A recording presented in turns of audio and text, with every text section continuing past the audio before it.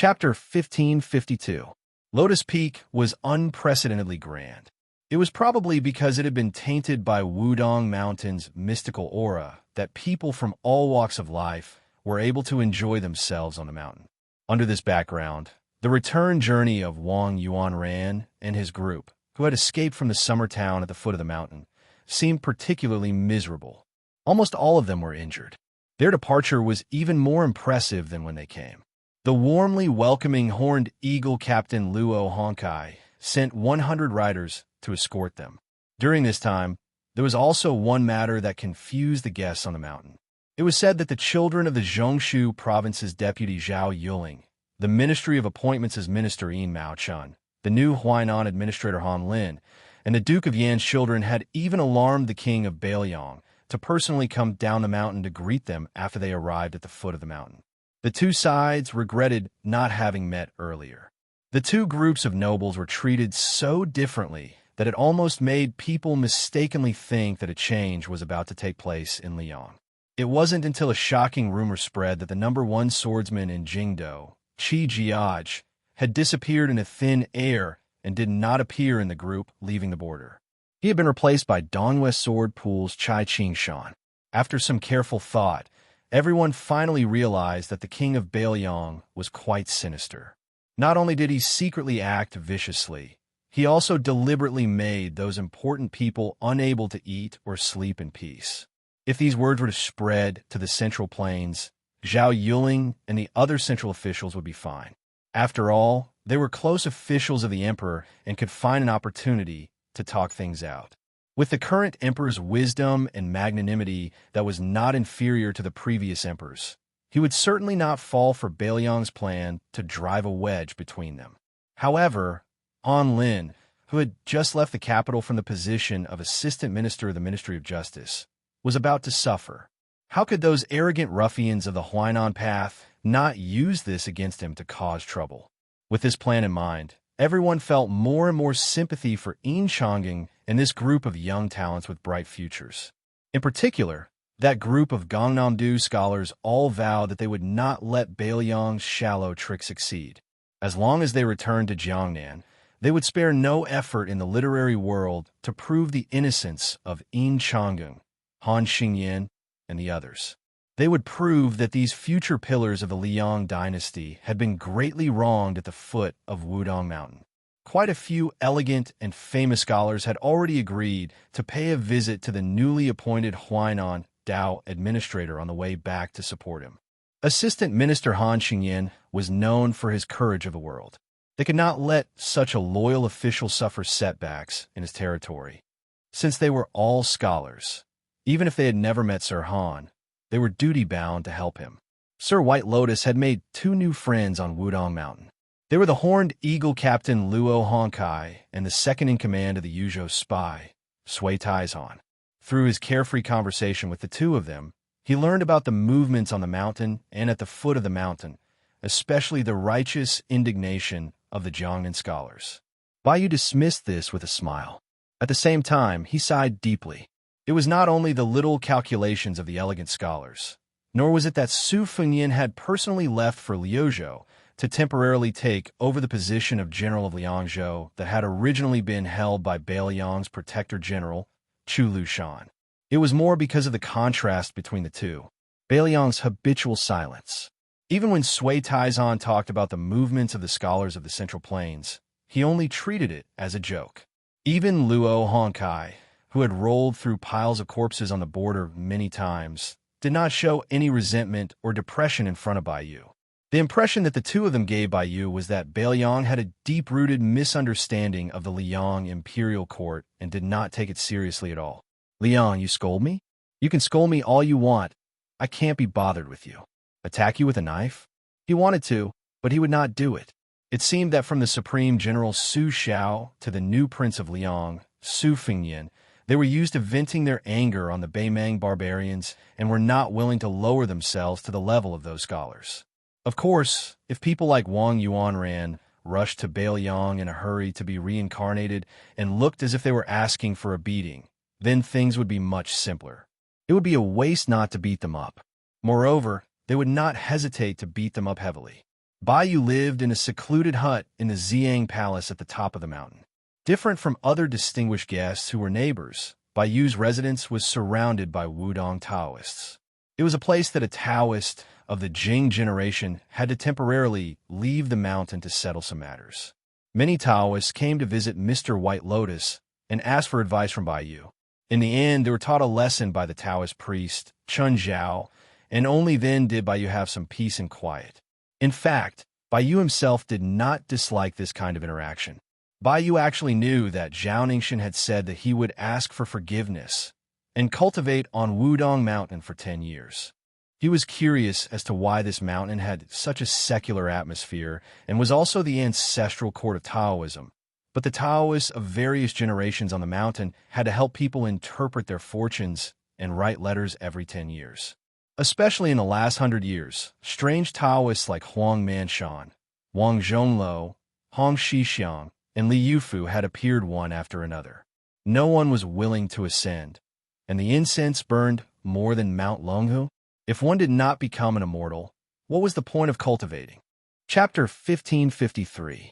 When Chang Sui, Su Huang, and the others heard that Mr. White Lotus was in Xiang Palace, they also came to visit Bai Yu. Perhaps because it was taboo to talk too much, both sides tacitly only talked about local customs and not military matters. However, Li Dongfang and the little monk Nanbei, who he had met once before, came and gave Bai Yu a big surprise. The little girl carried live chickens and ducks in. Perhaps because they were too tired from the journey, the chickens and ducks were already sickly and had accepted their fate by the time the little girl came in. The little girl said that Taoists of Mount Longhu could also eat meat.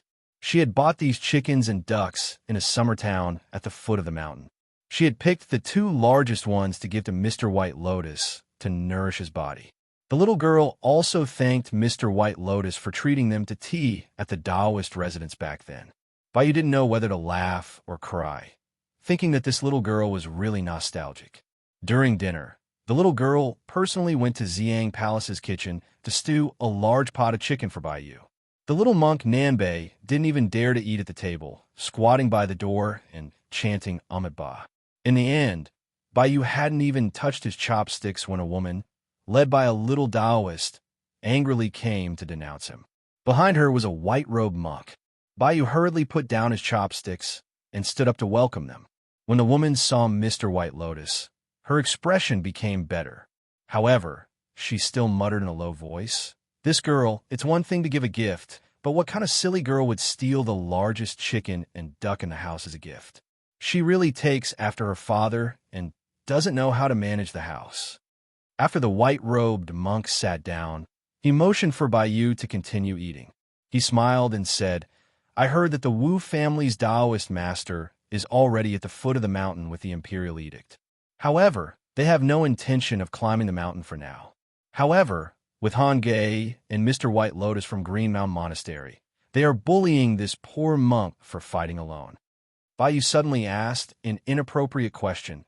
"Does Mr. know who Leader Zhao Go is?" Li Dongfang didn't answer the question. This poor monk is flattered to call Mr. White Lotus, who was personally bestowed by the previous emperor. Bai Yu, who is usually gentle and polite, was aggressive for the first time. Some say it is Yang Tai Sui, who died outside the pass. Some say it is the Catman Han Shengxian, who died suddenly. Some say it is teacher Liu Hao, who is the gatekeeper of Great Peace City. Li Dongxin said straightforwardly, "Chao Zhangqing went to the Tuzin Temple to find me." Even he, Zhao Go's greatest enemy, did not know much. Chao Zhangqing could only guess that it was the imperial tutor who had disappeared without a trace, Yuan Bunshi. However, out of the 5 Zhao Go who really did things, Chao Changqing met 3 of them and killed one of them who was planning Guangling Path. As for the remaining 4, one of them had taken control of all the Northern Qi refinement warriors in the early years. Now he had no followers. One of them was a person of the Jianghu who controlled everything in the name of the Ministry of Justice. Another replaced the dead one to watch over the movements of Guangling Path. As for the last one, he was shrouded in mystery. I only heard that he was an important chess piece in charge of targeting Bailiang. As for who it was, After Yuan Bunshi disappeared without a trace, no one knew. Even His Majesty was no exception. Li Dongfang asked curiously, "Mr. White Lotus, why are you asking this?" Bai Yu smiled and said, "I'm going to Mount Qingliang for 2 years. I am afraid I will die there." Li Dongfang frowned and said, "Do you think that person is in Bailiang Palace? That is impossible. With Su Xiao and Li Yishan." Bai Yu shook his head and interrupted, "It might not be someone who has been in hiding for a long time. It might be someone who went later. For example, the assistant administrator of Bailiang, Song Dongming." Li Dongfang rubbed his bald head and said nothing. The monk in white smiled and said, "Regardless of whether Song Dongming is Zhao Gou's man or not, Mr. White Lotus' method of using someone else's knife to kill someone is not very good." Bai Yu, who had not eaten much, put down his chopsticks and said with a smile, "One must not have the heart to harm others, but one must always have the heart to guard against others. As for Song Dongming's identity, I am just guessing. But since I have made up my mind to live in Bailiang for 2 years, I have to use some dirty tricks. To tell the truth, even if Mr. did not come today, I would have gone to find Mr. tomorrow and asked Mr. to go with me to Mount Qingliang." Therefore, Bai Yu ate Miss Dongming's meal with a guilty conscience. If it were not for the fact that I was really hungry, I would not have even touched the chopsticks. The monk in white said to himself, "If Zhao Gou's leader really is Yuan Bunshi, then Prime Minister Song Dongming, who was favored and then abandoned, may really be Zhao Gou's man. But at the same time, if the two are both Zhao Gou's men, Song Dongming may be completely loyal to Bailiang." Bai Yu nodded and said, "The Emperor of Liang did not kill half-inch tongue Yuan Bunshi simply because he had outlived his usefulness. Naturally, he was wary of Yuan Bunshi's Zhao Gou power. After the previous emperor died, Yuan Bunshi was too unpredictable for the current emperor. Compared to the Bailiang cavalry's thunderous snoring at the door, Yuan Bunshi was like the sound of breathing by the side of the bed. Even though it was very light, it made it harder for people to sleep. Yang Taisui is dead, Lu Haoshi is dead, Han Shengxian is dead, Xie Guaning is gone. Who in Great Peace City can keep Mr. Yuan in check? Who could be on equal footing with the previous emperor? Speaking of which, if Yin Maochun or someone else is Yuan Bunshi's final choice for prime minister, then Song Dongming can only be the shadow minister. Even if Song Dongming is disheartened by Yuan Bunshi's death, but I'm afraid." Liang felt a headache coming on. He ate quickly and didn't listen to these troublesome matters. The woman ladled a bowl of white rice for the little monk and put some vegetables on the tip of the rice. The little monk squatted at the door and ate. The monk in white looked at this Mr. White Lotus and said with a smile, "Seeing is believing." Bai Yu said self-deprecatingly, "I must have disappointed Mr." Liang sighed and looked down at the table full of food. Bailiang has the aura of a palace. It looks, smells, and looks good, but it doesn't taste good. It seems that there is no taste in being the emperor. No wonder that boy's surnamed Su. Liang suddenly slapped his chopsticks. "Father, you can nag people all you want, but I made all this food." The monk in white immediately had his wife get another set of chopsticks and bowls. He gave a thumbs up before eating. Delicious. Chapter 1554. As the sun set in the west, Transverse Water City, the northernmost city of Ji Province, was about to close its gates. Red lanterns were being prepared to be hung on the city walls. Right at this moment, a cavalry scout drenched in blood galloped over. When the soldiers on the city walls saw the scout's face clearly, they shouted at the top of their lungs to have the half-closed city gates rise again. The scout with 2 arrows stuck in his back rushed in and shouted with all his might, "Urgent enemy report. Beimang's army is attacking." Not long after, smoke signals were lit within Transverse Water City as a warning to the neighboring Silver Sparrow City. The smoke billowed. It was actually 50,000 Beimang cavalry. Very quickly, the beacon towers to the south of Transverse Water City and Silver Sparrow City were lit one after another. In less than an hour, the entire northern part of Ji Province knew of the shocking news of 50,000 Beimang cavalry invading the south. The newly appointed garrison general of Transverse Water City was a fat, middle-aged man. His surname was Gao, and his given name was Ing. This man had been a prominent member of Ji province since the time of Northern Han. He was one of Ji province's foot soldiers under Grand General Yang Xinxing, and a significant portion of his soldiers came from the Gao family of Ji province. Gao didn't even have time to put on his armor. Surrounded by his personal guards and retainers, he hastily arrived at the top of Transverse Water City, his face pale. It wasn't that Gao didn't want to run, but rather, according to the reports from the scouts, Bei Meng's vanguard cavalry was already within reach. In addition, a large number of horse fences were circling the city south to block his path. Gao Ying's teeth chattered. He was truly regretful. He originally thought that after Wei Jingtong's death, Ji province's General Yuan Tingshan, who had the 7,000 to 8,000 personal cavalry from Li Jiayin Castle, had won several battles here in succession. In addition, the Great Pillar of Liaodong, Gu Jiantang, had also received frequent reports of success. Gao Ying reckoned that since the Bei Meng barbarians were having a hard time fighting Beiliang, they wouldn't send troops to Ji province to take advantage of him. As a result, he had spent 300,000 taels of silver to establish relations with General Yuan and the capital.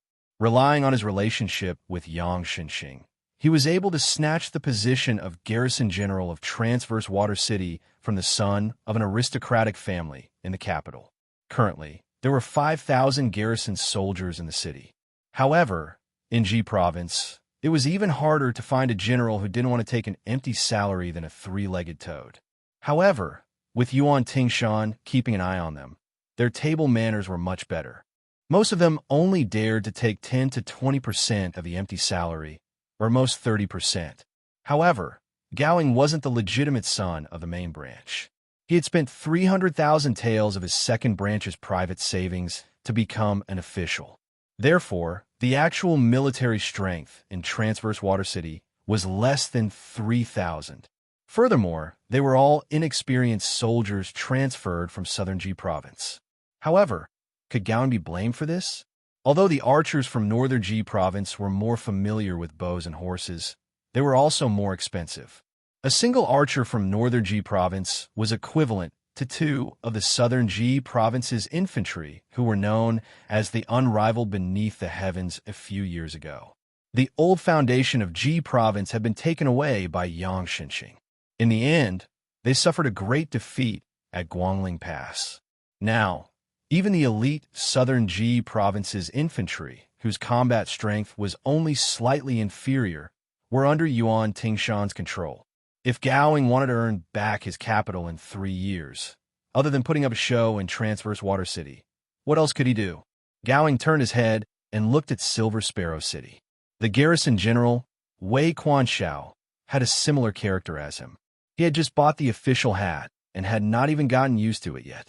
When they were young, both of them were a pair of scoundrels who indulged in debauchery.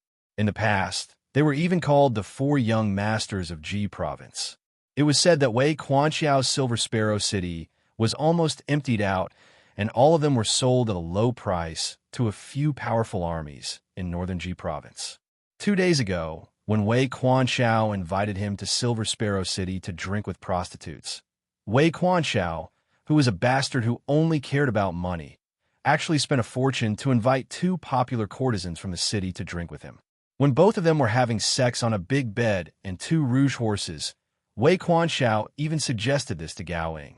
It was said that money could be earned very quickly. With 50 carriages fully loaded with bows, armor, and spears, one could earn at least 10,000 taels of silver, and it was guaranteed that the journey would be smooth and unimpeded. Gao Ying was puzzled at that time. Although the general of Ji province, Yuan Tingshan, did not manage the border affairs well, he had always been very strict. Wei Quanxiao laughed and scolded him for being a pig-headed man. With his thick fingers, he wrote the surnames of the 2 patrons on the back of the courtesan, Li and Han. Gao Ying immediately understood what was going on. It was the Li family of Wild Goose Castle who was on the same side as Yuan Tingshan, and the Han family of Valiant Bravery, who was once exterminated, and the Han family of Valiant Bravery, who had made a comeback. One of them had the support of the Great Pillar State, who was in charge of the military affairs of the 2 Liao provinces, and the other one was the deputy general of Ji province, Han Feng, who was promoted by the emperor without restraint. Gao Ying and Wei Quanxiao knew nothing about managing an army, but under the influence of their families, they could not be too bad as officials. No matter how many military achievements Yuan Tingshan had, he could only be the general of Ji province at the border. Otherwise, if his father-in-law was already in charge of the two Liao provinces, and his son-in-law was not enough to manage just one Ji province, how could he manage the whole river province? Therefore, he needed the only son of the Han family in Ji province to keep him in check. No matter how much the emperor rewarded him, no matter how much military power he gave him, his foundation was still shallow. For the next 5 years, the deputy general of Ji province, Han Feng, would still be a trusted general at the border. Before he could see him, he could hear his voice. Gao Ying felt like the entire city wall was shaking. With the help of the last remaining light, at the end of Gao Ying's vision, a black line suddenly appeared on the horizon. Gao Ying's heart was like dead ashes. The Ji North defense line was completely finished. This fatty who originally came to Horizontal Water City to eat empty pate didn't seem to have the time to earn any money from smuggling at the border. Gao Ying looked around in a daze. Apart from the personal retainers he brought from Gao family, the other guards on the city wall were all young and immature. He heard that in northern Ji province, as long as they wore armor and held a spear in the city, they would be able to obtain a decent salary. Then, they all came to Horizontal Water City. They didn't even know that the previous general, Wei Jingtang, the former Grand Secretary Zhang Jilu's student, was once forced to leave the city to fight against Bei Mang's cavalry. 800 horizontal water cavalry and 4,000 elite infantrymen all died in one battle. They also didn't know that even earlier, the 10,000 Yuzhou cavalry that quietly crossed 1,000 li to ambush Bei Mang was already here. This Horizontal Water City actually wasn't peaceful at all. Many of Horizontal Water City's soldiers still held onto a fluke, naively believing that the majestic Bei Mang cavalry was only here to show off their strength, that perhaps Ji Province's General Yuan Tingshan would soon lead his army to defeat the enemy in one fell swoop, or that the great pillar state Gu Jiantang was currently leading troops over from Liaodong. In one go, Wang Sui gathered 50,000 elite cavalry from Bei Mang's eastern border army. Qiu Jemo Great, Rouge Shui, and Dong Jemo Great, Wang Jingchong each had 10,000 cavalry, as well as 3 young generals who braced themselves and ignored the tactful advice of the 2 Bei Mang great generals. 50,000 men, compared to Bei Mang's eastern border army that was gradually increasing from the biting grasslands to nearly 300,000, didn't seem like a serious injury. However, in deciding the direction of a large-scale war, the number of people was important, but it wasn't absolute. Bei Mang's newly appointed eastern border commander Wang Sui took away 50,000 elite soldiers, pretty much the same as taking away half of the eastern border's essence energy. The 2 generals on the eastern border who were comparable in seniority to Lu Gui and Yang Yuanzhan. 1. Their authority was lower than Wang Sui's. 2. The 2 of them couldn't control the 3 grassland-born generals at all, let alone Great Rouge Shui and Wang Jingchong, these type of children of influential families. They could only watch as these 50,000 people ran to Ji province. If this was the Liyang dynasty, this was naturally something unimaginable. Great Rouge Shui was riding on an ink-colored steed from the grassland. He raised his head and looked at the outline of Horizontal Water City. With a ferocious smile on his face, he said, "Once we enter the city, we can still have dinner." There was still some distance before they could launch their assault. Wang Jingchong didn't ride his steed to join his personal army of 10,000 soldiers. Instead, he stood beside Wang Sui with Qiu Jemo on his left and right. He frowned and said, "According to the spy, both Generals Gao Ying, Wei Quanxiao, and Wei Quanxiao are good-for-nothings. But if they fight with their lives on the line, it will be disadvantageous for us to fight at night. Furthermore, all 50,000 soldiers are cavalry. Although they can dismount and fight, they don't have any siege weapons. Can we really take down these 2 important towns in Ji province so easily?" Chapter 1555. Wang Sui sneered and said, when leading troops to war, other than paying attention to the changes on the battlefield, you also have to pay attention to the situation outside the battlefield. When you have the chance to go to the Central Plains in the future, it will be even more so. Wang Jingchong, why do you think Yuan Tingshan would let two idiots guard horizontal water Silverhawk? Is it because he doesn't have any spare troops? Even if we take a step back, Li Jiayin Castle, which is on the same line as him, has 8,000 private cavalry. Their cavalry battle isn't weak, so what problem can they have in defending the city? Isn't this clearly giving way to us? Otherwise, if we continue to win battles, how long do you think you will be the general of Jizhou?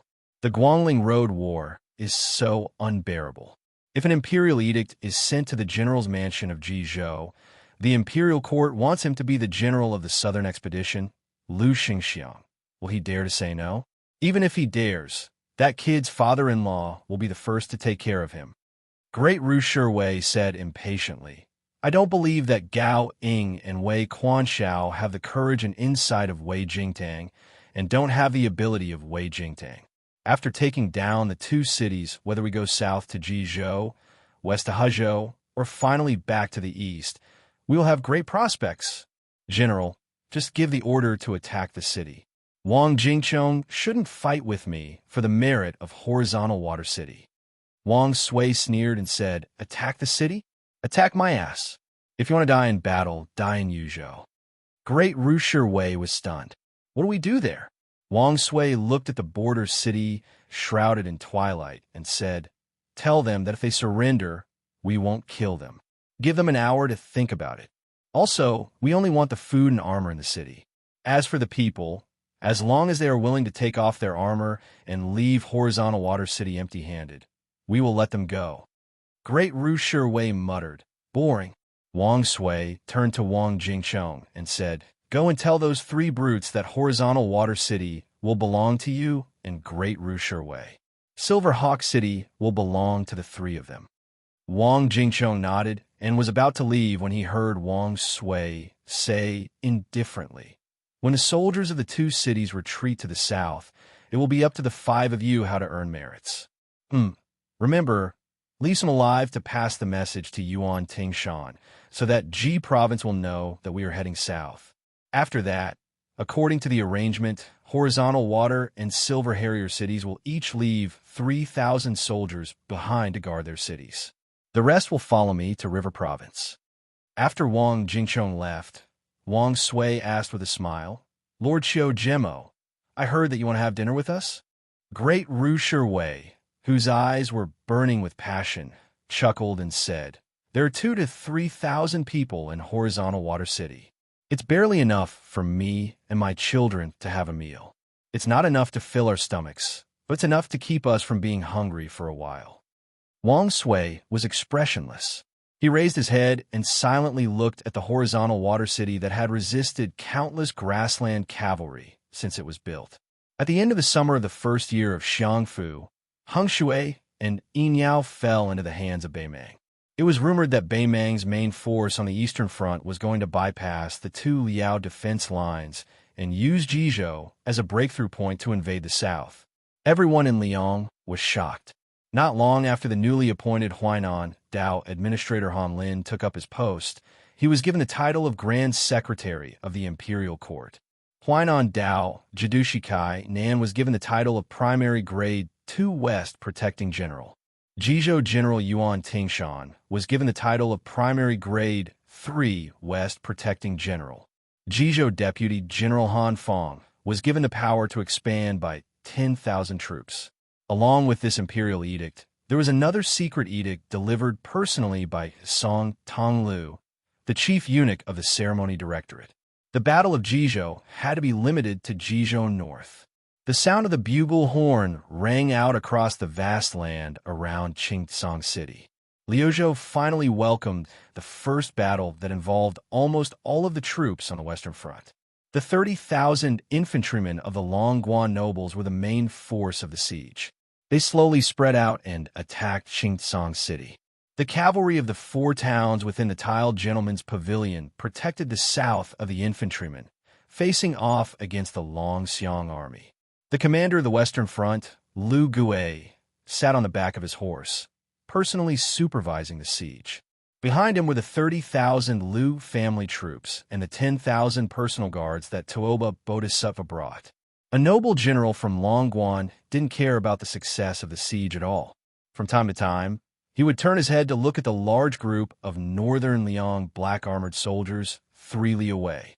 Could the cavalry of the 4 towns of Gusai Prefecture really block the charge of the Longxiang army?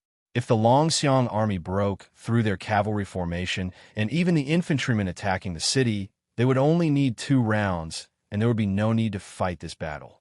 Did he have to give the Bailiang the biggest victory since the Battle of Liangmang? Did General Lu not understand that the Battle of Liuzhou was not just about a small Qingcang city? Was it worth the risk of the entire Western Front to take down Qingcang City? He finally could not hold it in anymore. He rode his horse to Lu Gui's side. Just as he was about to speak, Lu Gui coldly said, "I have already made up my mind. There is no need to say anything more." This Beimang general with a good background was also angered. However, he still suppressed his anger and tried to speak calmly to this old man who was highly regarded by the emperor. "Great general, to split up the cavalry formation like this is too risky. It is not difficult to take down a small Qingcang city.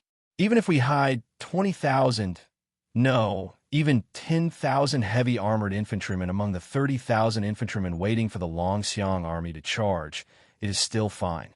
To stake everything on one throw and underestimate the strength of the Bailiang cavalry formation, great general, this is not right." Lu Gui did not say anything. This general finally said angrily, "Great general, you are treating the lives of 30,000 Longguan soldiers as a joke just for your own position." Currently, there were undercurrents in the western capital of the Southern Dynasty. The generals of the Western Front who came from the Southern Dynasty naturally heard about it. Saying that Lu Gui did not live up to his name was already being polite. Those who were not polite would directly request for the emperor to change the commander. Even the candidates were very clear. Other than Toba Bodhisattva, who was already at the border of Liuzhou, even Zhong Tan, who shone brilliantly at the eastern front of Heluku, was brought out. If it was said that the military god Toba Bodhisattva was pushed out, it was still acceptable. However, to use Zhong Tan was simply slapping Lu Gui's old face. How long had Zhong Tan been in the army? How long had the great general Lu Gui been in the army? The king of the old southern court, Huang Songpu, had returned after his retirement and replaced the useless Lu Gui as the commander of the Western Front. There is no doubt that he had the most support in the Southern Dynasty. Therefore, the Eastern Front army that had been stationed in Liuzhou for a long time had all sorts of rumors circulating. At this moment, the general's expression changed drastically. A horse slowly approached.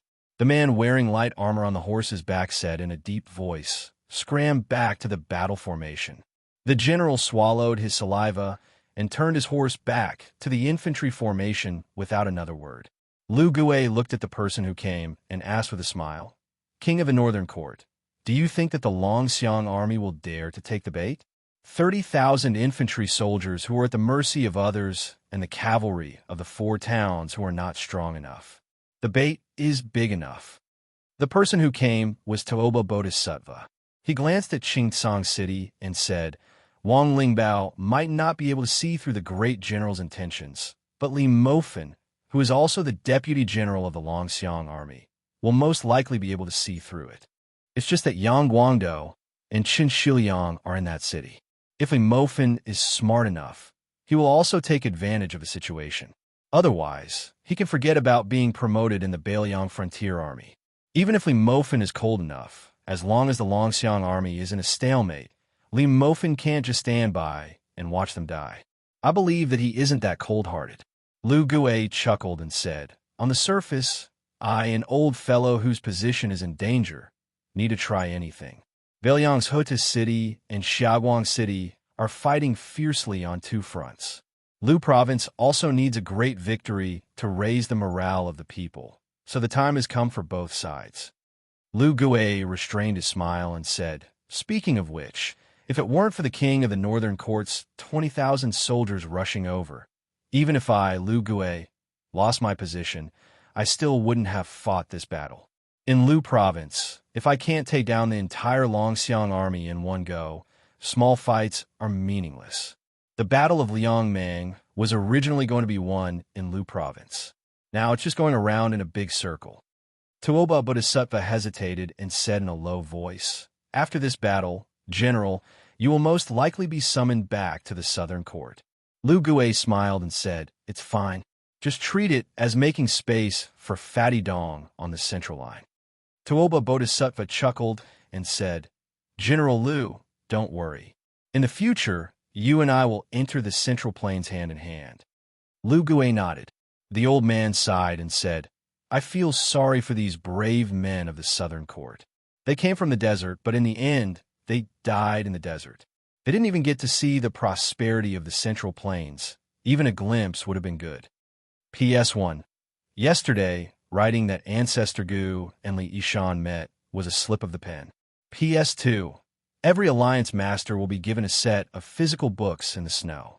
I definitely didn't forget this. When the books are finished, they will be given out together with a signature. However, they won't sign every book.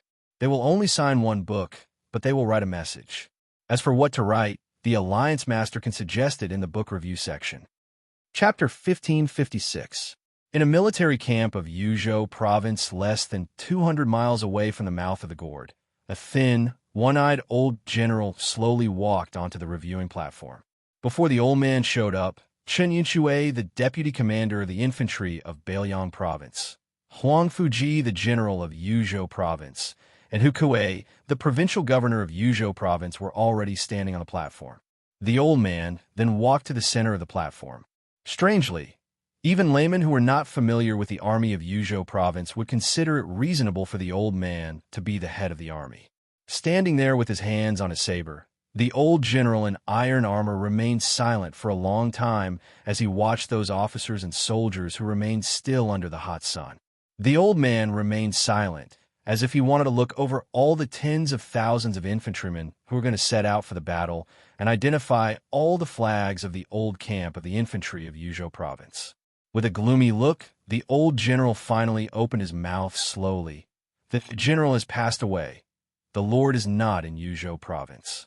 Even if I, Yin Wenluan, don't die on the battlefield, I don't have many years left. Therefore, I would like to take this opportunity to say something that I've been hiding for almost 2 decades." The old general picked up his saber and pointed at Chen Yinxue, the deputy commander of the infantry of Beiliang Province, on his side. "Old Chen, you must know our deputy commander. I remember that this guy accompanied me to drink in Lord Qingliang's mansion 16 years ago. At that time, Chen Yinxue was just a Class 3 general. The general joked that it was a waste of talent for you to lead 40,000 to 50,000 infantrymen in Yuzhou Province. Why not go to the border of Liangzhou Province and give you 30,000 cavalries?" Yin Wenluan didn't look at her best friend who had known her for most of her life. She just pointed at the embarrassed Chen Yinxue with a cold knife. "This old bastard can't hold his liquor, and his behavior is even worse when he's drunk." He was pretending to be drunk at that time, but as soon as the general said that, he immediately stood up. His eyes were so bright. Guess what the deputy commander of the infantry of Beiliang said? He said, "Do it." Why didn't he do it? Of course, the general didn't succeed in poaching him. Why? Did Chen Yinxue regret? No. Yin Wenluan, was too anxious and almost fought with the great general. I still remember clearly what I said at the time. As soon as I smashed my wine cup, I stood up and told the Grand General that Beiliang's infantry only had this much strength. For the past 2 years, the Liangzhou cavalry had swindled and stolen so many of them. They had picked out most of the old ones, and even some of the young ones weren't spared. How could I, Yin Wenluan, still be the commander of Beiliang's infantry? It's not impossible for Chen Yinxue to join the cavalry of Liangzhou Province. However, you have to throw Yuan Zuozong, Chu Lushan, and Qi Danghua into our Beiliang infantry. The veteran General Chanyin lowered his head as if he had turned a deaf ear to Yin Wenluan's words. However, he probably wanted to dig a hole and hide in it after being exposed so mercilessly by Yin Wenluan. Yin Wenluan then pointed at Yozhou's provincial governor, Hu Kuei, with a cold knife. This provincial governor is the founder of our Bailiang's crossbowmen. He is the most legitimate cavalry general. When Lord Hu replaced Wang Peifong as the provincial governor of Yuzhou, he came to me, Yin Wenluan, to establish a relationship with me. According to the rules of the officialdom, he said some polite words to an old man like me. Then, I asked him a question. How did he feel about being an official in Yuzhou, which had fewer warhorses than Lingzhou a few years ago? Provincial governor Hu is an honest man, so he told me honestly that he felt quite sullen.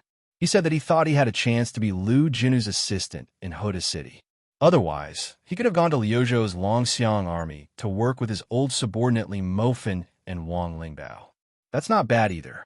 Yin Wenluan leaned on the knife with both hands again and looked at the more than 10,000 infantry soldiers. Our Bailiang has 300,000 border soldiers.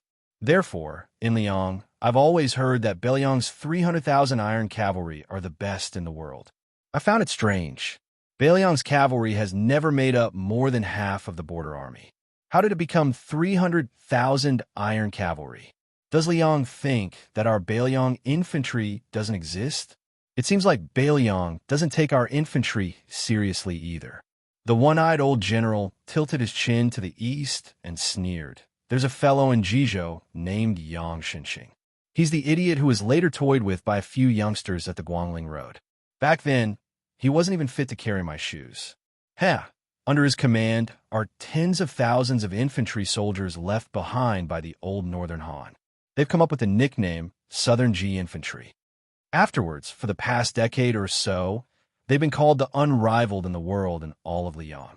In addition, there's also the Wufeng army led by Wang Tongshan, the #1 general under the command of the king of Yan from the southern border, and Wu Zhongshuan's Dejia. Their reputations aren't small. The old man paused for a moment. If that's all, Yin Wenluan, can tolerate it. After all, we can't go to Jizhou or Nanjiang to fight with them. Besides, we Northern Liang people are not good at talking. However, let's not talk about Bailiang. Let's talk about our Bailiang. Let's not talk about Liangzhou, Lingzhou, or even Liuzhou. Let's talk about our Yuzhou.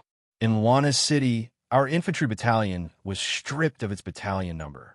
Who was it that crossed Hezhou and entered Jizhou, and in the end, at the mouth of the gourd, reduced 10,000 soldiers to only 3,000? We traveled 1,000 li, fought a series of battles to the death, and killed nearly 30,000 enemies. We almost completely paralyzed the Beimang barbarians' eastern supply line. Yin Wenluan mocked himself. What? Do you think that our Yuzhou army also has heroes? Yin Wenluan laughed. Of course.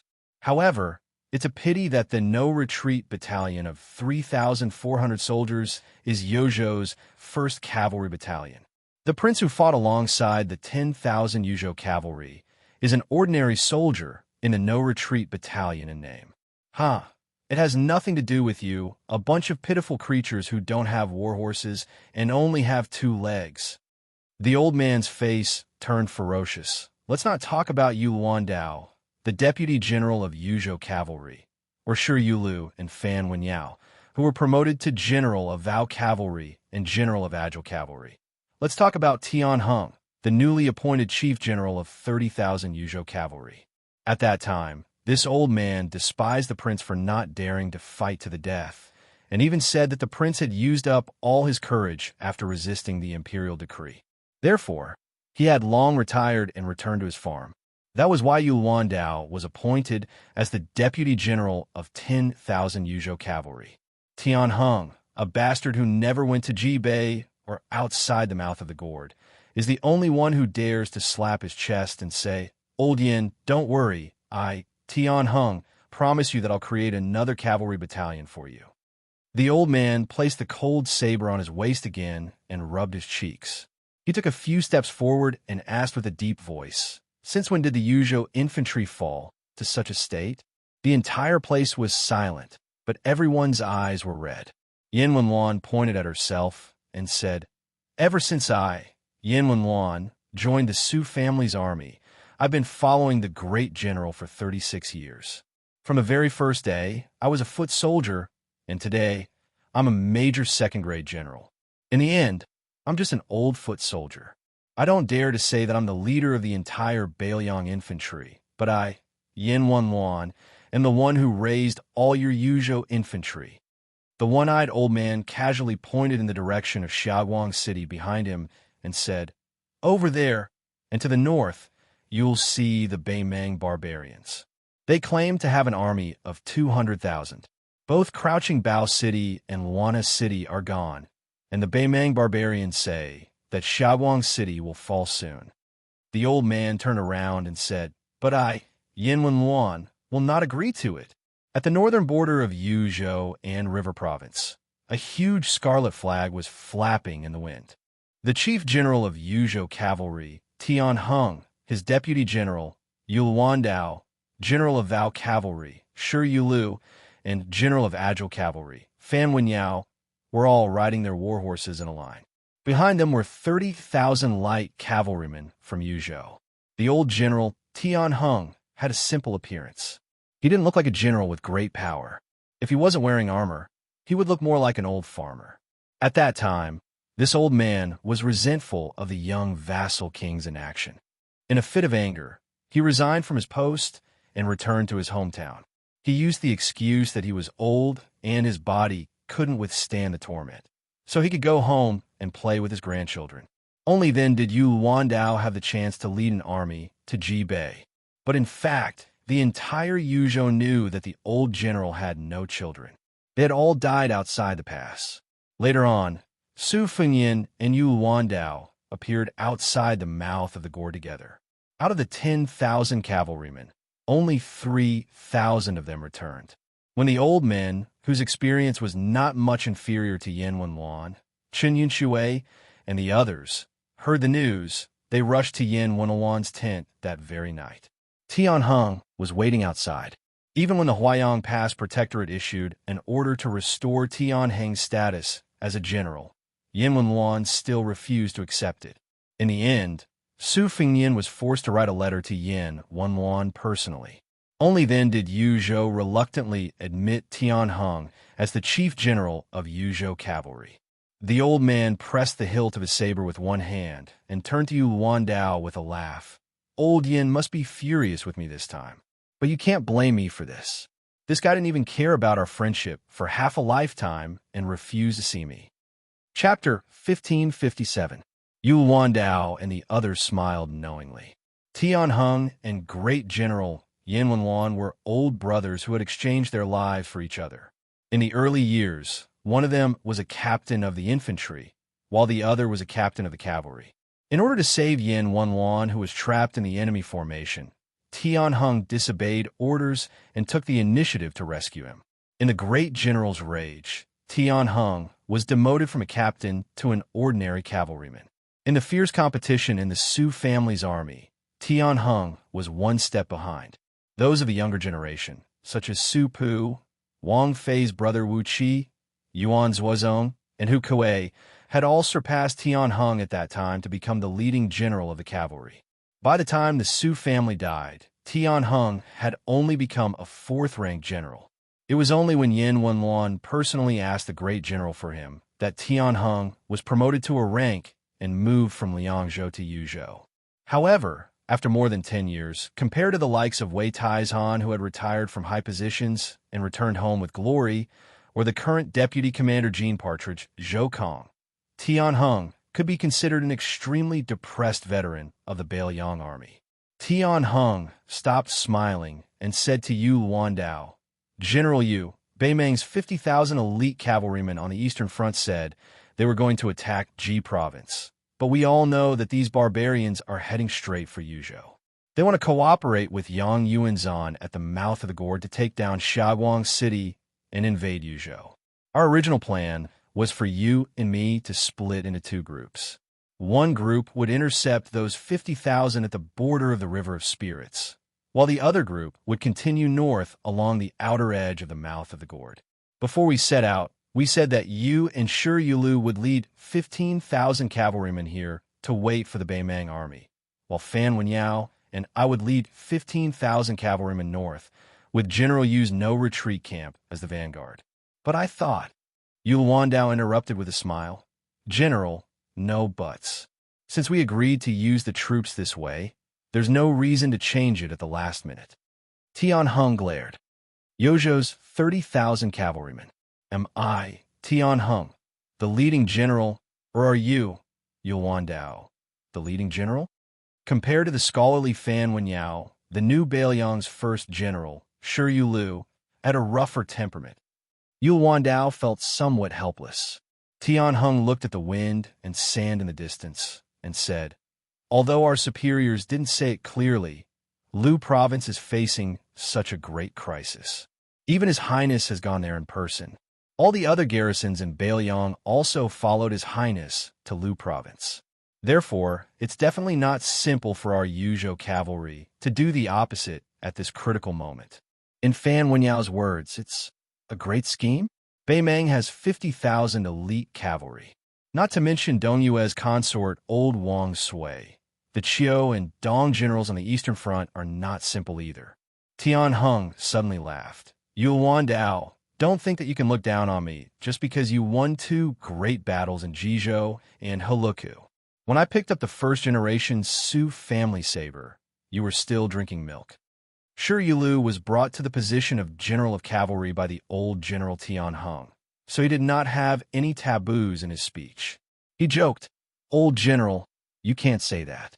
Although General Yu is young, he is not careless at all in war. Unlike you, Tian Heng suddenly raised his voice. Shi Yulu hurriedly swallowed the word inferior and laughed. Not as good as you, Old General. Tian Heng snorted coldly, but there was a smile in his eyes. Then it settled. Yul Wandao, Shi Yulu, and Fan Wenyao, you 3 will take 20,000 men and go out of Heluku. I will take 10,000 men to guard here. I don't expect to defeat the enemy cavalry, but I wanted to delay them from entering Yuzhou. Fan Wenyao frowned. He wanted to say something, but stopped. He gave Shi Yulu a look. The latter understood and whispered, Old General, you can't change the marching strategy so carelessly. Tian Heng waved his hand. The mouth of the gourd is the most important. Whether or not we can catch the turtle in the jar will depend on whether your 20,000 cavalry can hold onto the mouth of the pocket. Although the Huayang Pass Protectorate had only sent a secret military order to the Yuzhou cavalry, everyone present could guess the truth. Although they were shocked, who wouldn't feel their blood boiling? If your Beimeng Dongzhuo wants to use Liuzhou as a breakthrough point, then our Bailiang cavalry will wipe out your eastern Heluku army in one fell swoop. Gazing at these faces that were far younger than his, Tian Heng softly said, We're all on the same side, so I won't beat around the bush. Of the 30,000 Yuzhou cavalry, most of them were young people. Why is that? Because after fighting Wang Sui's army to the death and surviving, even if they have military merits, they won't be great and definitely can't compare to going to Heluku. It's enough for me, Tian Heng, to be a third-rank general in this life. When I joined the army, I didn't have the spirit of a scholar like you, Yul Wandao. Back then, I wanted my whole family to starve to death. I really couldn't live anymore, so I tied my head to my belt and joined the army. How could I have imagined that I would become a general one day? Who would have thought? Tian Heng laughed happily. Don't talk nonsense with me. Don't you know what kind of temper I, Tian Heng, have? Don't talk about old yin not being able to change my mind. Back then, even in front of the great general, I would still act as I should. At this time, a group of scouts galloped over. It was a group led by Commandant Fan Fun. The rider riding alongside Fan Fun was actually a child. There were 2 disproportionate Bailiang sabers hanging from his waist.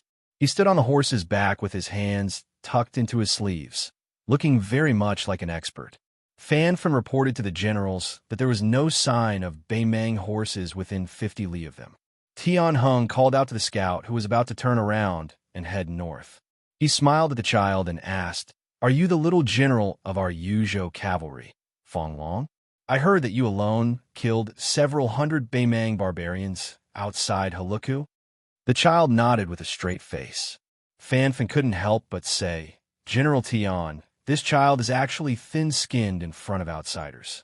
Didn't he just ask me if he could become an official scout after paying off his debt and making a meritorious service? This child has 2 cold sabers. One was given to him by someone else, and the other was temporarily lent to him by us. Isn't he thinking that he can legitimately have a second cold saber? Tianheng laughed heartily. From now on, you are the corporal of the 8th Yuzhou Cavalry. Yu Dilong asked, does your words matter? My master said that I have to follow the rules. Otherwise, he won't let me stay in Yuzhou. Tianheng was suddenly speechless and somewhat embarrassed. He dared to act shamelessly in front of Yin Wenwan, who was his sworn friend, but he really didn't dare to play dumb with that young prince. Yu Wandao smiled and helped him out. General Tian's words are effective in all military affairs of the Yuzhou Cavalry. And don't forget, your master is still an ordinary soldier of No Retreat Battalion. So even without General Tian's words, I, Yu Wandao, as the commanding officer of No Retreat Battalion, and Yu Dilong, as the corporal of the 8th Yuzhou Cavalry, will still be effective. The child standing on horseback clenched the cold saber at his waist and said seriously, Generals, please be at ease. I will definitely kill more enemies this time than last time. Tianheng smiled and waved his hand. The child and the scout captain fanned fun, and the others rode away. Then Tianheng said to the 3 sternly, I, Tianheng, am an old man who fought his way out of the spring and autumn war. My strength is not as strong as it was back then, so Bailiang will depend on you in the future. Tianheng lowered his head and looked at the 6th-generation Su family saber at his waist. After looking up, he suddenly said, General Yu, I didn't leave anything behind in my life, just a run-down house that isn't worth much. But there are still 5 sabers at home. Then I'll leave them to you, Yu Wandao, to keep them for me. If you have the chance in the future, tell the younger generation about the story of that Yuzhou veteran. How about it? Yu Wandao, Shi Yulu, and Fan Wenyao were all silent. Tianheng clasped his hands and laughed. Goodbye. The battle to attack and defend Hoda's city was in full swing.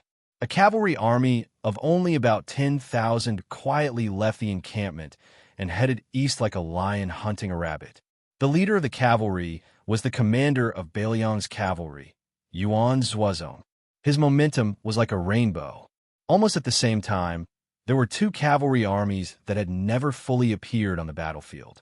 They separately headed to the 2 dangerous passes at the junction of the cold and dark north. The 2 passes were heavily guarded, all of them elite Yuzhou infantry. The area around the pass was heavily guarded. There had always been an iron law that if unrelated people appeared, they would be killed without mercy. A few months ago, as a large number of sealed items were added to the 2 passes, a large number of Bailiang's top crossbowmen began to secretly roam around these 2 places. The 2 cavalry armies added together only had a little over 9,000 people. It was not weird for one person to have 2 horses, but what was shocking was that each of these war horses were Bailiang A-grade war horses. One must know that in the entire Bailiang, only 3,000 dragon elephant cavalry could be equipped with a grade war horses.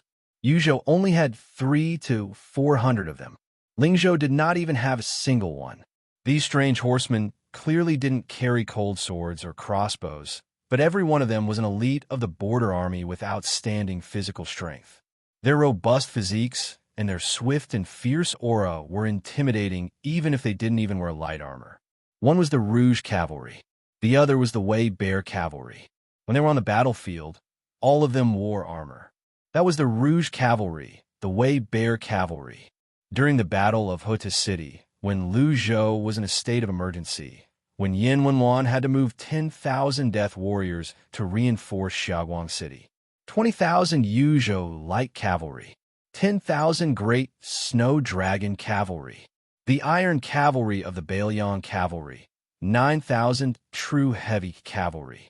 They would all appear outside the mouth of the gourd. Chapter 1558. Liangzhou's Hoda City had become the second fishing island of the Central Plains. However, that time, it was the Su clan's Iron Cavalry that was obstructed in the Central Plains. This time, it was the Northern Mang's horseshoes that were densely packed together in the Dragon Eye Plains outside the city. The great king of the southern courtyard, Dong Zhuo, personally led a crow's pen, patrolling a troop of infantry that was ready to attack. Beside this fatty was a young man and woman of noble status. Among them, the sickly-looking young man had many identities. None of them were simple. He was Chun Jinzhou of Northern Mang's four great Jinzhou, the leader of the Southern Dynasty strategist, the chess, sword, and music school's divination operator. Of course, his most fundamental identity was Tuoba Bodhisattva's eldest son, Tuoba Chiyun. The woman who had just been officially taken away by Zhong Tan of the Calabash Vanguard was called Yelu Yuhu. This man and woman almost succeeded in scheming against Su Fengnian outside the Calabash Vanguard. Unfortunately, Yuan Zuozong led 10,000 great snow dragon cavalry to the battlefield, making them and that Taiping commandant's efforts go to waste. Dong Zhuo pointed at Huta's city with his horsewhip and said, "Huta's city, which is said to be able to support 10 years of war, has run out of winches and wooden bales in less than half a year. We've also used up more than half of the bricks and clay bales.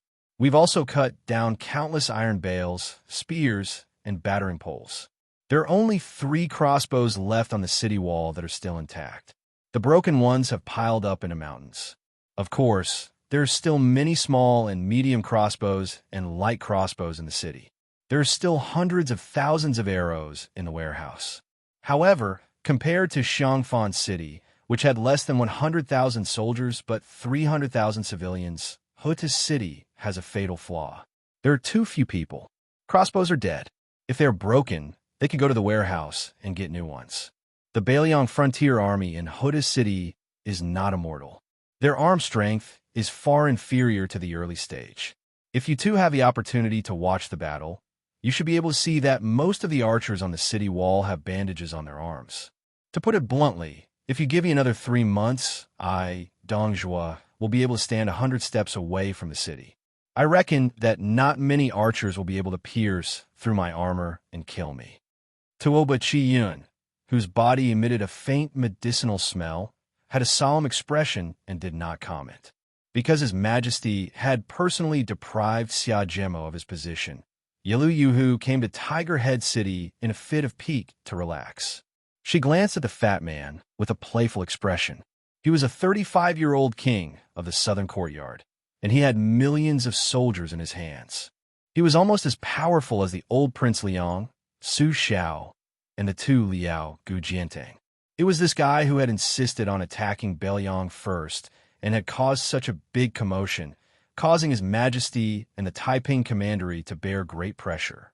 In the end, other than Yang Yuanzhan on the Eastern Front, whose merits could barely offset his faults, the other 2 fronts were overshadowed, especially Fatty Dong himself, who was forcibly blocked outside Liangzhou Pass by Huda City. Even Lu Gui, who had only lost a few thousand men, had been cursed as an old dog in the Western Jing Court. For the time being, no one had the courage to impeach Commander-in-Chief Dong Zhuo. Yelu Yuhu was very curious about how long this fat man, who privately called His Majesty Sister Emperor, could last. Dong Zhuo seemed to casually mention 3 months, but Yelu Yuhu, who knew the rules of the court very well, sneered in her heart. Had he fallen to the point where he needed her and Tuoba Chiyun to help him pass on a message to some people? Or was it that His Majesty and the Taiping Commandery, who had placed great expectations on Dong Zhuo, could no longer hold back? Tuoba Chiyun finally said, "General Dong, I have been to the northwest camp on the Longyan Plain." Dong Zhuo grunted in acknowledgement. When she thought of the so-called northwest camp, Yelu Yuhu suddenly felt somewhat disgusted. What camp? It was just a place to pile up sick and dead bodies. Pile up. The strength that the Southern Dynasty had accumulated over the past 20 years was all focused on offense, especially on siege materials. Otherwise, they would not have been able to pull out nearly 1,000 catapults of various sizes in one go. However, Beimeng had never been good at treating the wounded on the battlefield. Under the scorching sun, Yelu Yuhu, clad in a gorgeous golden armor, was already dripping with sweat. She had a natural yearning for war, yearning for the thrill of exchanging lives on horseback, yearning for the piercing feeling of an arrow piercing through the enemy's skull. Yelu Yuhu was used to seeing dead people, but even someone as determined as her almost couldn't help but vomit when she arrived at the Northwest Barracks. Carts after carts of corpses were dragged down from the battlefield and thrown into large pits that had been dug. Wounded soldiers lay not far from the pits, wailing in pain. Many of the wounded soldiers, who had been badly mutilated by the city defense equipment, begged for a quick death. At the time, Toobachi Yin was standing at the edge of a new pit with 700 or 800 corpses piled on top of it. She asked the soldier in charge of sprinkling the lime for a basin. Yelu Yuhu, with a thick cotton cloth covering her mouth and nose, watched as the spring basin expressionlessly sprinkled out handfuls of lime. She suddenly realized that she, who had been more cold-hearted than the men of the grasslands since she was a child, actually felt sad for the first time after seeing this scene. Toobachi Yun's thoughts jumped around quickly. She changed the topic and said slowly, General Dong was anxious when fighting Bailiang, but he slowed down when fighting Hutu. The resilience and fighting habits of the nomads made Baimang's low need for food far exceed the imagination of the Central Plains cavalry. At least Baimang still did not lack food. However, if they could send their troops down south during the autumn season, Baimang would be able to handle the situation more easily in a stalemate. Toobachi Yin didn't want to speak too much belated advice. Besides, there was a reason why Dong Zhuo and the Taiping order wanted to go down south at the beginning of spring. What Toobachi Yin really wanted to say was the second half of the sentence. If Dong Zhuo's Eastern Front had attacked the city without thinking of the consequences and took Hutu in one go, the current situation would not be so difficult to get off. This was not Toobachi Yin criticizing Dong Zhuo for not putting an effort when fighting Hutu. In fact, there was nothing wrong with Dong Zhuo's deployment. However, since Dong Zhuo was the king of the southern courtyard and the commander-in-chief of the million-strong army, he should have done more. Dong Zhuo nodded and said, At first, I suspected that other than the thousands of elite cavalry reported by our spies, there was another group of armored cavalry hidden in Tiger Head City. For example, the 6,000 iron Buddhas that were later given to the Qidong Kingdom. I even suspected that at least one of the two groups of northern Liang's heavy cavalry, which totaled about 9,000 people, was hidden in Tiger Head City. Because I felt that since Chu Lushan dared to place the Huayang Pass behind Hudu, he must have wanted to fight me head-on.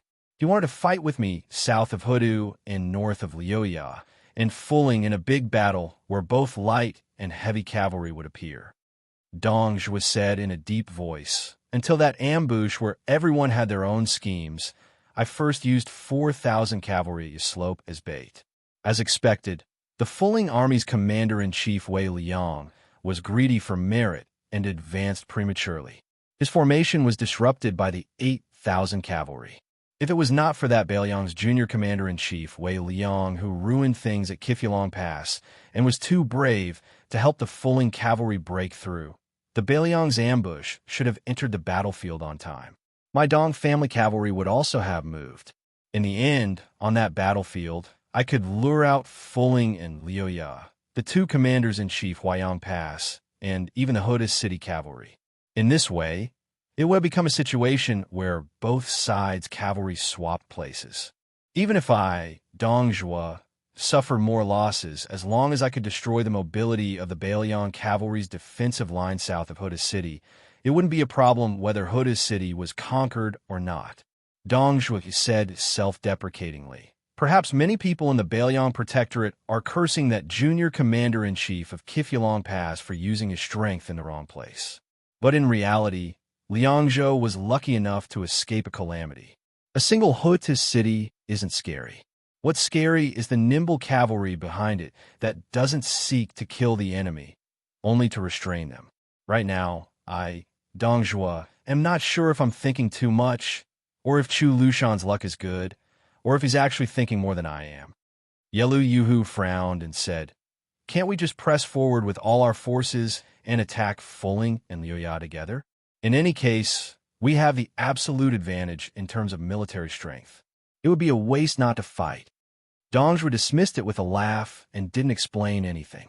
Toobachi Yin shook his head and said, It's not that we can't stake it all in one throw, but there's not much point. Just as Tuoba Chiyun was about to explain the specifics to Yelu Yuhu, Dong Zhuo rode along the edge of the infantry formation toward a group of dusty carriages. When the 1,000-man commander in charge of supervising his subordinates, moving the corpses, saw the king of the southern courtyard, he quickly dismounted and reported the battle situation to Dong Zhuo. It turned out that these corpses had all been dragged out from the tunnels leading into the city. Bei Meng's catapult attacks had intervals in between, but this unpresentable method of attacking the city had never stopped. However, there were still no obvious results. Apart from a group of 500 soldiers who entered Tiger Head City at the beginning, but they were quickly intercepted and killed by the armored city guards. The rest died in the narrow paths of the tunnels or were easily killed by those waiting for rabbits to appear at the cave entrances. It was reported that City Guard General Lu Jinu had long made preparations. He had dug out more than 10 holes that were 3 zhang deep in various strategic locations within the city beforehand, allowing the soldiers with sharp ears to stay within. As long as Bei Meng's cave masters and armored soldiers made any movements within several hundred or even 1,000 steps, they would be able to immediately seize the opportunity. Afterwards, whether it was digging holes horizontally to set up an ambush or using windmills to fan the smoke and lime, all of this was easy. That 1,000-man commander had only taken up this post because he lost an arm in the formation charging an attached army. After the single-armed man finished reporting the general battle situation and death toll, his eyes became slightly red. After lowering his head, he said quietly, "Great General, there have been 16 tunnels in total. Including this wave, the number of our brothers who have died underground has already reached 5,000. Is it worth it? To be able to die on top of Tiger Head city walls is also good." Dong Zhuo said calmly, "You all should head to the northwest camp." The single-armed 1,000-man commander raised his remaining arm to wipe his eyes. After getting on his horse, he led the carriages piled with corpses into the distance. Chapter 1559. Yelu Yuhu was inexplicably enraged. He took a deep breath and asked the king of the southern courtyard, when Bailiang attacked Qingzhou and Xiangfan City, they were experts at digging tunnels. Since they know how to attack, they're no newbies in defense. Moreover, the thousands of Bailiang cavalry in the city have clearly been on the city walls. Even if a few hundred men make it to the surface alive, what can they do? Dong Zhuo smiled, as if he didn't want to mention the 5,000 dead soldiers who didn't make any contributions. He said, 2 days ago, there was a group of cavalry in the city, and they were forced to climb up the city wall to defend it. They were much stronger when they dismounted from their horses than when they were exhausted. 2 of my Kiliarchs had already led their men to the top of the city wall. They were only 400 steps away from each other, and they almost gained a foothold on the city wall.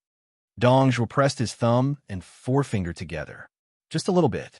Tuo Batanyun said helplessly. This little bit of opportunity was obtained by General Dong's order that every Kiliarchs must suffer 400 casualties before they can retreat. This is a huge price to pay.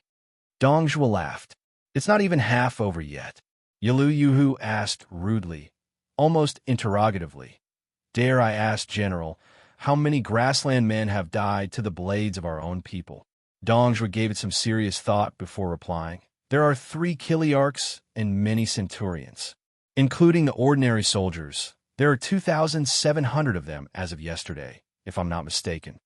Yelu Yuhu said angrily, "Aren't you afraid of triggering a mutiny?" Dong Zhuo asked in return, "You want a mutiny after killing so many cowardly trash?" Yelu Yuhu sneered. "Indeed, General, you have 100,000 Dong family private soldiers who haven't suffered any casualties. You're also a general who commands troops with divine precision. You can definitely nip the bud in the bud."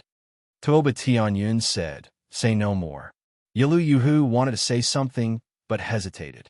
Seeing Chun Jemo's displeased expression, she finally decided not to provoke this king of the southern courtyard who didn't live up to his name. The 2 riders bid farewell to Dong Zhuo and left. Yelu Yue turned his head to look at the sturdy figure who had stopped his horse. He said in a low voice, "This fatty, so this is how he leads his troops. As an official, he is really capable. The war has already reached this point, yet he still doesn't forget to follow someone's wishes and beat down the forces of the grasslands little by little in front of Tigerhead City. A chilly arch had consumed the direct troops brought from the tribe, but where would the rest of the troops come from under the rapid rotation? Either they were replenished from the Southern Dynasty's military towns and mixed with sand, or they were simply mixed up with the remnants of the two armies. Yeluhu's face was gloomy. He gritted his teeth and said, "It's all because of the people of the central plains of the Southern Dynasties. The Zhao clan of Liang used the Guangling Road to take back military power from the local vassals and generals. We're not bad either. The grassland people are all hurt here.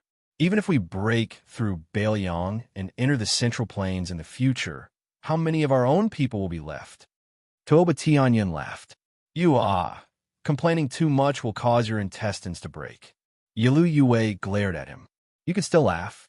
Do you think your Tuoba surname can stay out of this?" Tuoba Tianyin shook his head and smiled without saying anything.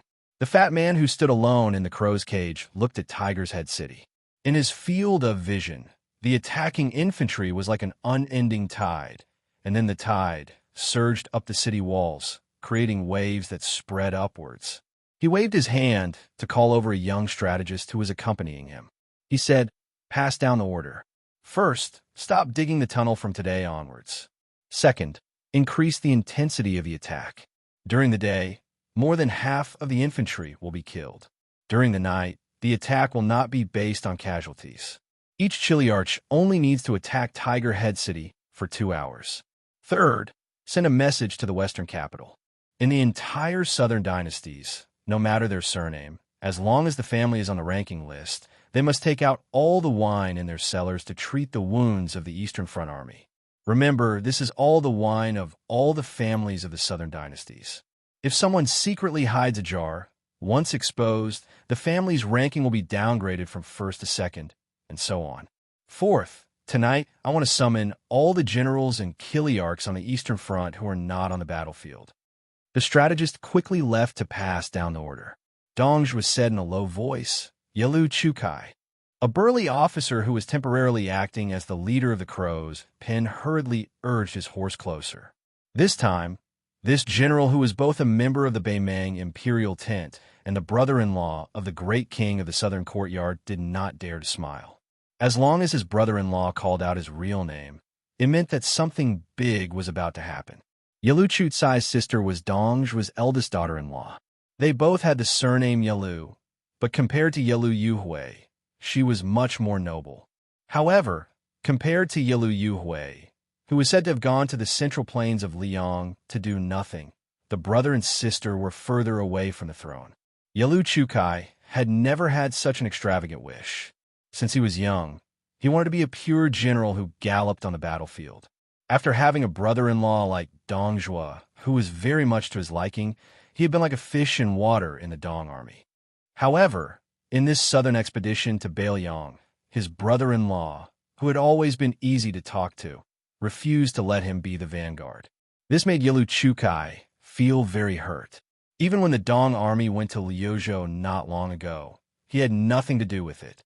During this time, Yelu Chukai was as bitter as a widow. Dongzhi glanced at his brother-in-law and smiled.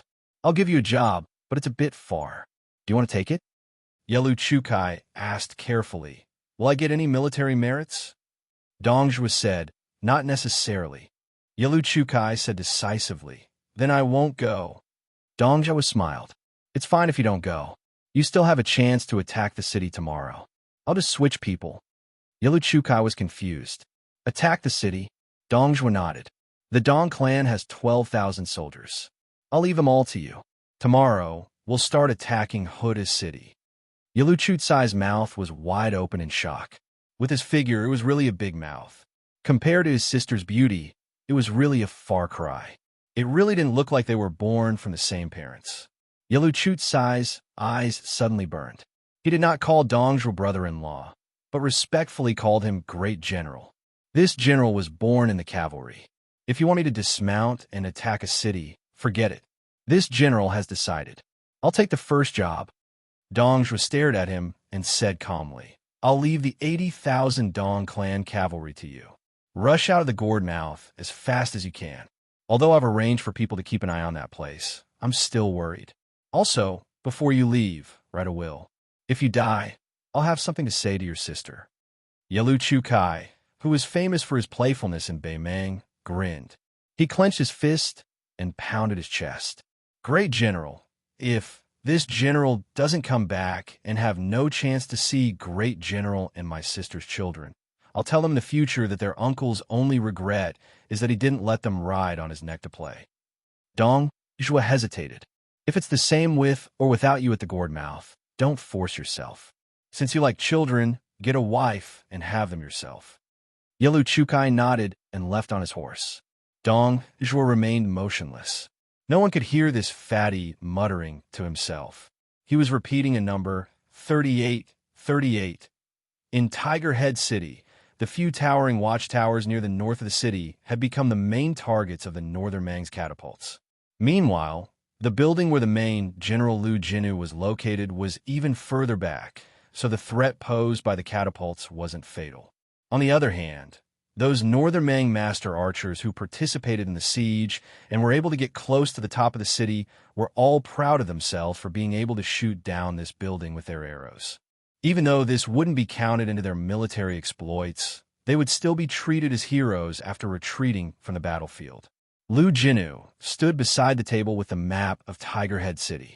The map had marked all kinds of details of the battlefield, such as the degree of damage to the city wall, the area where the ballistae were missing, and the dangerous battlements that had been hastily built several times, etc. Lu Jinu stared at the northeast area of the city defense map. After the ballistae were destroyed in this area, Beimang didn't give up on attacking the city from the north.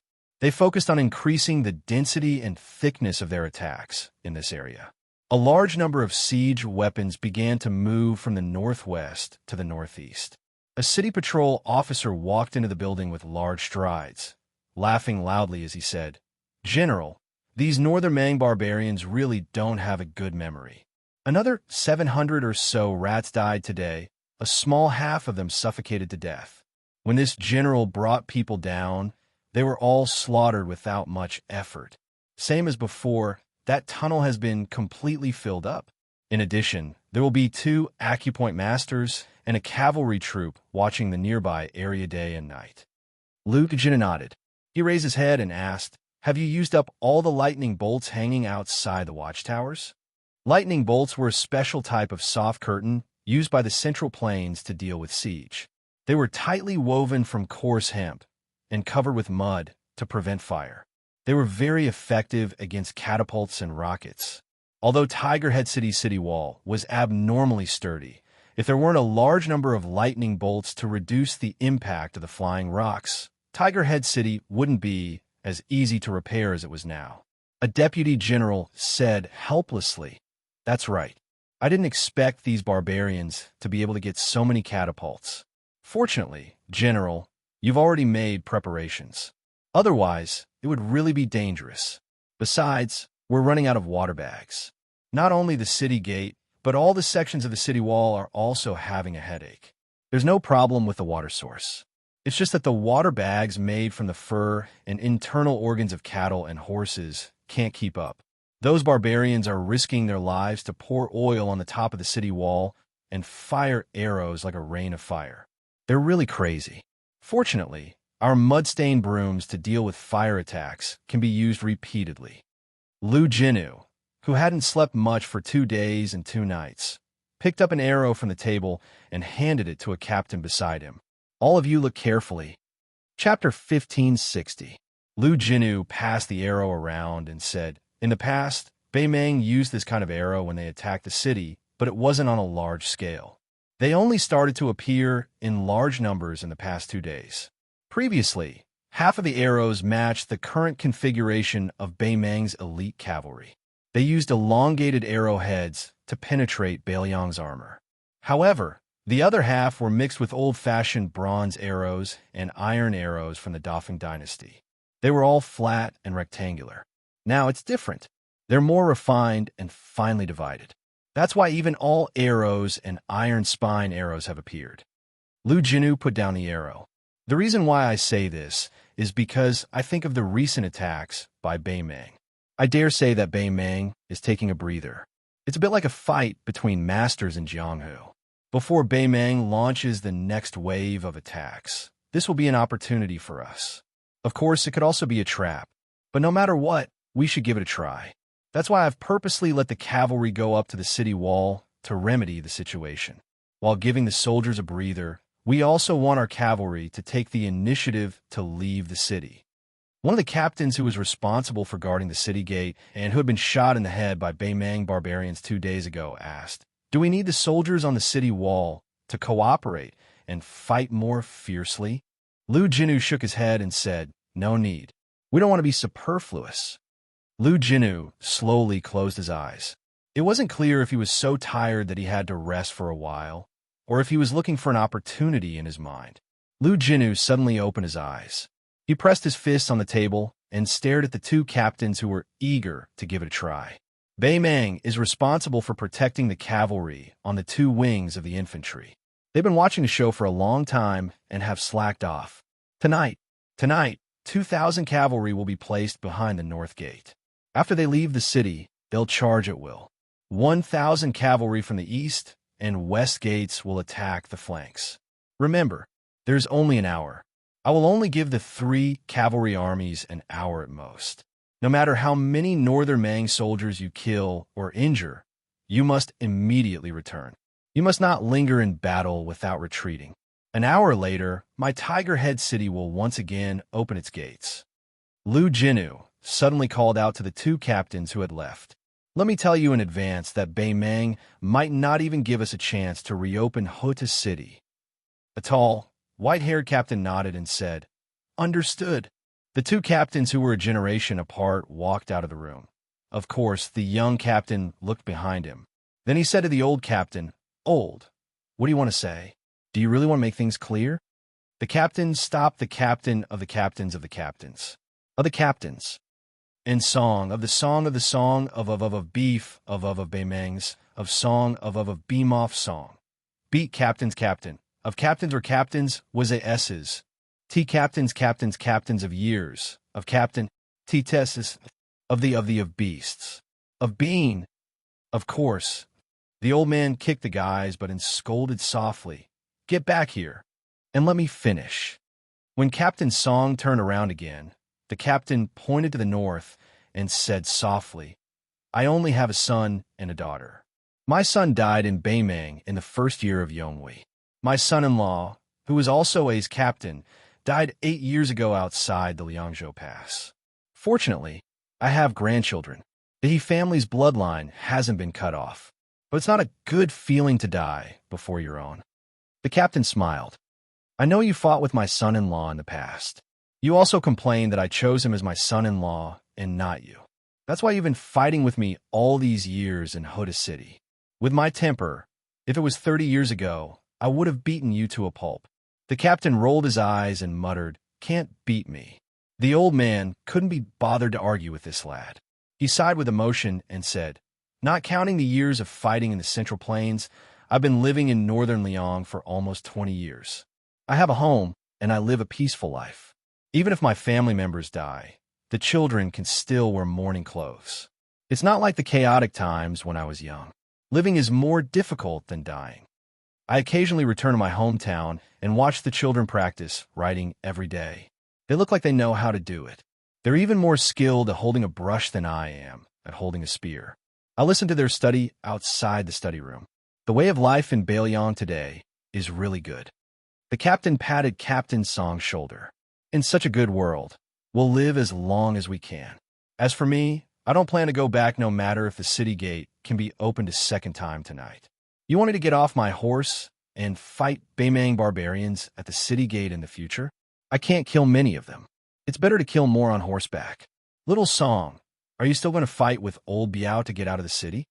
The captain cupped his fists slowly, but there were many things he couldn't say. The captain laughed and walked away in big strides. In the end, he was kicked in the butt by the guy surnamed Song. The latter ran downstairs like a gust of wind and said, "Old Biao, if I didn't take your daughter away back then, I swore to kick you in this life. Don't be angry. The old man patted the armor on his back and laughed. "You little bastard. Fortunately, I didn't choose you as my son-in-law back then." Beimeng attacked the city day and night. Piles of orderly bonfires burned on the battlefield outside the city. Both Liangmeng and Huta City were used to it. At midnight, in Taoist alchemy books, it was regarded as the beginning of Yang, the time of fire.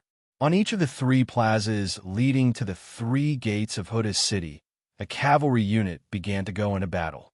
Long spears hung from their saddles, cold sabers hung from their waists, and crossbows were not carried. The old general in the north stretched out his hand and grasped the long spear that he had snatched from a West Shu general of the West Wall. He smiled and said, "Old man, after taking my surname, you haven't been wronged, have you?" When the creaking sound of the gate slowly opening was heard, the captain suddenly squeezed his horse's belly and began to charge. In order to cooperate with the three cavalry units, especially the cavalry in the north, and not to reveal any signs prematurely, a rain of arrows at the north gate was aimed at the Beimeng barbarians near the city gate.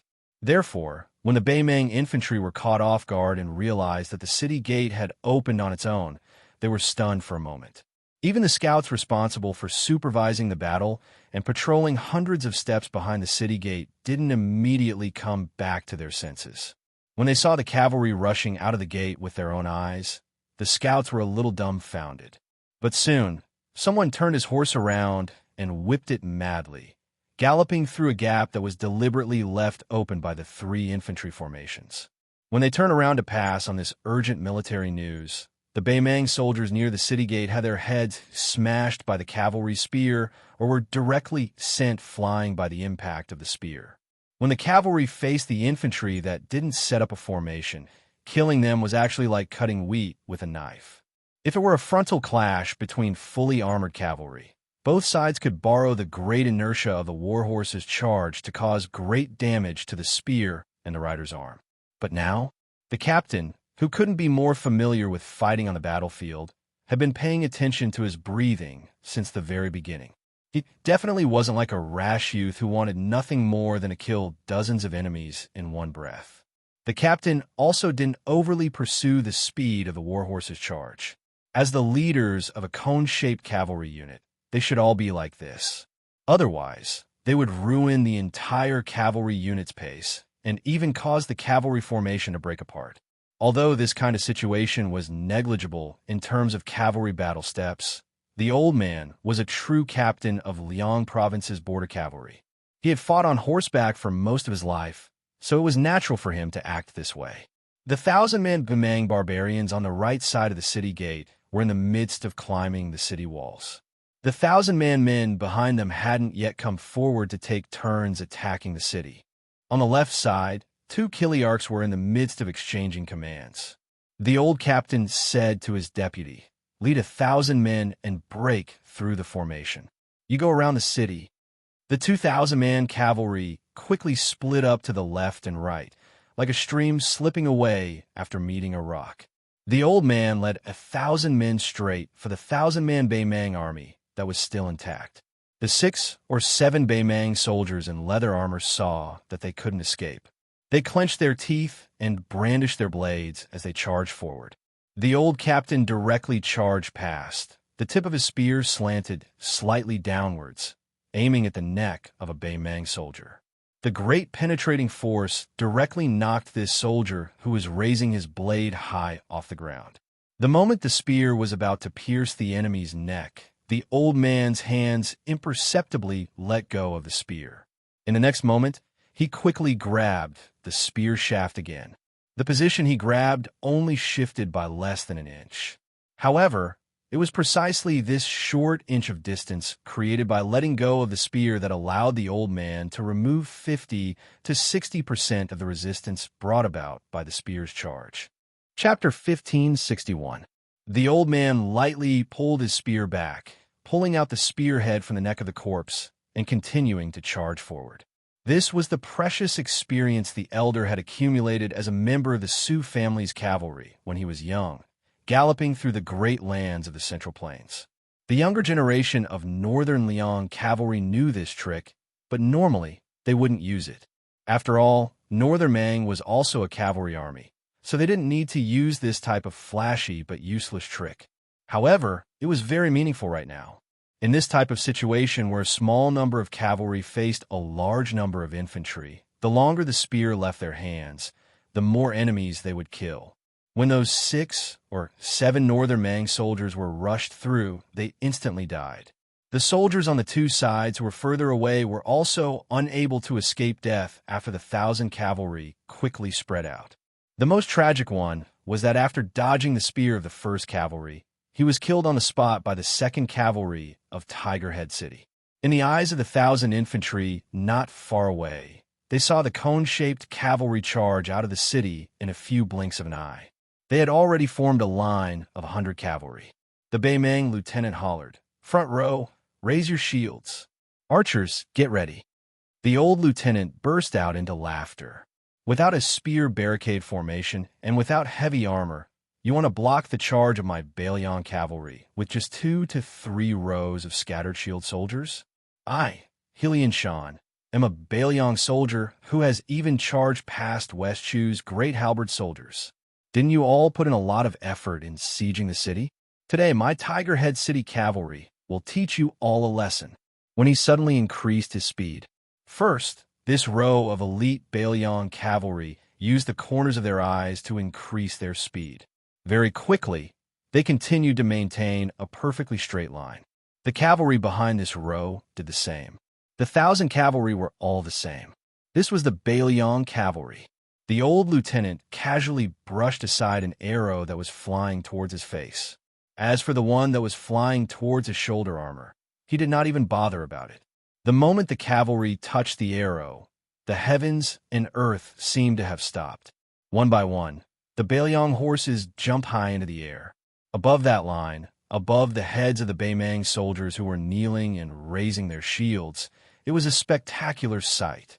When the horses' hooves finally landed on the ground, it was time for the dead. A Tiger Head City lieutenant, with astonishing physical strength, fiercely stabbed his spear into the chest of a Baimang archer in the back row. He dragged the corpse, which was bleeding profusely, and slid backwards. The spearhead that pierced through the chest smashed into the abdomen of a 2nd Baimang soldier behind him. The cavalry lieutenant suddenly pushed his spear and then let go. The moment the warhorse charged between the two corpses, the lieutenant bent down and grabbed the spearhead tightly.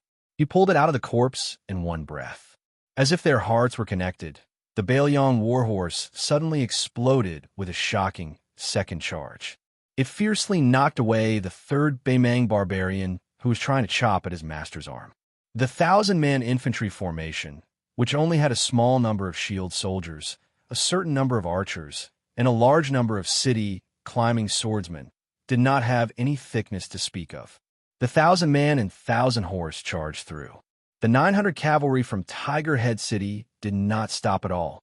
They did not care about the 1,000 Baimang men who were covered in dead and injured on the ground. They continued to rush towards the 2nd phalanx that was 1,000 steps away from the 1st phalanx. Unlike the 1st phalanx, the archers in the 2nd phalanx had more opportunities to shoot. The Chili Arch had even hurriedly borrowed nearly 100 shield men from the rear and mixed in with a dozen or so spears that weren't very useful. It was really hard for this Chili Arch who had no choice but to make a last-minute effort. But further away, there was already a cavalry unit on the flanks that had begun to reinforce the infantry through the gaps. The old lieutenant, who had the arrow nailed into his shoulder, began to slow down his horse, whether intentionally or not. He breathed lightly with the rise and fall of the horse's back. The old man's gaze passed through the 2nd infantry formation and looked even further away. Out of the corner of his eye, he paid attention to the movements on his left and right. The cavalry unit on the Baimang's right flank that was fighting the fire from afar numbered about 2,000. The old lieutenant shouted loudly, "Break through the left half of the infantry formation in front, and then just charge to the left. Let that Baimang cavalry unit eat dust behind us." When they were less than 500 paces away, the cavalry began to accelerate their charge. The front line began to shift to the left. After several waves of dense arrow rain, half of the 700 Tiger Head City cavalry successfully charged to the left. This time, they ruthlessly crashed into the third formation without holding back. After this collision, apart from the 50 to 60 cavalrymen who were still holding spears, this cavalry unit that seemed to have entered a no-man's land began to switch to Bailiang sabers. But this time, they abandoned their spears and switched to sabers. The damage inflicted on this Baimang infantry formation was even more exaggerated than when the Bailiang cavalry crashed into the second infantry formation. Most of those spears pierced into the chests of the Baimang infantry. The Liangzhou cavalry had an iron law. If the spears that left their hands before switching to sabers couldn't kill the enemy, they would be counted as having done nothing after the battle. In the firelight of the late night, this large expanse of dazzling snow-white sabers was particularly eye-catching. Even the commanding General Lu Jinu, who was far away on top of a tall building in Tiger Head City, could see everything clearly. This cavalry unit, including Lieutenant He Lianshan, had no intention of returning to Tiger Head City alive. Lu Jinu knew this very well. At this moment, Lu Jinu and the other lieutenants in the building were all standing in front of the railing. Lu Jinu didn't show any grief on his face. He only said in his heart, "Rest in peace. When we return, let's find the great general underground for a drink." Lu Jinu turned around and limped back into the building. He remembered that time when the young vassal king, who was covered in blood, led 20 or so Wu family swordsmen back to Tiger Head City. The young man casually asked Lu Jinu if the Central Plains couldn't be defended without Bailiang. Lu Jinu told the young man that the answer was no. In a short 20 years, the Central Plains was still unyielding. When the day came when there was no way to retreat, many people would realize that they could also face death without hesitation, just like our Bailiang. In the end, Lu Jinu added with a smile, "However, the Central Plains outside of Bailiang can be unafraid of death, but if they want to kill hundreds of thousands or even 1 million barbarians like our Bailiang, they can forget about it." At that time, Lu Jinu saw the young man trying to hold back his laughter. Lu Jinu suddenly turned around and ran out of the building. A tall but meticulous officer immediately grabbed the Tiger Head City general and said angrily, "General, we've already given a military order to His Highness. Tiger Head City has to be defended for at least 3 months. That's the minimum. What's wrong? General, you want to quit? Isn't it easy to die? Don't talk about going out of the city to kill the enemy, like Officer He. General, you just need to stand on the city wall, and you'll definitely come back in 2 hours." Lu Jinu said unhappily, "I'm going to sleep." The tall officer was puzzled. "Really?" Several officers who were obviously worried about Lu Jinu said in unison, "I'll send you off, General." Lu Jinu thought about it and broke free from the tall officer's hands. "Forget it. I'm not sleepy anymore. Come, let's quickly discuss how to bring back the other cavalry units that went out of the city." Judging from the movements outside the city, the Baimang cavalry is trying to set up a net. It's faster than we expected. We have to think of a way in 15 minutes. If there's no other way, we should let them return to the city immediately. We can't wait until the first hour. The tall lieutenant couldn't help but curse in a low voice. Lu Jinu turned around but didn't stop walking. "Say that again." The tall officer immediately shut his mouth. Lu Jinu stared at him. "Idiot." The tall officer turned around and curled his lips. "Do you think I'm an idiot? In any case, I was brought out by you." "Idiot." Lu Jinu suddenly stopped and said in a deep voice, "That's not right.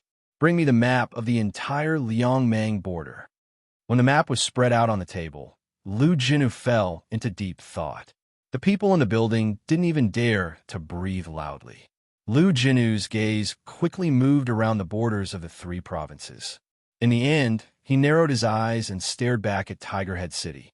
He slowly said, "Right now, Baimang's true goal isn't to eat up the Longxiang army in Lu Province. It's not to take down Xiaoguang City in Yuzhou, and it's not to take down our Tiger Head City." Everyone was puzzled. Could it be Lingzhou? But this was too preposterous. Lu Jinu extended a finger and pointed at a military town. "It's Huaiyang Pass behind Tiger Head City. To be more precise, It's the entire Liangzhou behind Protector General Chu Lushan. Someone asked, but as long as Tiger Head City is still there, Huaiyang Pass is a dangerous pass that can be attacked and defended. On the surface, there are several Bailiang's most elite cavalry that can provide support at any time. Although we just received a secret report that these cavalry troops are already, the Beimang barbarians definitely don't know the whereabouts of the 20,000 people. Under these circumstances, what can Beimang use to attack Huaiyang Pass? Someone said, it doesn't matter if Lu Province is lost or not. As long as the Longxiang army can preserve half of its strength, with the addition of Yozhou's Calabash Pass, we can definitely form an encirclement. Then if we could defend Tiger Head City for 3 months, Bailiang can even counterattack the 2 provinces of Beimang. Lu Jinu was silent. Chapter 1562. When that sword flew from thousands of miles away to Lu Xia town, before Mr. White Lotus had revealed the secret of heaven, Liuzhou was already on the verge of war. 3 Liuzhou officials, 2 civil and 1 military, walked on top of the city wall. Their position was closer to the side of the parapet wall, which was slightly shorter than the outer walls. Outside the city, small groups of Beimang cavalry constantly roared past. There were at least 30 to 200 of them. Occasionally, they would ride and shoot, but they did not cause any damage to the soldiers defending the city. In fact, it was like they were here to enjoy the scenery, filled with a strong sense of provocation. The only old man among the 3 of them was wearing the official uniform of a 3rd-rank official, embroidered with peacock patches. Just now, a few sharp arrows flew over the old man's head. The old man smiled and said, "Evil guests are at the door. You like to throw shoes at people's doors so much. If I get the chance." At this point, the old man paused. He turned his head and smiled at the young man wearing the military robe. "General Ko, will I have such a chance?" The self-proclaimed Dragon King of the West, Kai Junshin, had been sent by the king of Bailiang to Lingzhou's Huangnam County to be the governor of the county. He and his wife, Yururu, lived happily together. The Dragon King's residence in Qingtsang City had been changed to the residence of the governor of Liuzhou. This old man was the highest-ranking civil official in Liuzhou, the governor Yang Guangdou. The civil official beside him was the Gangnam-do scholar Chen Shiliang, who had taken root in Liuzhou and was unwilling to leave. When Qingtsang City realized that Lu Gui's army intended to attack the city, the governor's residence had an intense argument that lasted through the night. As for whether to defend or to retreat, it evolved into 2 sharply opposing camps. The older officials of Liuzhou all advocated that as long as the Green Hills were there would be no need to worry about firewood. They might as well give up on Qingtsang City and head to Linyao military town under the escort of the Longxiang army. As long as they were still alive, there would not be any problems with the military and political operations of Liuzhou. As for the younger generation of officials, regardless of whether they were from a general family or scholars from the Central Plains, they all strongly requested to defend Qingtsang City to the death, fighting for the Longxiang army to have the best opportunity to battle Dinglu Province. Originally, as long as the 2 of them reached an agreement, this quarrel would not become more and more intense. However, the problem was that the experienced and prudent provincial governor Yang Guangdou unexpectedly supported defending the city to the end. On the other hand, Chen Shiliang, whose prestige among the refugees of Liuzhou was even greater than that of the young vassal king, was the complete opposite. He suggested moving the provincial governor's residence to Linyao. As a result, the 2 sides were in a deadlock. Then, the newly appointed Lu Province general entered Azure City at this moment. Ko Jianghuai stretched out his hand and gently pressed it against the rough female wall. He did not make any big statements, nor did he pat his chest and promise anything to the old provincial governor. The ancient military town under his feet was used by the Great Feng dynasty to control the vast western regions. As the number 1 military town in Liuzhou, which was closest to Liangzhou, this little city wall was just a decoration. Even though it had been urgently reinforced after being incorporated into Bailiang's territory, it still made Ko Jianghuai, who was used to seeing the majestic cities of the Central Plains, find it laughable. This young Liuzhou general, who had rushed here with several hundred cavalry, was temporarily carrying out his duties in a residence near the provincial governor's residence. However, in the vast Liuzhou that was comparable to the entire old Beiliang road, there were only a handful of places that Ko Jianghuai could mobilize. For example, the current most intimidating military force in Liuzhou, the 30,000 Longxiang army, was directly under the jurisdiction of the Protectorate General. The main general, Su Longxiang, and his two deputies, Li Mofan and Wang Lingbao, were not people that he could order around. If Ko Jianghuai dared to interfere with the specific promotions and promotions of the Longxiang army, the Liuzhou general's position as general of Liuzhou could probably be counted on one hand. From start to finish, Ko Jianghuai did not recognize a single one of the generals and soldiers of Linyao and Fengxiang. Right now, he only had the 4,000 Qingtsong army soldiers in Azure City and the 10,000 or so refugees that Qin Shiliang had gathered at his disposal. Even though they were not bad in individual combat and barely passable in defending a city, when placed on a large-scale battlefield, Ko Jianghuai did not know what else they could do other than give military merit to Lu Gui. Therefore, as a general of Liuzhou who was determined to achieve great things in the western regions, he was even worse off than a housewife who could not cook without rice. Right now, he did not even have a decent stove. Ko Jianghuai walked near the outer wall and looked at a group of Beimang cavalry galloping away in the dust.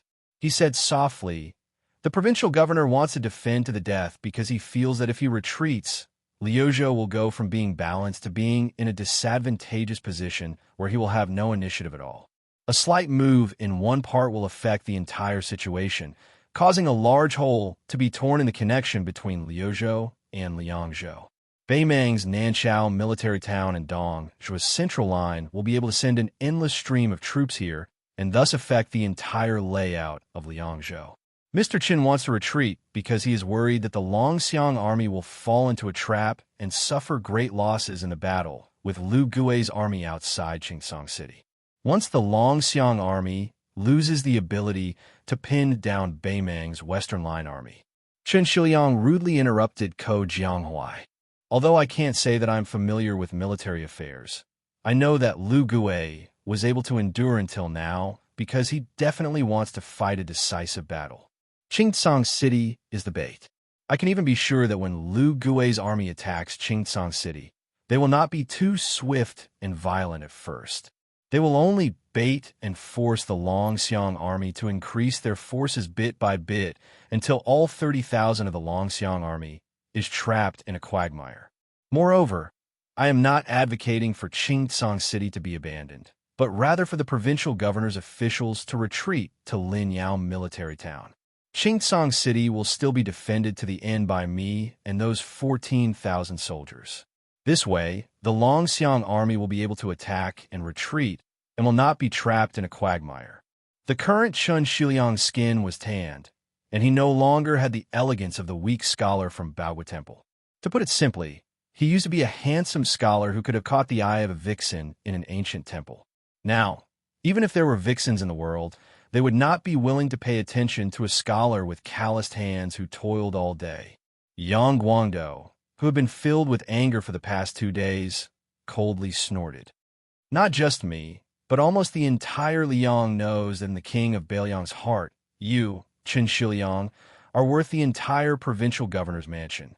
Qin Shiliang frowned. "Then tell the Longxiang army in charge of the escort that I, Qin Shiliang, will also retreat to Linyao military town." Yang Guangdou laughed angrily. "Do you think that Li Mofan and Wang Lingbao, who can become generals, are idiots? They are all shrewd. It's fine if I, Yang Guangdou, die, but if you, Qin Shiliang, die in Qingtsong City, under the nose of Li Mofan and Wang Lingbao, 2 dignified deputy generals of the Longxiang army, do you still want to climb up the ranks of the Beiliang frontier army?" Ko Jianghuai laughed as he interrupted the two's argument. "Those who are good at using troops should first consider defeat before considering victory. This is indeed a valuable advice in military books." In truth, Yang Guangdou was very curious about this young West Chu survivor who had almost become a general. According to Ko Jianghuai's temperament during the series of battles in Guangling, he was not a general who calculated the gains and losses of one place. On the contrary, Ko Jianghuai, whose overall military strength was inferior, was best at large-scale long-distance raids. He always had the advantage in the battlefield, causing the Guangling army that had been beaten into a sieve to be badly battered. Zhao Yi's elite troops were so frightened that they did not even have the courage to go out of the city to help. They were afraid that they would take the initiative to walk into a trap again. After Ko Jianghuai wiped out all of Zhao Yi's main forces on the Eastern Front, they completely lost contact with the various cities and passes. Yang Guangdou had originally thought that after Ko Jianghuai came to Qingcang City, he would support Qin Shiliang and the other civil officials and advisors in the provincial governor's mansion who were focused on stability.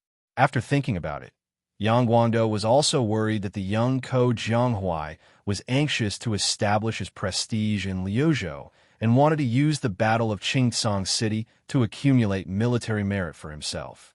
Yang Guangdou hesitated for a moment, then decided not to hide anything. He directly asked, "How confident is General Ko? Can you give this official a hint?" Ko Jianghuai gazed at the Beimang camp in the distance. If Qingcang City is just Qingcang City, and all the variables are only inside and outside Qingcang City, unaffected by outside interference, and the soldiers on both sides are just these people on the surface, then I only have a 10% chance of making the situation in Liuzhou better. Qin Shiliang smiled bitterly and said nothing. Chapter 1563. Ko Jianghuai continued. The situation in Lu province is different from the eastern front of the Guangling path that I was at. Over there, it seems that there are many cities and passes, but they are all dead, like chess pieces on a chessboard that do not move once they take root. The generals of the Guangling army of the Liang imperial court have all walked into a dead end. As if they do not have a city, they do not have a soul. In Lu province, it is very different. This is a battlefield that is destined to be decided by the cavalry. The two garrisons of Linyao and Fengxiang are a small variable, while the backup that Lu Gui has hidden is a big variable. Similarly, it is a matter of saving a nearby fire from afar. Ko Jianghuai pointed to the east, even further east than the camp of Lu Gui's army. The true variable is in the hands of Beiliang. As long as Liangzhou sends 10,000 cavalry to Lu province, they do not need to be the great snow dragon cavalry or the 6,000 iron stupas of Qidong. As long as it is the most ordinary cavalry of Liangzhou, it will be enough. Yang Guangdou shook his head. Although I advocate defending Qingcang City to the death, I'm also clear that the survival of Qingcang City cannot wait for the cavalry of Liangzhou to hear the news and arrive. We can only rely on the 14,000 people in Qingcang City and the 30,000 Longxiang army outside the city. At most, we can add on the 7,000 to 8,000 cavalry from Linyao and Fengxiang. Ko Jianghuai laughed. In any case, we are already defending Qingcang City to the death. It is not a bad thing for us to think a little more.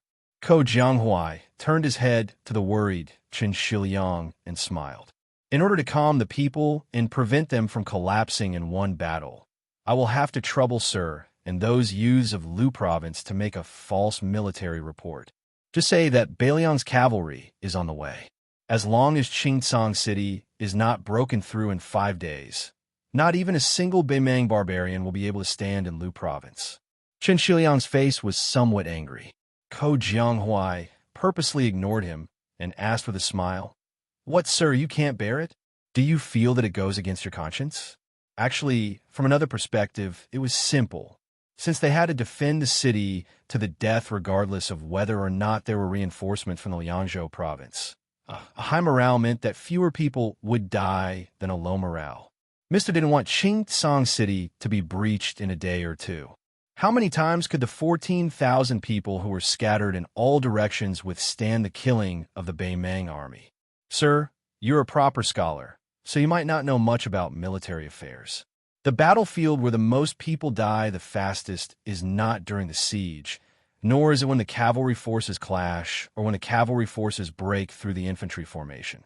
Instead, It is the massacre after the city is breached, or the pursuit of the defeated soldiers in the wilderness. Chen Shiliang then asked two questions. General Ko is willing to fight to the death with Azure City? Are you really willing to die here? Ko Jianghuai seemed to be avoiding the important and dwelling on the trivial. His tone was calm as he said, I, Ko Jianghuai, came to Luzhou as the general of Luzhou to win the war. I am not afraid of death, but at the same time, I cherish my life. Chen Shiliang said his goodbyes and left. Ko Jianghuai smiled and didn't take it to heart. Yang Guangdou didn't follow Chen Shiliang down the city wall. He sighed and said, General Ko should be able to see that Chen Shiliang has already treated Qingsong City as his home in Luzhou. Why are you still rubbing salt on his wound? Moreover, with Chen Shiliang's temperament, once he has a bad impression of someone, it will be difficult to change it for the rest of his life. General Ko is also not doing business in Luzhou. You want to make a name for yourself here. Since that is the case, why do you still want to become enemies with Chen Shiliang? Ko Jianghuai asked back. Is Chen Shiliang just a gentleman who would rather take the easy way out? Yang Guangdou shook his head and said, that is looking down on him too much. Chen Shiliang might not necessarily be the next Li Yishan. Compared to Su Beiji, who is successful in Lingzhou, I am more optimistic about Chen Shiliang. Ko Jianghuai stretched out his hand and slid it across the slightly hot arrow stacks on the wall. He said softly, the spy report that Luzhou sent to Liangzhou is just to leave the rest to fate. I am betting that Liangzhou has someone who can see through the situation.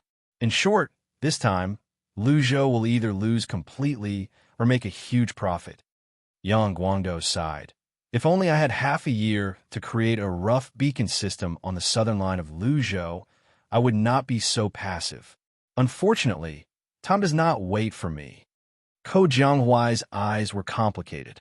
No one knew what this general of Luzhou, who had taken over a hot potato the moment he took office, was planning. The Longxiang army camp south of Qingsong City was different from Lu Gui's army, which was filled with resentment and undercurrents. It was also different from the hesitation in Qingsong City. From top to bottom, the entire Dragon Elephant army didn't have any distracting thoughts.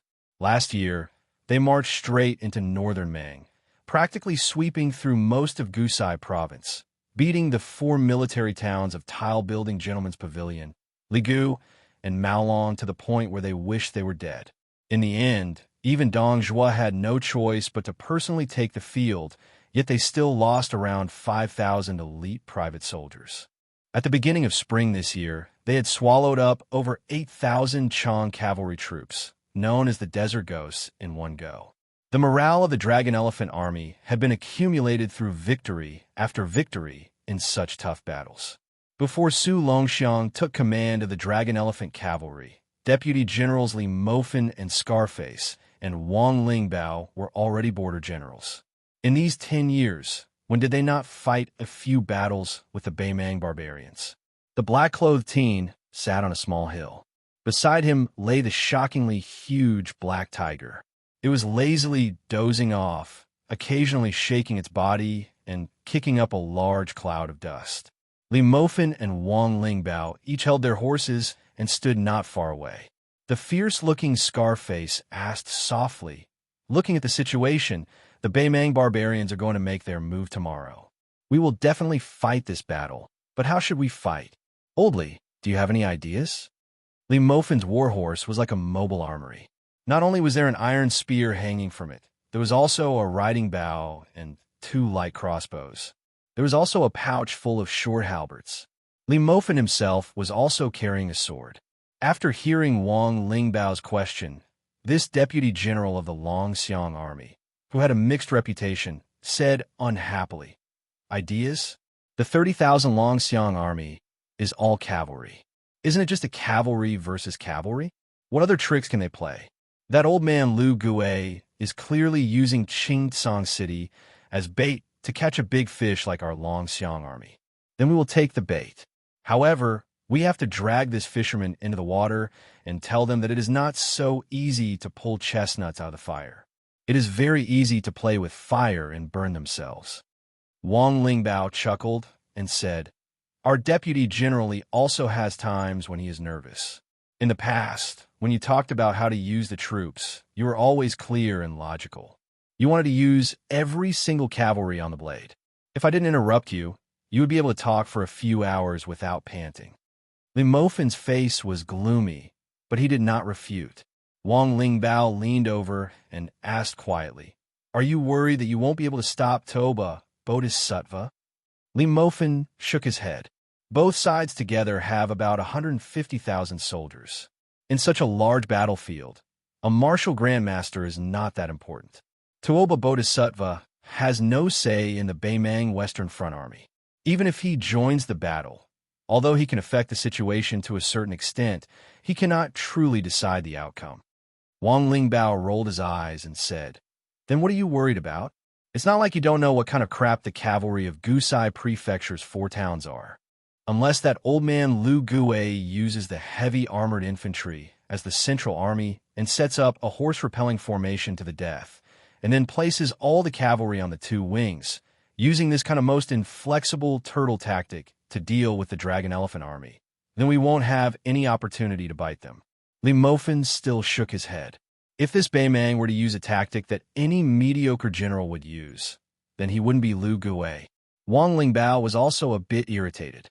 He suddenly thought of something and asked curiously, "That Liuzhou general surnamed Ko wants us to leave him 5,000 elite troops and not use them no matter what the situation is. What's the deal? Did we really agree?"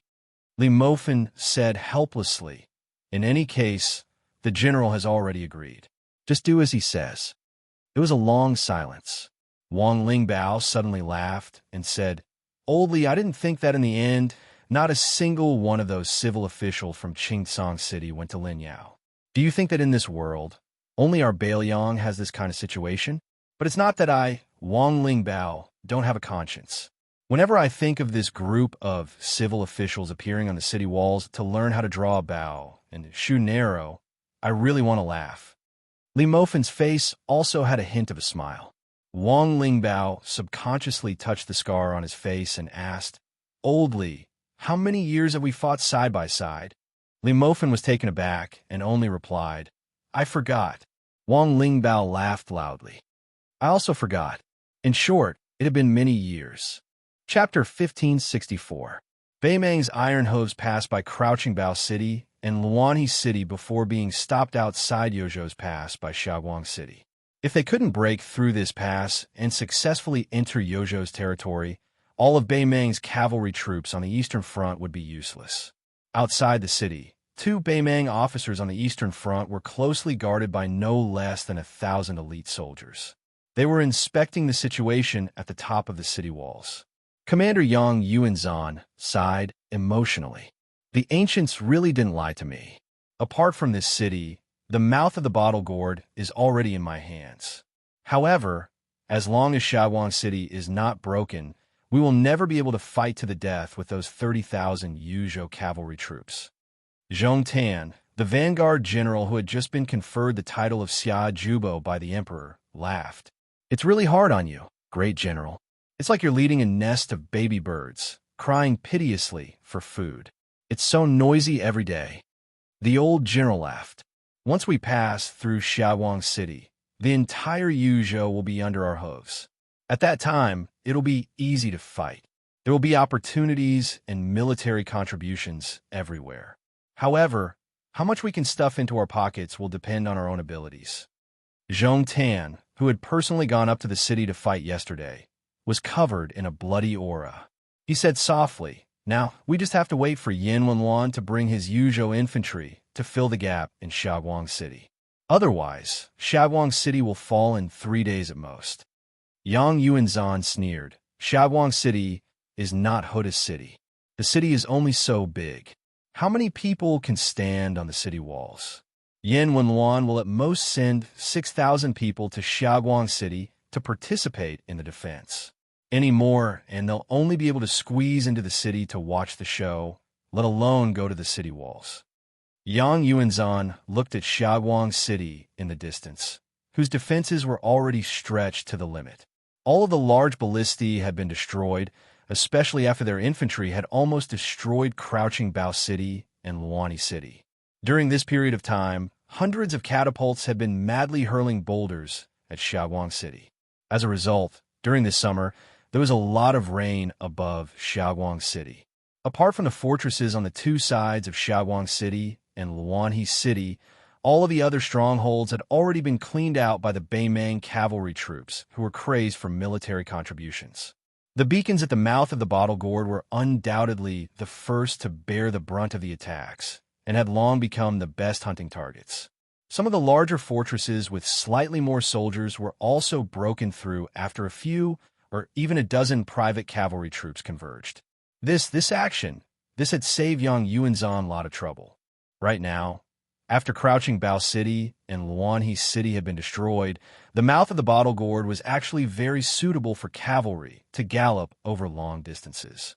It could be said that as long as Yang Yuanzhan's army on the eastern front took Xiaoguang City, not only would Yuzhou be wide open, given the absolute disadvantage of the Yuzhou cavalry, the eastern front of Beimang would be able to attack and retreat all the way to the mouth of the Bottle Gourd to the north of Xiaoguang City. No matter how outstanding Yin 101's infantry troops were, how could two-legged infantrymen outrun four-legged cavalry troops? As a result, even though Zhong Tan's infantry troops suffered astonishing losses, with 2,000 or 3,000 man squads collapsing miserably every day, the old general who was frowning on the surface was actually not too worried. In the depths of his heart, he even secretly rejoiced in the misfortune of his old friend, Liu Gui, who was in charge of the Western Front.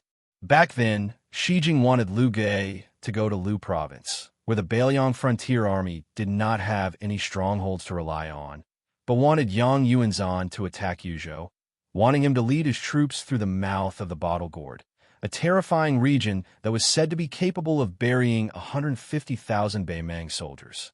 How could Yang Yuanzhan not have any complaints?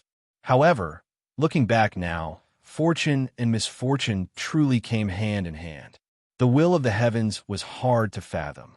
Out of the corner of his eye, Zhong Tan caught a glimpse of the old general's confident expression. This vanguard general with illustrious military achievements wanted to say something, but stopped on second thought. In the end, he swallowed the words back into his stomach and did not voice his conjecture.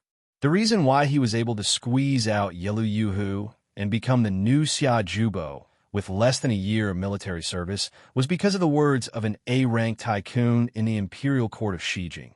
Zhong Tan alone has caused the deaths of 50,000 soldiers of our Eastern Front Army at the mouth of the Bottle Gourd. It's no different from having 50,000 more brave infantrymen who are adept at sieging cities and raiding strongholds. How can I not become Xia Zhubo? Logically speaking, as a member of the Zhong family who had leaped to the same level as Xie of the Central Plains and Ko Jianghuai of the Western Frontier and Song Li of the Central Plains should be the most complacent. However, Zhong Tan always felt that the situation in Yuzhou was not so simple. Yang Yuanzhan suddenly pointed at the city wall where the situation had taken a sharp turn for the worse. Instead of being alarmed, he laughed out loud and said, "Zhong Tan, look, Yin Wenwan finally can't sit still. I thought this old man had dug a big hole for us in Yuzhou. Unexpectedly, he only has this little willpower. I'm disappointed, truly disappointed." When Zhong Tan saw the desperate situation at the top of Xiaoguang City, he finally felt relieved of a heavy burden. Xiaoguang City's geographical location could be said to be blessed by the heavens. It occupied the only pass at the mouth of the Bottle Gourd that could allow a large-scale cavalry army to pass through. As a result, the battle here could only be fought head-on.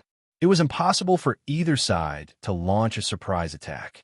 Zhong Tan's troops on the Eastern Front had recently been able to continuously pour into the city wall. Yesterday, Zhong Tan had personally led 800 death sworn onto the city wall and fought fiercely for less than an hour before they were chased off the wall. When a main battlefield of a siege changed from being ants clinging to the city wall to a melee battle, it often meant that the city was not far from being breached. Most likely because they knew that Xiaoguang City was in imminent danger. This was the first time Yin 101's old battalion had appeared on the battlefield at the mouth of the Bottle Gourd. Zhong Tan urged his horse forward. Without the threat of the ballistae on the city wall, with Zhong Tan's martial cultivation and armor, he did not fear the arrows of the scattered master archers on the city wall. Zhong Tan raised his head and looked over. Sure enough, a large wave of Yozhou's old battalion infantry had arrived at the top of the city wall. They were wearing the classic swallow armor, which was meticulously crafted by Bailiang's official craftsmen. This kind of swallow armor was composed of 1,500 pieces of refined iron armor leaves, which were then connected with tough leather strips and nails. It weighed more than 60 jin and was not in any way inferior to West Chu's first-rate heavy infantry. Moreover, Bailiang men were naturally superior to West Chu soldiers in physique. The Yin clan's infantry wore heavy armor and held spears in their hands as they stood in formation. During the Spring and Autumn War, they had once caused the West Chu cavalry to be flabbergasted. The birth of heavy infantry in the Great Feng dynasty and the formation of the Spring and Autumn Nine Kingdoms was originally the result of large-scale cavalry gradually becoming the main characters of the battlefield. This was especially true after the grassland cavalry became increasingly unstoppable. Since the infantry could no longer compare to the cavalry in terms of agility, they might as well completely abandon mobility and use inaction to suppress the enemy. Of course, heavy infantry were originally not a precious soldier type used to defend a city. It was not purely because fighting infantry with infantry was a waste of talent, but because heavy infantry were simply too heavy.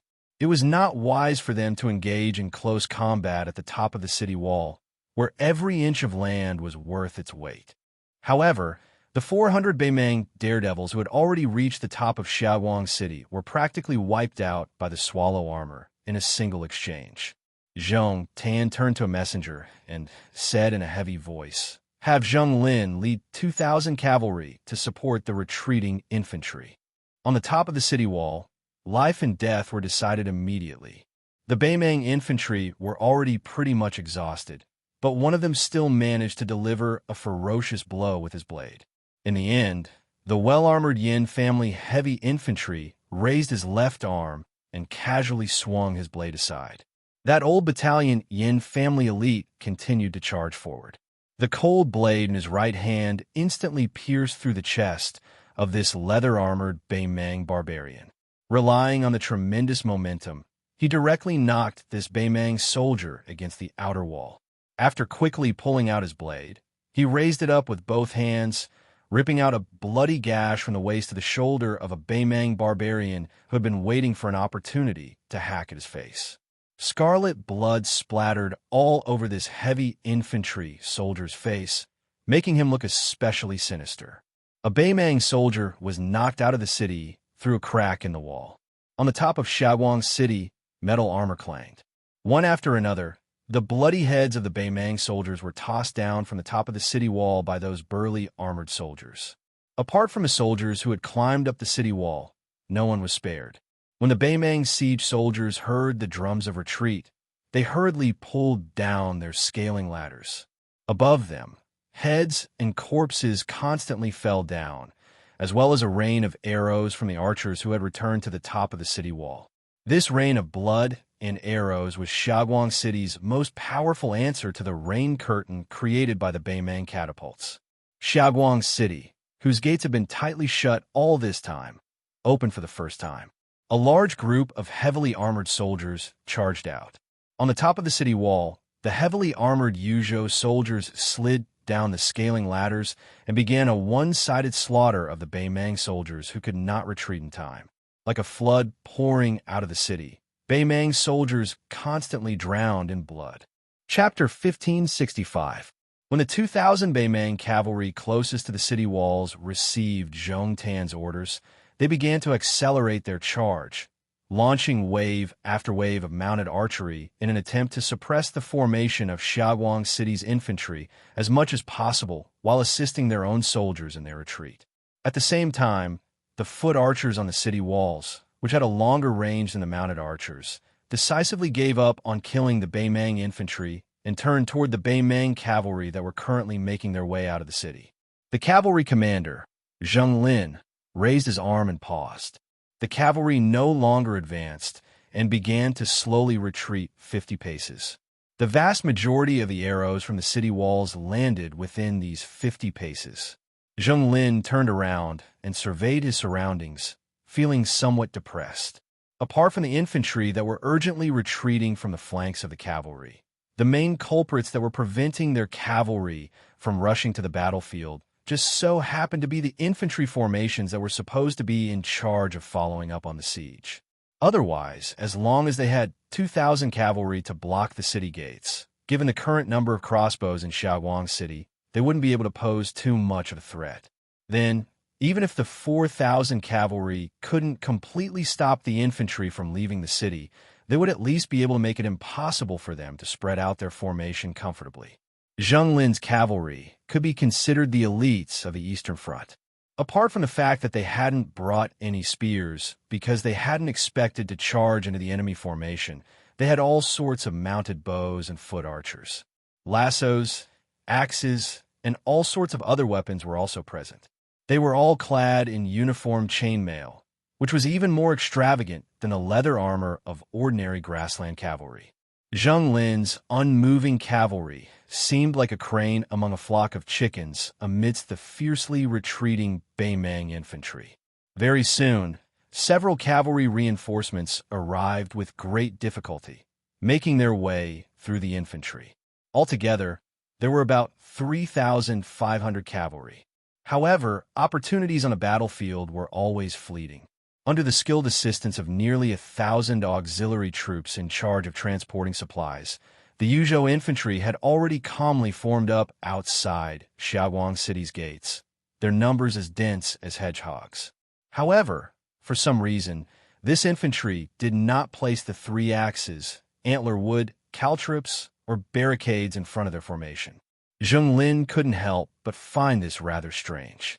For better or for worse, Xiaoguang City was the last strategic town on the Heluku defensive line. Even if they had never thought of going out of the city to control cavalry by foot, the city should still have these common military items stored up. Zheng Lin chuckled. It was better that there weren't any.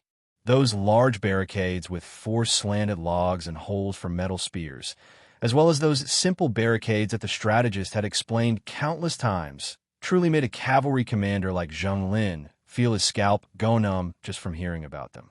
Zheng Lin carefully observed the division of troops among the Yuzhou infantry. Sure enough, it was just as those scholarly strategists had said. The sturdy shield men with the strongest physical strength raised large shields almost as tall as a person at the front, while the sharp spears in the back thrust out from shields. Above the wrought-tan walls, there were many rows of spears that made the cavalry feel a chill even in the middle of summer. Behind them were the axemen who gave up on cold blades and wielded large axes. Behind them were the archers who could draw their bows and kill the enemy before the cavalry, as well as the waist crossbows and rear crossbows, which had a longer range than the infantry bows. Zheng Lin subconsciously raised his but off the back of his horse, trying to get a clearer look. However, it was very difficult for him to discover any more of the profundities of the Yan clan's old battalion. A 1,000-man commander who had come from the grasslands of Baiting to the Heluku asked with a smile, "General Zheng, what do you say? Why don't you let me lead the troops in a charge first? It's not a bad idea to test the waters." Zheng Lin looked at this young 1,000-man commander. He was the eldest son of a certain clan that occupied a large area of fertile grasslands in the north. He was young and full of vigor. Previously, he had accomplished quite a number of military exploits in the beacon fort around Wana City. Now, he was just waiting to break through Xiaoguang City and go on a killing spree in Yuzhou. It was said that this kid had already discussed with a group of biting nobles of similar background. When they entered Yuzhou, they would ignore everything else and work together to set their sights on that place called Yinji County. The women there were so beautiful that even the men of the central plains of Liang would drool over them. When the time came, they would pick out a few hundred of the most beautiful women to enjoy alone, while the other women of Yinji County would be sold to the nobles of the grasslands. Not only would they earn money, but they would also earn favors.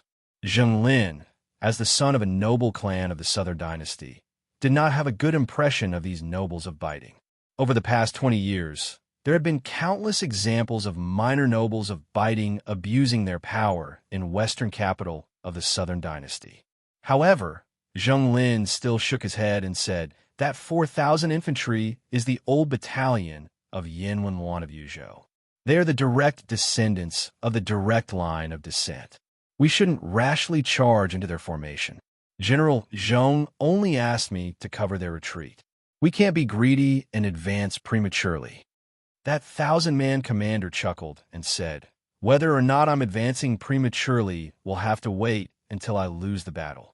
Every one of the 1,000 men under my command is an elite cavalry that can drill into the belly of a horse like playing with a toy. General Zheng, since you don't dare to charge into the formation, you can just wait on the side and watch me provide support.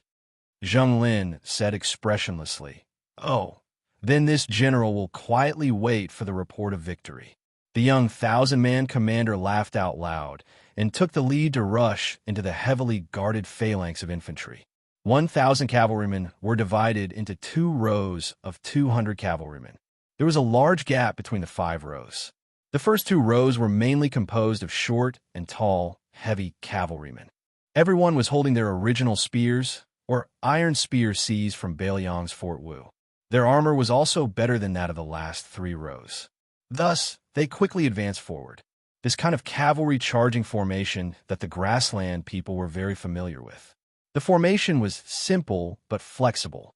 At the end of the Dafeng dynasty, they had achieved great results against the Central Plains infantry, causing the Central Plains to be filled with smoke.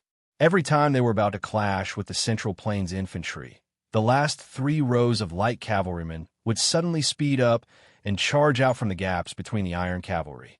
They would either shoot out a dense rain of arrows or throw out short spears. If the enemy's phalanx of infantry could maintain a stable formation, then the heavy cavalrymen would not rush into the formation. Instead, they would make an arc and slide out from the 2 wings of the phalanx.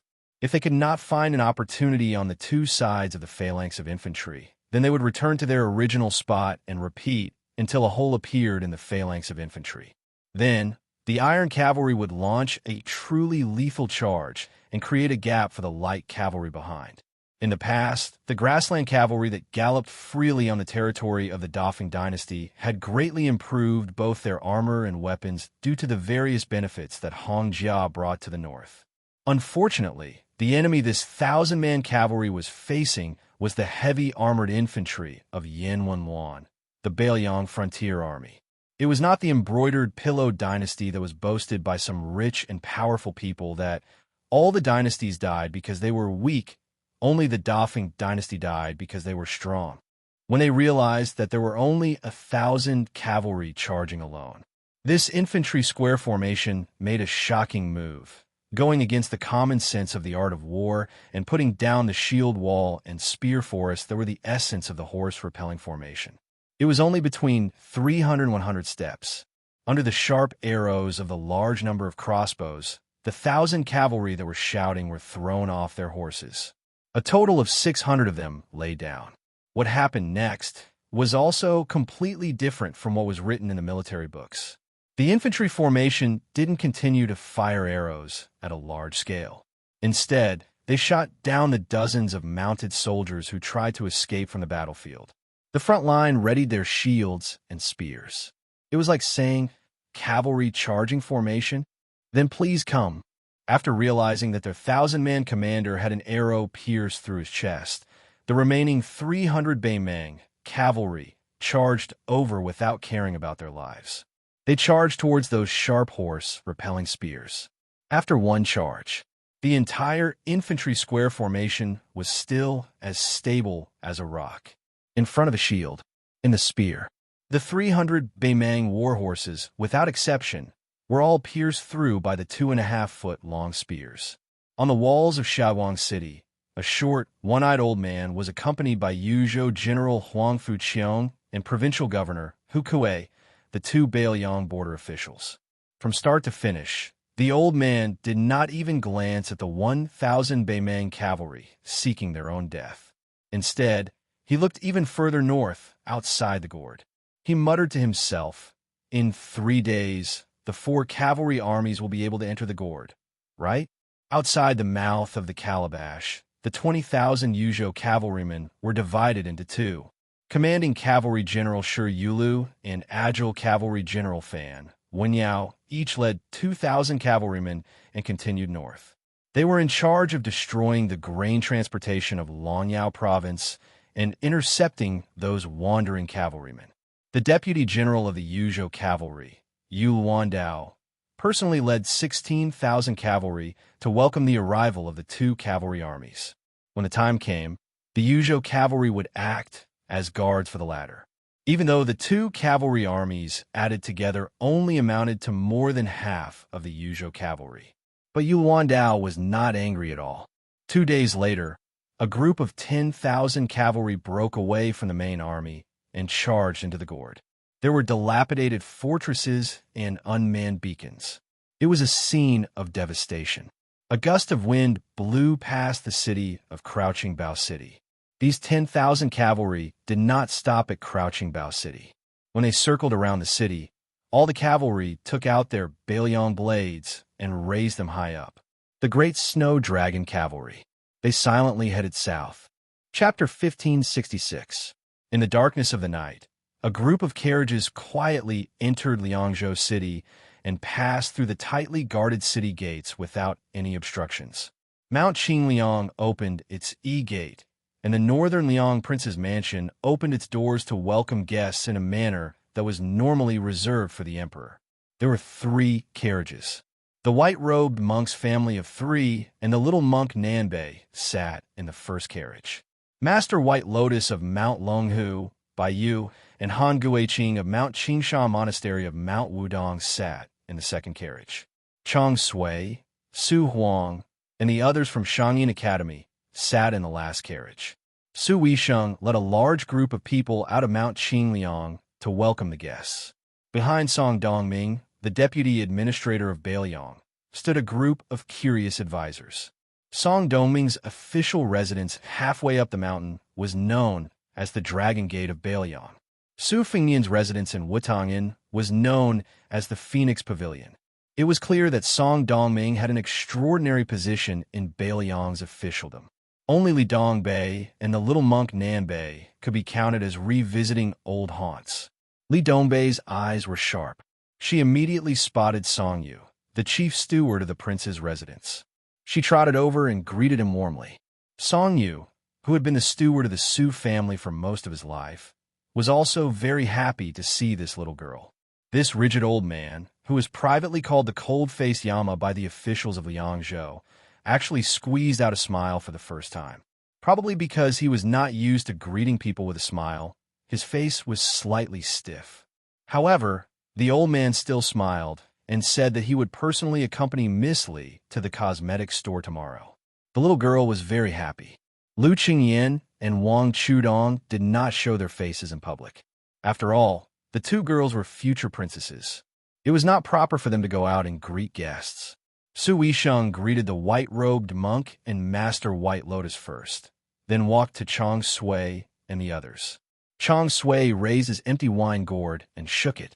He smiled and said, "Green Ant wine, no more and no less. 1 pot a day.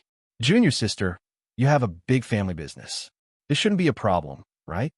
Su Weisheng nodded and said, "Drinking is not a problem. Just don't go to Tidehark Lake to drink in the middle of the night. If you fall into the water, you'll be fed to the fish." Jean Baogu's eyes were red as she called out to her senior sister. Su Weisheng smiled gently and said, "It's only been a few years since we last met, and you've already grown up. Do you want me to be your matchmaker?" Although the men of Bailiang are used to drinking the northwest wind and eating the yellow sand of the desert, and are not as well read as the scholars of the Central Plains, after interacting with them for a long time, you will know that they are more capable of shouldering burdens than the scholars of the Central Plains, especially the men over there. They ride the best horses, carry the best sabers, drink the strongest wine, and kill the Baimang barbarians. I'm sure Junior Marshall's sister will like them. Jean Baosher grabbed Su Weisheng's hand and held it in her arms. She smiled coquettishly and said, "Senior sister, you're not married yet. Why should I be in a hurry?" Su Weisheng turned to greet Su Huang, Sima Can, and Lu Duanmao. She did not say anything extra and just called them senior marshal brother and junior marshal brother.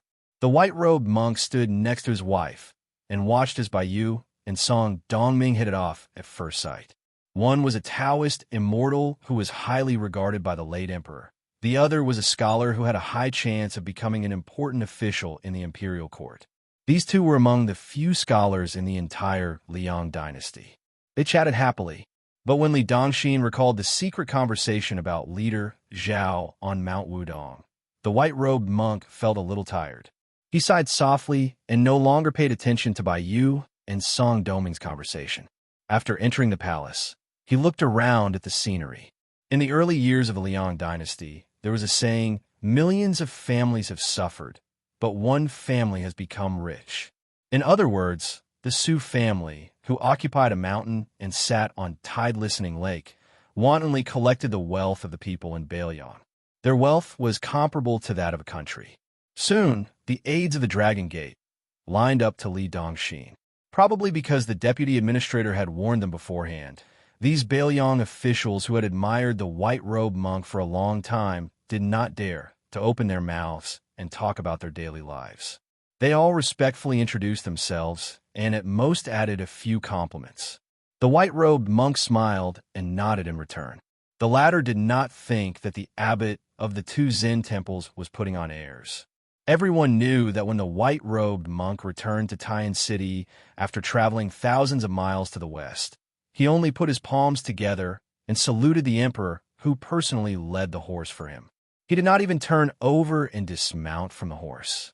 This group of officials who had leaped over the northern Yang Dragon Gate had already achieved a certain level of attainment in the official field, hence they did not want to give the Wudong Mountains' great General Han Gui the cold shoulder.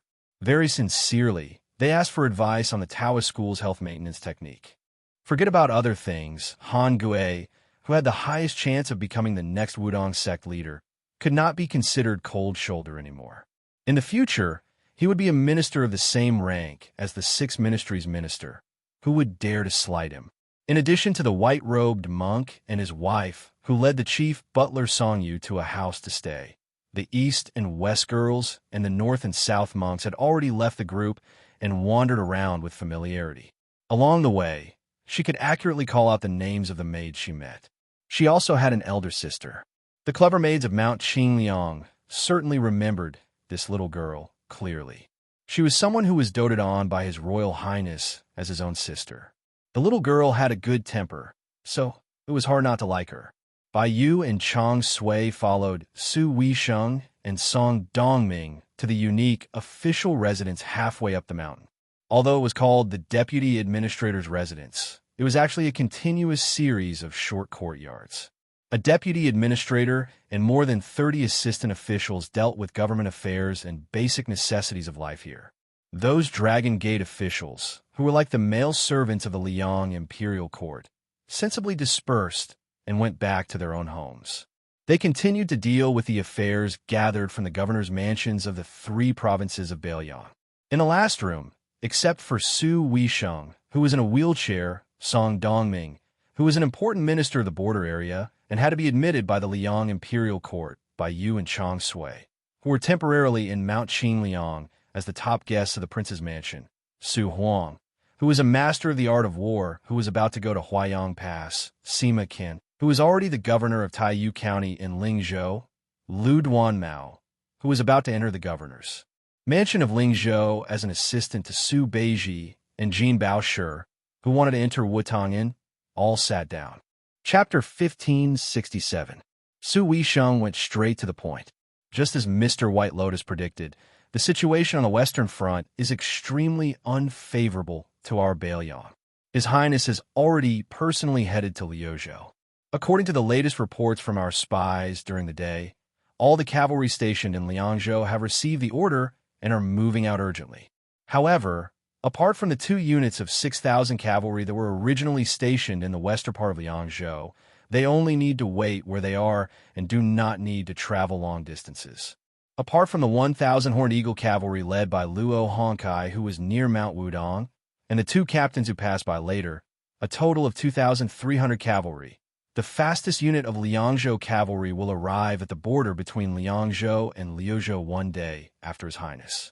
The slowest will take 4 days, and this is under the premise that they completely disregard the horse's stamina. Because the Tianjing horse farm in Beiliang is only second to the Xinli horse farm in scale, and it just so happens that it is not far from where His Highness is located, they are able to transfer 600 A-grade warhorses and 4,000 B-grade warhorses. This is probably the only good news we have. Su Weisheng paused for a moment, then said with a grave expression, "To tell you the truth, Wang Sui has already led 50,000 cavalry to easily take down Ji Bei and Hengshe. This elite cavalry that is confronting the Liangyang Liao is currently heading for the eastern gate of Yuzhou. Their goal is to cooperate with Yang Yuanzhan's army in the Gourdmouth, attempting to destroy half of Yuzhou in one go." Su Huang slowly asked, "Even if Great General Yan Wenluan's Yuzhou infantry were to send a unit north to reinforce Xiaoguang City, given that Yuzhou already has 30,000 cavalry, it wouldn't be too difficult for them to simultaneously defend the last line of defense at the Gourdmouth and the eastern border, right?" Su Weisheng smiled bitterly. "It was originally like this, but we encountered 2 whimsical leaders. Under their insistence, not only were the 30,000 Yuzhou cavalry sent north from River Province to the Gourdmouth, even the 10,000 Great Snow Dragon cavalry and 2 heavy cavalry units left their garrisons and rushed to the Gourdmouth. As a result, not only is Liangzhou's Huda city in a critical situation, the rear areas of Huayang Pass and Liuyao Fuling are practically empty. In addition, the cavalry in Liang Province is rushing to Lu Province to put out the fire. Once Hutu City falls, Liang Province will be in an unimaginable and terrifying situation. The 2 deputy commanders of cavalry, He Zhonghu and Zhou Kong, as well as the deputy commander of infantry, Great Ancestor Gu, do not have enough soldiers to support the situation of Huda City being lost. Therefore, the other deputy commander of infantry, Chun Yunshui, has already led 30,000 elite infantry to Liangzhou." Su Huang's expression changed slightly as he began to quickly calculate the gains and losses in his mind. Chang Sui's wine gourd was already filled to the brim with green ant wine. Song Dongming sat upright, while Baiyu narrowed his eyes. No one knew what he was thinking. Su Weisheng sternly said, "Right now, we can only hope that Lu Province will not lose and that Huayang Pass cannot be lost. This way, Beiliang will be able to smoothly engage in an encirclement and annihilation of an unprecedented scale. Otherwise, even if Huayang Pass falls, let alone Huayang Pass, we won't be able to endure a one-for-one trade between Beiliang's Lu Province and Beimang's Gourd Pass. In the end, Beiliang is only using the strength of one land to fight against the strength of one country. Beimang can afford a war of attrition, but we can't." Su Huang softly said, "In this case, whether or not Your Highness's reinforcements from Liang Province can change the situation in Lu Province is of utmost importance. Whether or not Protector General Chu can protect Huda City and Huayang Pass Liuyao Fuling as the first line of defense on Beiliang's border is of utmost importance. Whether or not Commander Yuan and the Yuzhou cavalry can block and finish off the army of more than 200,000 soldiers in the Gourd Pass is of utmost importance." Su Huang repeated the 3 words of utmost importance. This meant that if Beiliang wanted to win this shocking gamble, they had to do it step by step. There could not be any major mistakes in each step, otherwise they would lose everything. Chang Sui wiped away the wine at the corner of his mouth, asking with a smile, "Then I'll only ask about the battlefield that Beiliang has the most confidence in. At the Gourd Pass, Yuan Zuozong's Great Snow Dragon cavalry, those 2 heavy cavalry that have disappeared for 20 years, and the Yuzhou cavalry of Tianheng and Yulwandao. Just how confident are they that they can capture that old turtle Yang Yuanzhan?" Su Weisheng smiled and extended a hand. Chang Sui rubbed his chin, saying regretfully, "Only 50%, then it's difficult. I have to think of a way out for myself. Otherwise, before this chair under my butt of Mount Qingliang has even warmed up, I might be able to hear the hoofbeats of the Beimang barbarians." Su Weisheng once again slowly flipped his palm. The corners of Bayu's lips curled up. Chang Sui stared. Junior sister Su, are you playing with me? Su Weisheng smiled. Although the number of soldiers blocking the gourd pass is not many, for better or for worse, it's almost half of what my father has accumulated for most of his life.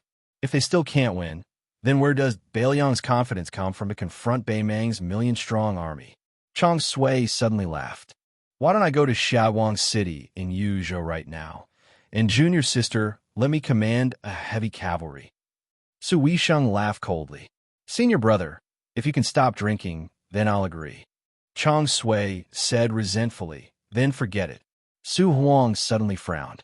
I heard that Bei Mang has also spared no effort in building 2 heavy cavalry units, named after the 2 surnames of Yelu and Muro.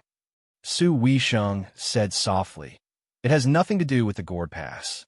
We just received a report from a spy at the border that one of them has already rushed to the Liuzhou border. This is where Lu Gui's confidence in wiping out the 30,000 dragon elephant cavalry lies. The entire room sunk into silence. Baiyu, who had not interjected all this time, shook his head with a bitter smile. Jean Baosher was stunned for a moment. He couldn't help but ask, even if the cavalry reinforcements from Liangzhou can arrive in time, will they still be of any use? Su Weisheng said helplessly, if it were up to me, I'd just do my best and leave the rest to fate. Everyone in the room fell silent once more. For some reason, Su Weisheng smiled happily without any trace of dejection. However, if it were a certain fellow, he definitely wouldn't think this way. He would only say, losing is better than admitting defeat. Whether it's okay or not, let's talk after the fight. Liangzhou's Tiger Head City, inside the Gore Pass, outside Qingsong City, Liuzhou's eastern border. Bailiang was fighting on all 4 fronts. Chapter 1568. Actually, this chapter is only one of the 3 chapters one originally planned to write. The other 2 chapters are about the movements in Liao Province and the Battle of Liuzhou. However, I definitely can't finish it today. I'm only halfway through the 2nd chapter. In order to keep updating, I have to upload it first. In the western capital of the Southern Dynasty, there was a mansion of a wealthy family whose threshold was so high that a child had to climb over it. The gate was as busy as a marketplace, and carriages and horses were like dragons. The guests were all here to congratulate the old master of this house for becoming a centenarian. In the entire western capital, there were only a few people who had lived to this age, and there was no one else who had such a good reputation as the old master. Even the big shots in the western capital who had lived to the age of 70 didn't know the real name of this centenarian. They all called him Old Wang, and the younger ones could only call him Old Master Wang. The Wang family was one of the big families of the Southern Dynasty. Although the descendants of the Wang family, who were 2 generations younger than Old Master Wang, didn't amount to much, and they only had 1 assistant minister of the Ministry of Rights and 2 military town captains, and 2 of them were dead now. But fortunately, Old Master Wang's great-grandson was very capable. He climbed all the way from the bottom of the Bei Mang army and became one of the 4 Jinzhou of the king's tent with real military achievements.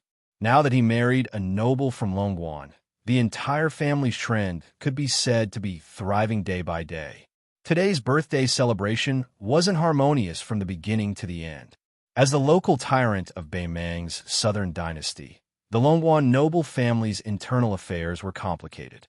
There were marriages and feuds. Some people didn't get along with the Wang family, a big family from the Jia family who became in-laws with the Wang family. Today was Old Master Wang's 100th birthday, and he was also implicated. Someone openly sent a piece of calligraphy that only had the 4 words, "Live a long life." Even the guests who came to visit couldn't stand this kind of unscrupulous slap in the face. However, Old Master Wang actually took the calligraphy with a smile and didn't forget to ask the housekeeper to give the servant who sent the calligraphy a piece of silver for the celebration. After all, Old Master Wang was a centenarian and couldn't entertain guests for too long. After greeting some important ministers and family friends of the western capital, he handed the task to his nephew, who had been the assistant minister of the Ministry of Rights for 16 years, to entertain the guests. The old man returned to the quiet courtyard to rest. The courtyard wasn't small, and there were dozens of extremely rare plum trees. Old Master Wong called himself Wild Plum Forest Elder. In this noisy dusk, Old Master Wong asked the servants in the courtyard to move a rattan chair under the plum tree. With the careful support of a pretty maid, he lay down on the chair that was cushioned with a soft Sichuan brocade. The maid didn't dare to leave. She sat on a small bench according to the old rules. She respected this unimaginably good-tempered old man very much. Since she entered the courtyard as a maid, she had never seen Old Master Wong angry. She clearly remembered that when she first came to the courtyard, one day she was sitting in the inner room and watching Old Master Wong take an afternoon nap. Someone outside the room accidentally broke a teacup, and the old man, who was a light sleeper, immediately woke up. She was scared to death. She didn't expect Old Master Wong to just smile and wave his hand at her after waking up, indicating that she should pretend that she didn't know anything. Later, she heard that someone in the courtyard had neglected their duty in the early years. One winter, several plum trees froze to death in the plum forest. The entire Wong family was furious and wanted to use the family law. 100 lashes, and the person's life was naturally gone. It was Old Master Wong who spoke. He said that there were many valuable things in the world, but there was nothing more valuable than a person's life. If the trees were gone, then they were gone. It didn't matter. In any case, he wouldn't be able to see the new plum trees turn old in this lifetime.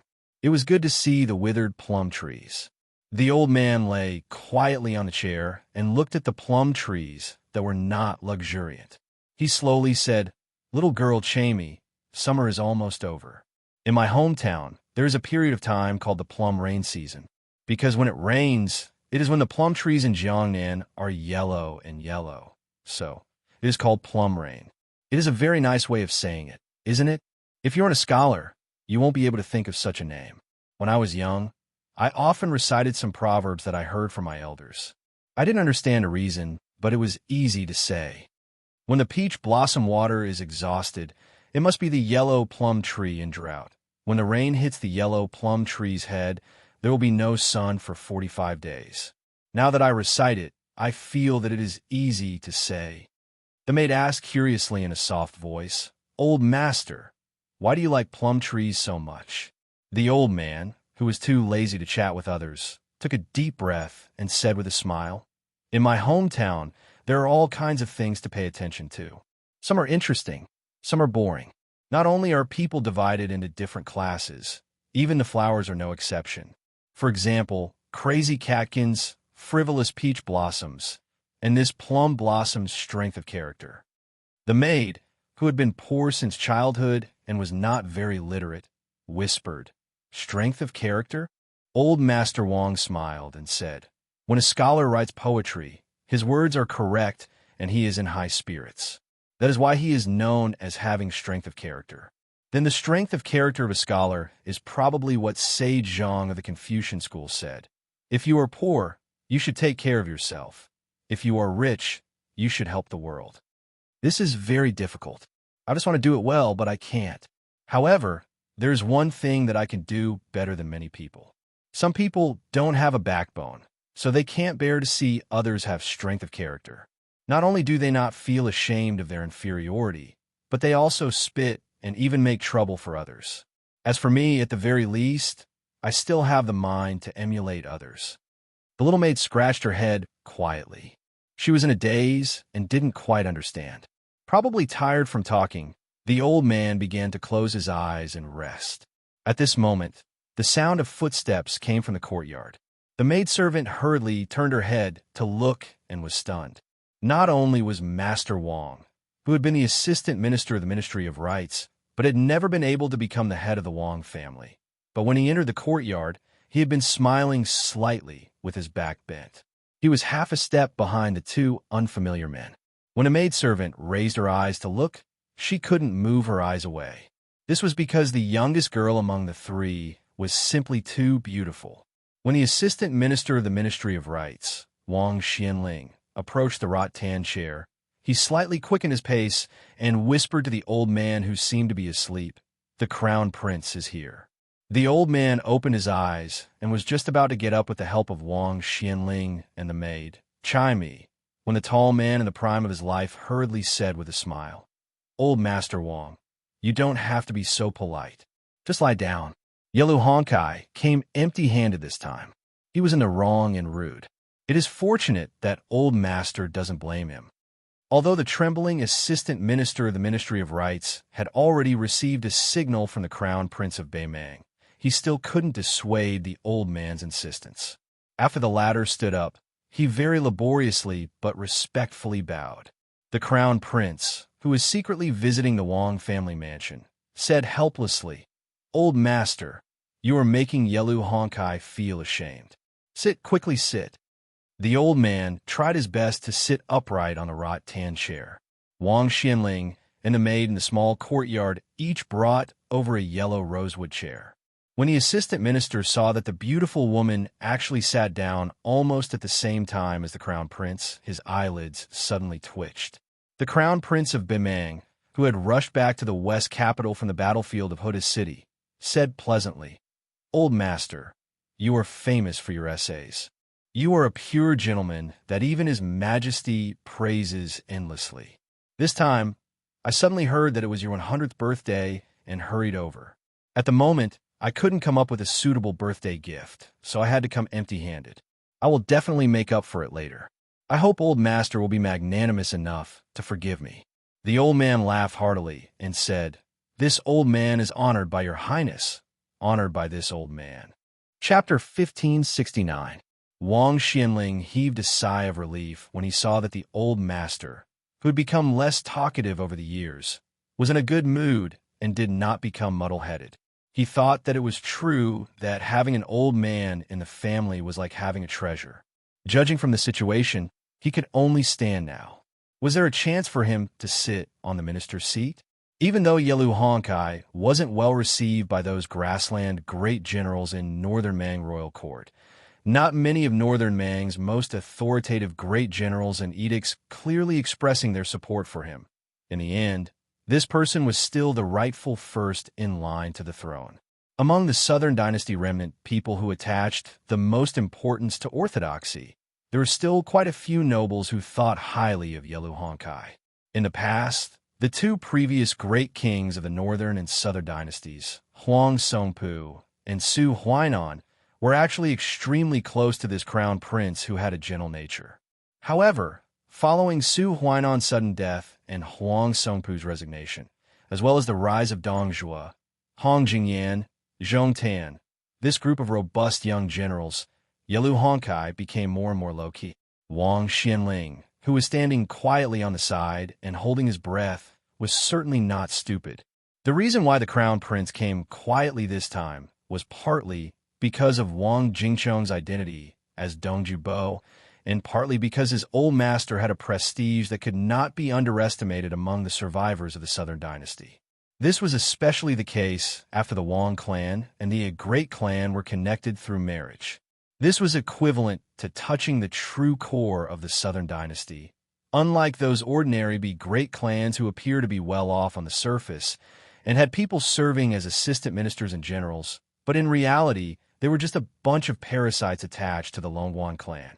For a moment, Wang Xianling had mixed feelings. The land under his feet, the Merlin courtyard, the Wang family's mansion, the entire western capital, and even the entire Southern Dynasty were all specially opened up by the vigorous old Lady Murong for Hong Jia and the survivors of the spring and autumn period.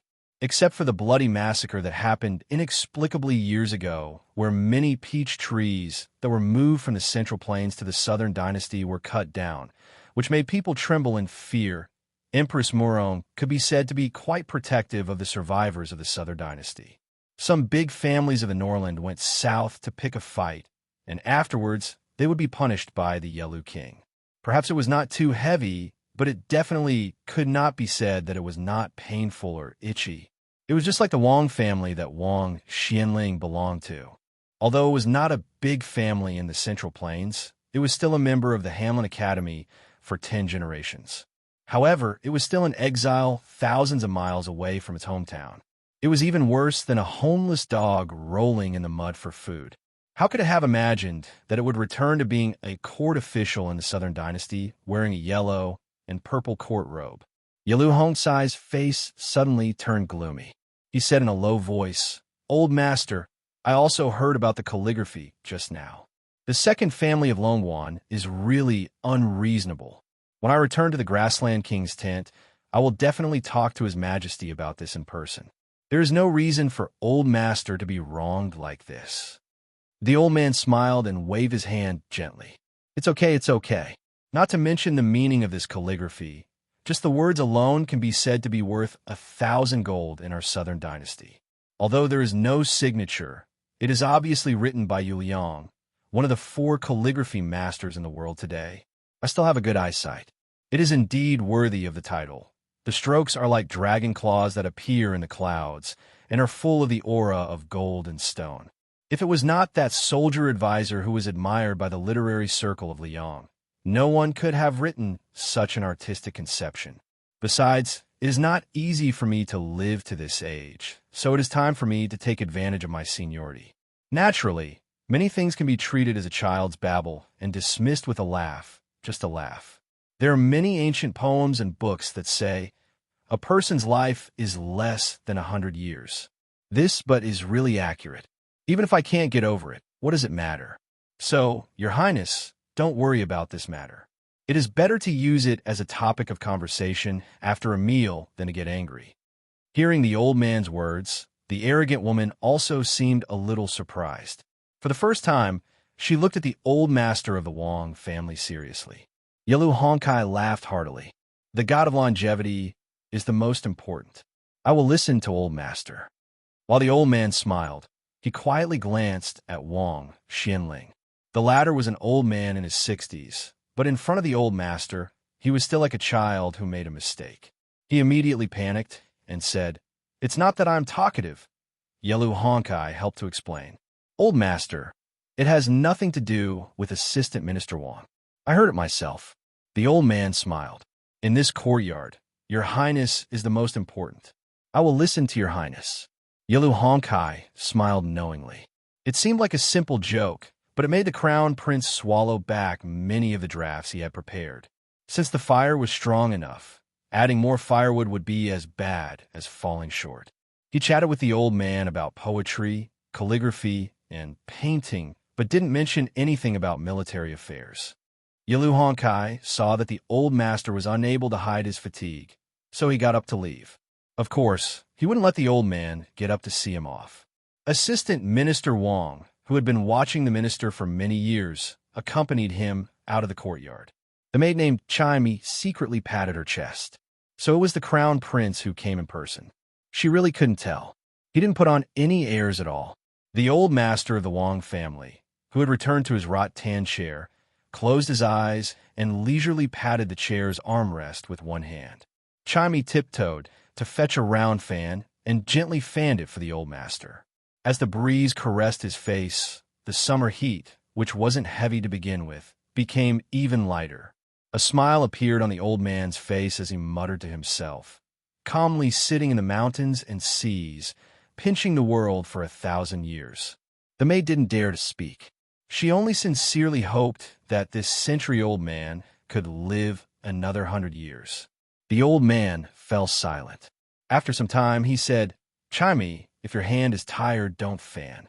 The maid smiled and said, "Old master, don't worry.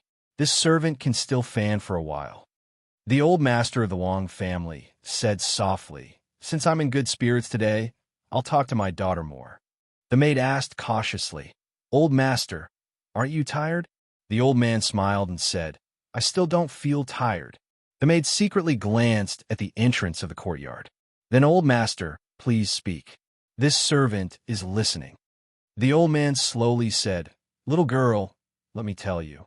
In the future, it's best not to marry a scholar, especially one with talent. If he's too talented, it's easy for him to use it on many women. His mind is the most erratic, and he can't stop on one woman. This year, he'll be whispering sweet nothings to each other. Maybe next year, he'll be with another woman. If you want to marry an honest man, it's not that there aren't honest scholars. There are, but there are too few. Take me, this old man, for example. When I was young, I was such a heartless scholar.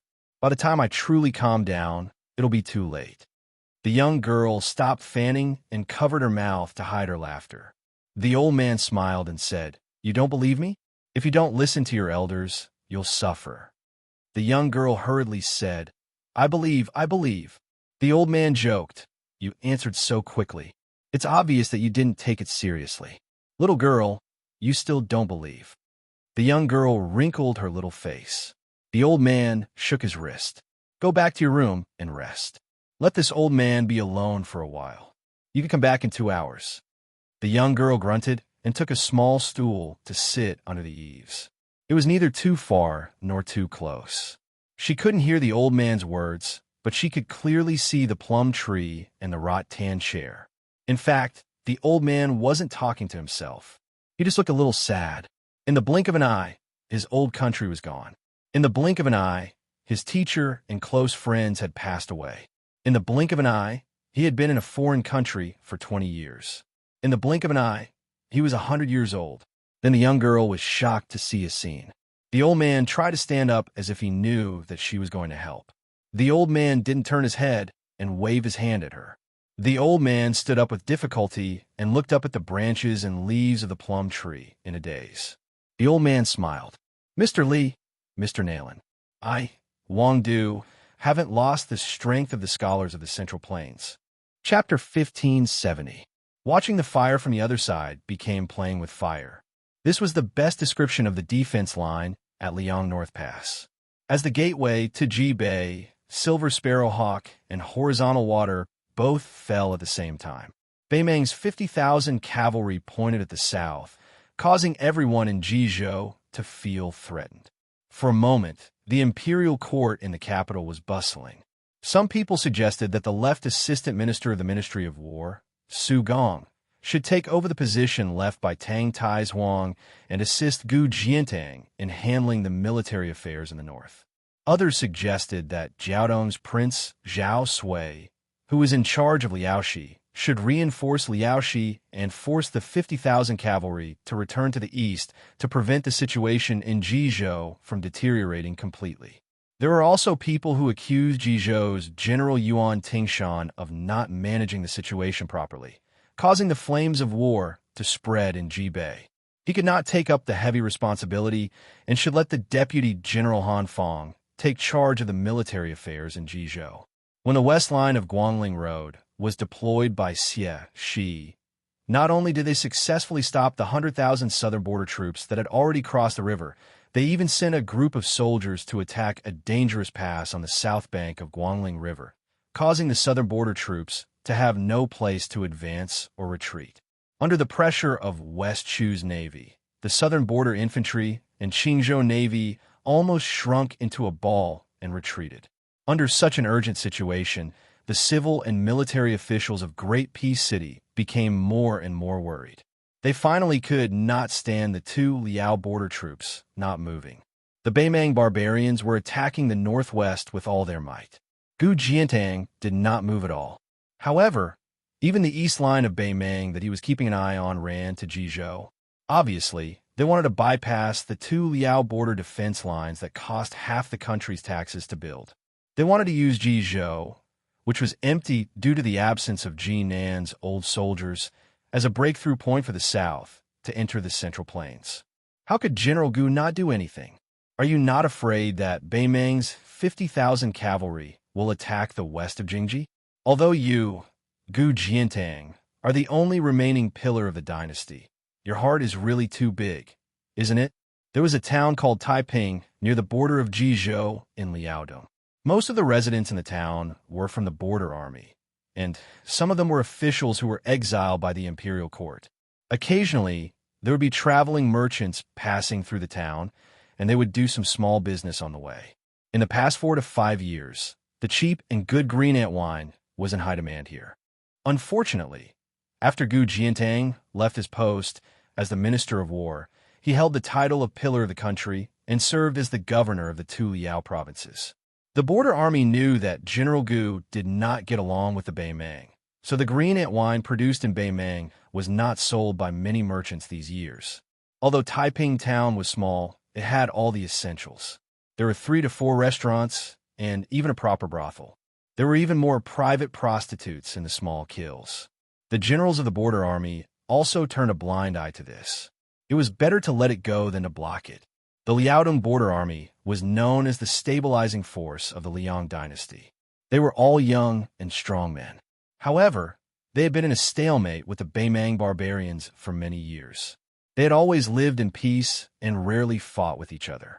How could the soldiers of the border army vent their anger? Could they find other men for other men? Therefore, small towns like Taiping Town sprung up like bamboo shoots after a spring rain. Some of the generals of the border army, who had a lot of connections, had the ability to buy young women from the areas around the capital and even the Central Plains and the Jiangnan area. They could bring hundreds of people to the 2 Liao provinces at one time. In Taiping Town, Changsha Restaurant was the most popular restaurant. It was the private property of a military officer with real power. Except for the green ant wine, almost all the famous Liang wine, such as Jin and Chun, could be bought here as long as you had money. There were all kinds of women playing music and singing in the restaurant all year round. Their appearances were nothing more than average.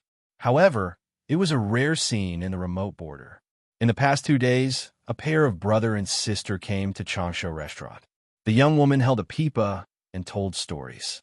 The older brother was responsible for shouting and collecting money. This was not strange at all.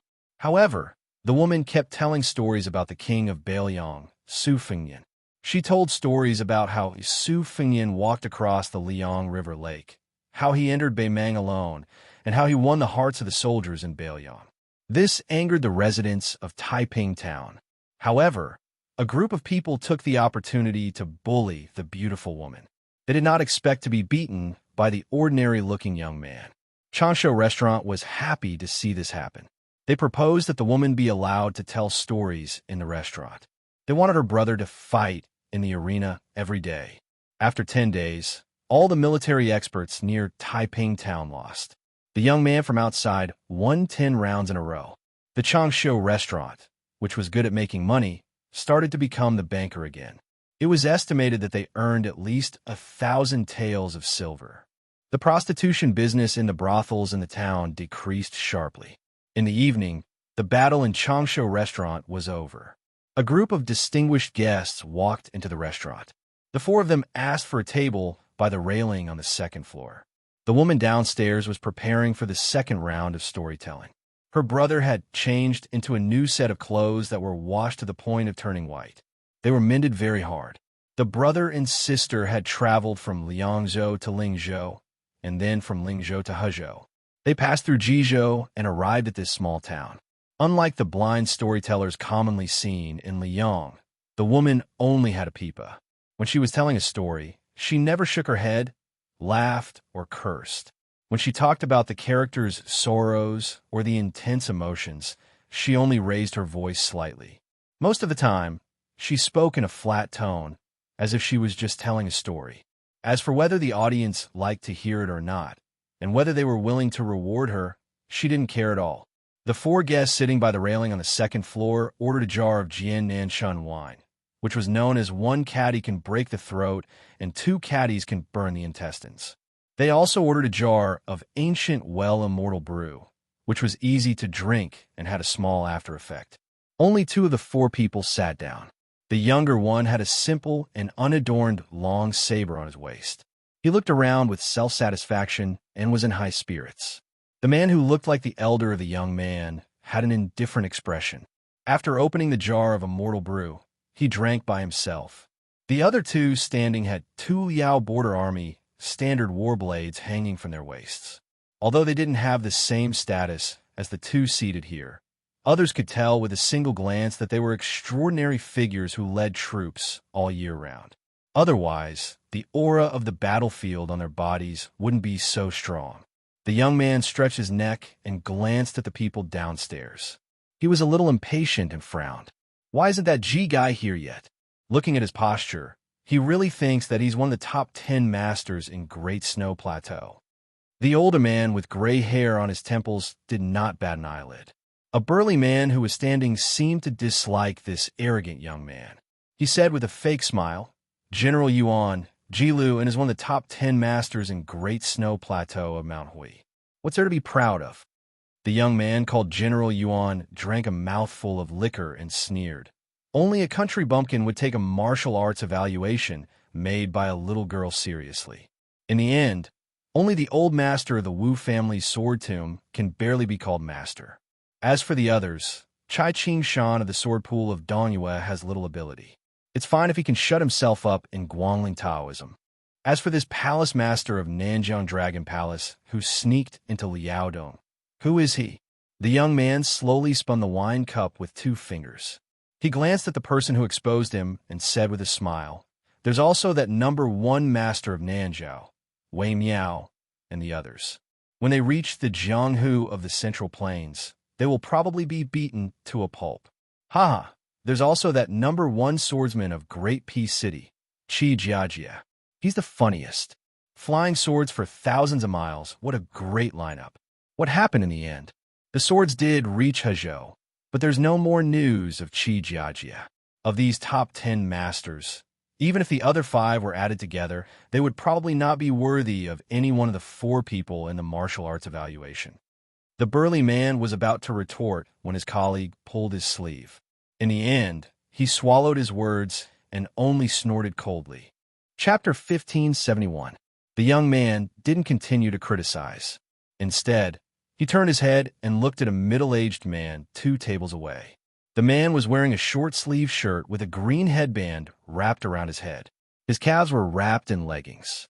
He would only be mistaken as a mountain man who often walked the mountain roads. However, there was an extremely coquettish and plump woman sitting beside him. Her clothes were gorgeous, but it was not the brocade and satin of the rich families in Lyon. Instead, it was tie-dyed and colorful. It was hard not to be eye-catching. It was clearly the Miao people's attire from the 100,000 Mountains in the southwest. The plump woman had a string of silver bells on her hands and feet. When she raised her hands or feet, it made a pleasant sound. On the table beside her was a crescent-shaped knife with a snow-white scabbard. When she drank, one of her legs was casually placed on the bench. If one looked at her from the side, her slender thighs and round buttocks were extremely attractive. The woman also noticed the young man's gaze. She smiled charmingly and drank the whole cup of wine in one gulp. She raised her eyebrows provocatively at the young man. The young man put down the wine cup and made a gesture of holding something heavy in front of his chest. The plump woman was teased. Instead of being annoyed, she laughed like a flower. In front of the man beside her, she pushed the wine jar on the table with her palm. The wine jar moved like rolling thunder and hit the young man's back in an instant. The latter did not seem to move, but the wine jar deviated from its trajectory and brushed past him. It just happened to spin on the table and then gradually stopped. The woman laughed with a clumsy Central Plains official's accent. "You look good. As long as you drink, I'll be your friend." The burly man who did not get along with the young man reminded softly, "This Miao couple is not ordinary Jianghu masters. The woman has already done something to the wine jar. The Miao people's goo is very strange and impossible to guard against. It's best not to touch it." At this moment, 2 people came upstairs. One looked like an old Confucian in a green robe. The other had 2 long and short swords hanging from his waist. Just by looking at the 2 scabbards, one could tell that they were precious swords. The man who had not interrupted and was about to raise his cup to drink gently put down the wine cup. The 2 people who were standing slightly separated to make way. The 2 guests who came as promised sat on the same bench. The old Confucian scholar looked respectful and said softly, "I am Cheng Baishuang from the countryside of southern border. Greetings to the Zhugua." The famous swordsman with a cold expression also said, "Dragon Palace Ji Lu, and is honored to meet the Zhugua." After the death of the old Prince Liang, Su Xiao, there was only one pillar of the country in the whole world. It was Gu Jiantang, who held half of the Tiger Seal military power in the Zhaoshi dynasty. Gu Jiantang smiled and nodded. It must have been hard for the 2 of you to come to Liaodong from the southern border. After the 2 top masters of Nanjiang Taoism sat down, the couple also got up and walked over to sit on the only empty bench. The burly man behind the Zhuwa, who looked like a door god, wanted to stop them, but Gu Jiantang had already picked up the wine jar with the poisonous insect. The general, who became the commander of Liaodong's duo Yin cavalry after Tang Tai's Wang, quickly loosened his 5 fingers from the hilt of his sword. The woman first gave a young general surnamed Yuan a coquettish look, and then smiled at Gu Jiantang. My husband doesn't know how to speak your Central Plains language, so a woman like me is here to discuss important matters. General, please forgive me. Cheng Baishuang frowned and then relaxed in an instant. He asked with a smile, "De Zhugua this is?" Gu Jiantang didn't say anything. Aside from the young man beside him, he poured a bowl of wine for Cheng Baishuang, Ji Luin, and the couple. At the same time, the young man who was ignored interrupted, "Cheng Baishuang, Ji Luin, what's wrong? My father-in-law is personally welcoming you, and you don't want to accept my toast? You want to drink as a punishment?" Ji Luin, who was not in a good mood, narrowed his eyes. He had traveled thousands of li to Taiping town. Cheng Baishuang calmly picked up the wine bowl, shook his head, and said with a smile, "Of course not. I'm just curious." Probably because she was sitting so close to Gu Jiantang, the woman put away her coquettish look and went straight to the point. "My husband is called Wei Miao. He is somewhat famous in Nanjiao. Of course, he can't compare to Palace Master Ji and Sir Cheng. Originally, he would never set foot in the Central Plains, but there is no other way. The King of Shu and Sir Xie have spoken, so we have to make a trip." Gu Jiantang only had one daughter, so De Zhugua's son-in-law could only be Jizhou's general, Yuan Tingshan. Yuan Tingshan originally wanted to tease the woman, but unfortunately, he heard the storyteller downstairs talking about the young king, surnamed Su, who traveled to Mount Hui. Yuan Tingshan, who had an irreconcilable enmity with Su, sneered and suddenly stood up. With one hand on the railing, he fiercely slammed into the storyteller's brother like a bolt of lightning. The young man, who had won 11 battles in Taiping town, crossed his arms in front of his chest, but he was still kicked by Yuan Tingshan. His slightly trembling hands put his elbows on a wine table. As a result, the entire table was flipped over. The wine and food splashed all over the man's body. The clothes he had just changed and were also affected. Yuan Tingshan stood on the spot and didn't follow up with another attack. He only laughed. "Not bad. You've hidden yourself quite well. You're almost at the 2nd grade master realm. No wonder you're so powerful in this small town. I'm confused. The brother of a Bailiang storyteller? I think he's a master from Bailiang's Fu Shui room, right? Did he come here to spy on the military situation?" That ordinary woman who was just a storyteller stared blankly for a moment. The young and taciturn man turned around and gave her an apologetic smile. Then he nodded and then shook his head. The smile on Yuan Tingshan's face became wider. However, the ruthlessness in his eyes and the killing intent all over his body made everyone in the restaurant tremble with fear. The young man, whose real identity was a Bailiang spy, said in a deep voice, "It has nothing to do with Ryu. She's just a storyteller. I can die, but she can't." Yuan Tingshan laughed and said, "Whether you die or not depends on whether I'm in a good mood or not. But she can't die. Why can't she? With your mediocre skills? Or do you think you can scare me with your identity as a Fu Shui room's man of sacrifice?" The young man from the Fu Shui room wiped the blood from the corner of his mouth with his thumb and said, "Of course I can't." The young Bailiang man of sacrifice, who was determined to die, grinned and said, "In your Liaodong territory, you crazy dog Yuan can kill people. I can't stop you even if I risk my life. But do you dare to kill? Don't you find it strange that an ordinary storyteller can make me accompany her?" Yuan Tingshan put his palm on the hilt of the world's #1 talisman knife. "Oh, now that you mention it, I'm almost scared to death." The young man said indifferently, "Her name is Ryu. She's a guest of our protector, General Chu." The young man added, "She's also a friend of our prince. Although I don't know what the consequences will be if she dies in Liaodong. I'm sure that our prince will personally demand an explanation from the entire Liaodong."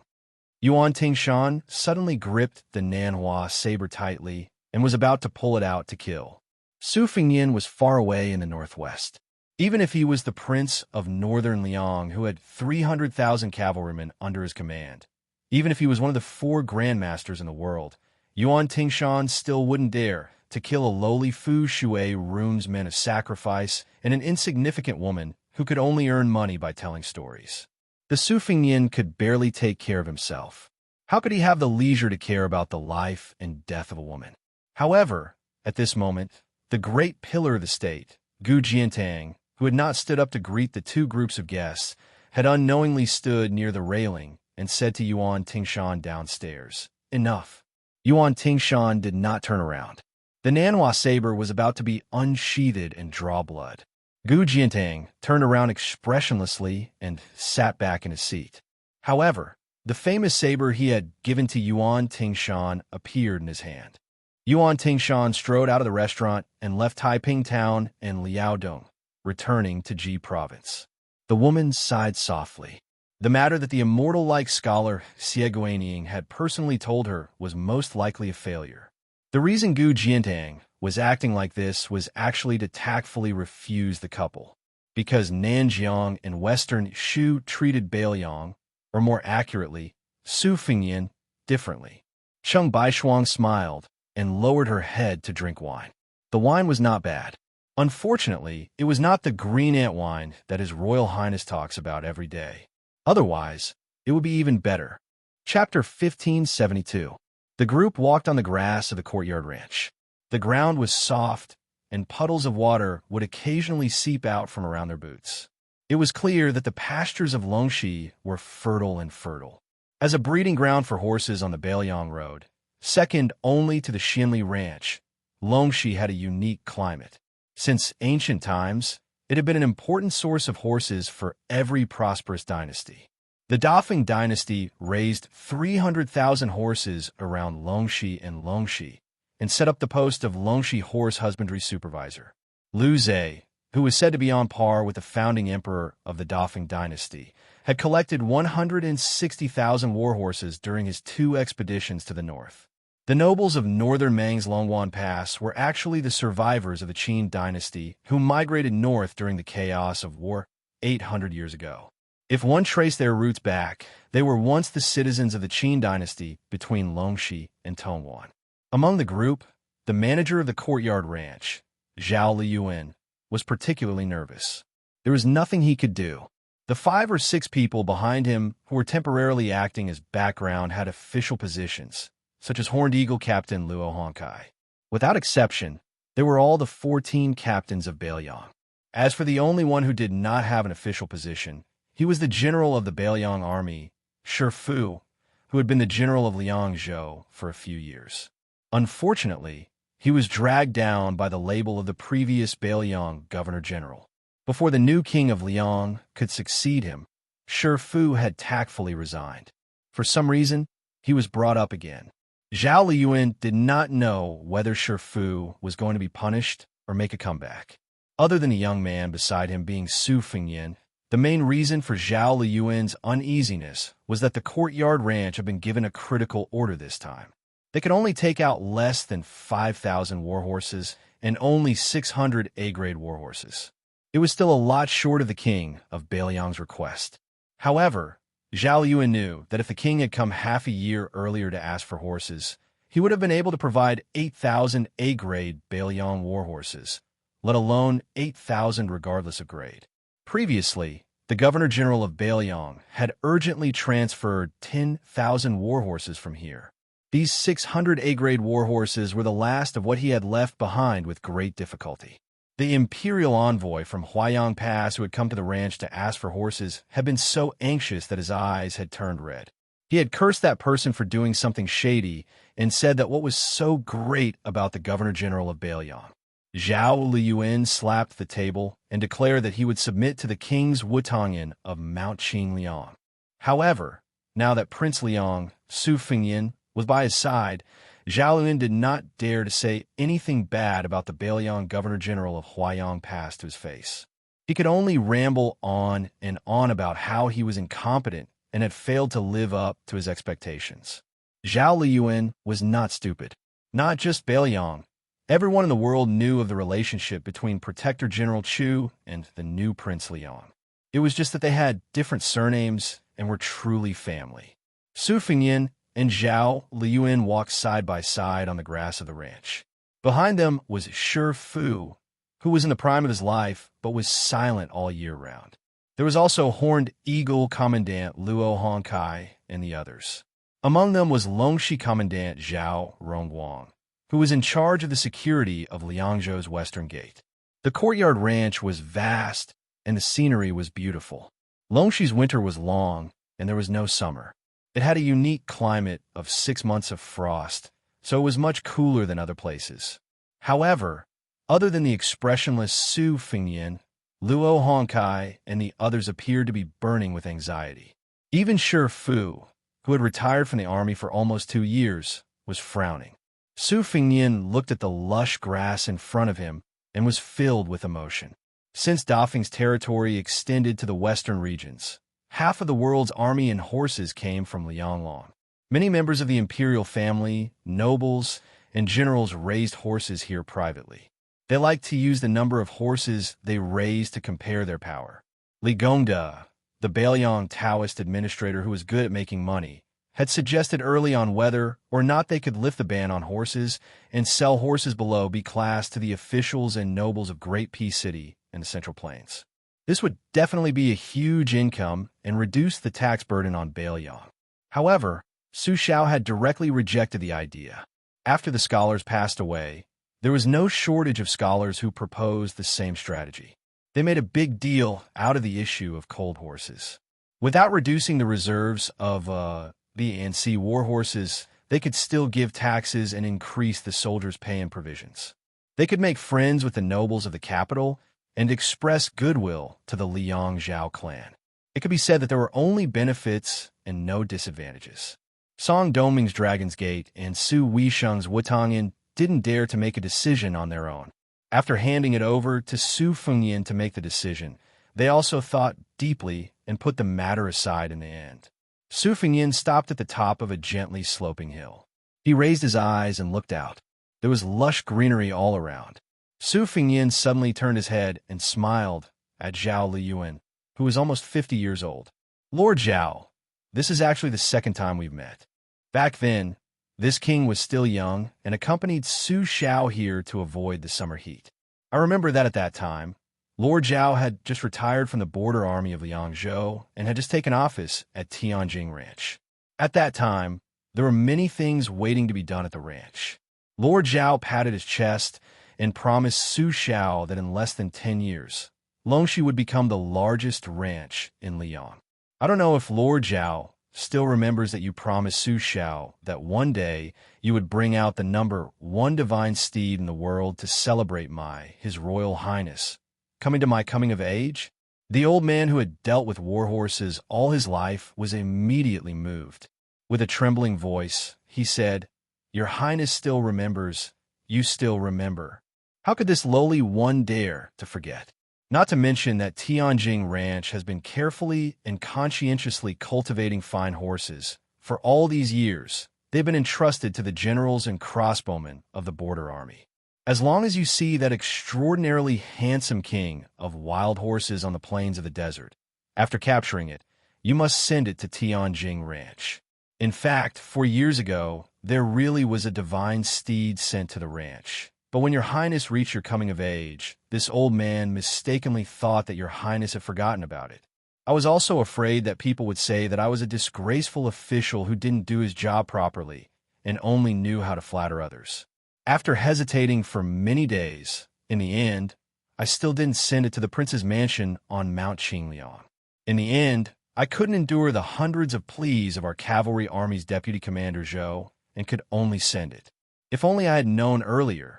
Sigh, this old man really regrets it to death." Su Fengyan smiled and said, "It's all right. For our Bailiang cavalry to be where it is today, the Tianjing Ranch, Xinli Ranch, and all the other ranches, big and small, have contributed greatly. Up until now, this king has only been on the battlefield a few times. If we say that he has 2 B-class horses to ride, it's barely enough. If he has another A-class horse, it would be a waste of natural resources." Probably knowing that Zhao Weiyuan was going to fight for him, Su Fengyan waved his hand and said, "You all go back first. I have something to discuss with General Shi." Everyone left, leaving behind Shi Fu, who was widely acknowledged in Beiliang to have a bumpy career as an official. This person and the Yuzhou provincial governor, Hu Kuei, were known as the twin jade annulus of Liangzhou in the past. Although they were young, they were both old men of the border army who had made great contributions to the military. The term twin jade annulus was first used to describe the two cavalry generals who first emerged in the spring and autumn war, Wu Qi and Su Pu. At that time, Su Xiao was still fighting in the spring and autumn war and had not yet been conferred the title of king. Therefore, the two of them were known as the twin jade annulus of the Su family.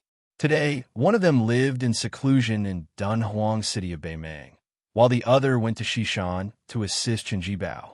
Chen Jibao left Liangzhou and entered Xishan, while at the same time, Su Fengyin became the hereditary king of Beiliang. This was the dividing line between Shi Fu and Hu Kuei in the officialdom. Hu Kuei rose again and became a high-ranking official, while Shi Fu, who was of a higher rank, was overshadowed and retired to the countryside. But strangely, both Mount Qingliang and the Huaiyang Pass Protectorate headquarters ignored Shi Fu's resignation. Even when Chu Lushan later took up the post of general of Liangzhou, he did not explicitly inform the Liangzhou military that Shi Fu had retired from the army. Military reports would still be sent every half a day to the Liangzhou general Shi Fu, who was resting at home. Chapter 1573. Su Fengyin asked softly, "General Shi, this time, the Western Shu sect sent 10,000 elite soldiers to the Guangling sect. Wei Fuqing and Dian Xiongniu were only appointed as deputy generals. An outsider, Huyan Wanruo, was appointed as the main general. As for the border between Beiliang and Western Shu, Chen Jibao assigned a young man named Che Yi to guard the northern gate of Western Shu. Regarding these two matters, what do you think, General Shi?" Shi Fu's brows furrowed even more, but he remained silent. Su Fengyin quietly waited for him to continue. It seemed that he was determined to wait for the former confidant of the king of Shu to open his mouth to prove his loyalty. However, Shi Fu gritted his teeth and remained silent. His expression became increasingly gloomy. If the young vassal king asked about Jiliuzhou, Huta city of Liangzhou, or Gorge city of Yuzhou, Shi Fu believed that he would tell him everything he knew. However, he was indebted to Chen Jibao for nurturing him. Regardless of whether Chen Jibao was going against Beiliang or not, as long as Chen Jibao did not explicitly target Beiliang, Shi Fu would not turn against Chen Jibao. Even if he angered Su Fengyin today, Shi Fu would not hesitate to do so. Shi Fu actually admired this young man from the Su family. However, Shi Fu could not cross the threshold in his heart when it came to some matters that crossed his bottom line. That was why Zhong Hanwu, the great general of Huaihua, made an exception for Shi Fu and regarded him as a thorn in his side.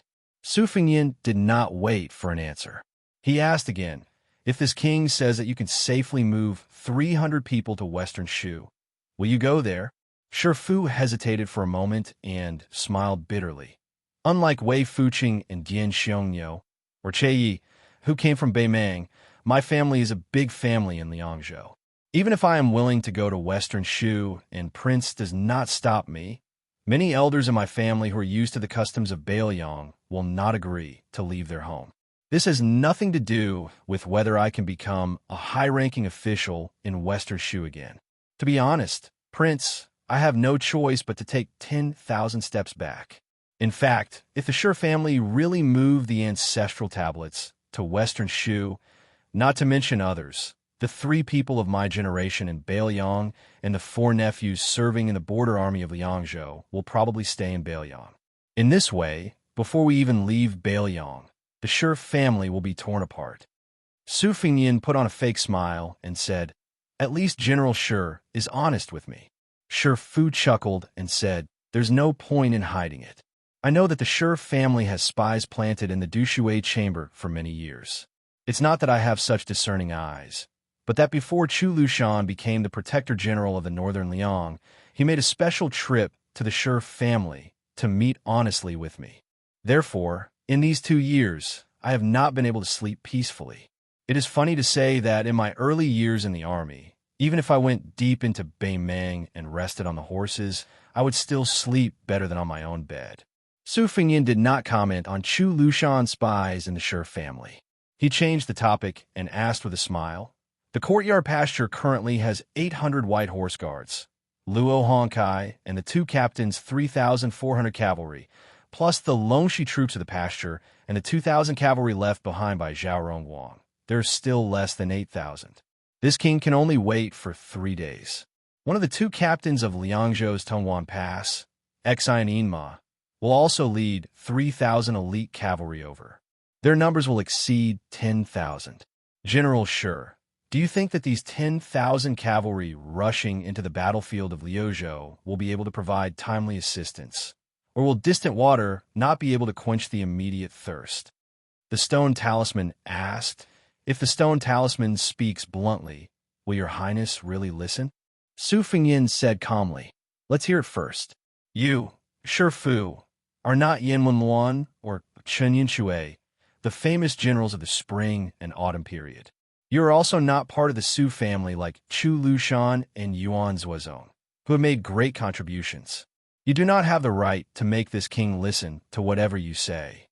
Shi Fu sighed and said slowly, "In my opinion, the 10,000 cavalry of the king is not like a cup of water on a burning cart of firewood, but it may be beneficial to the situation of Lu province.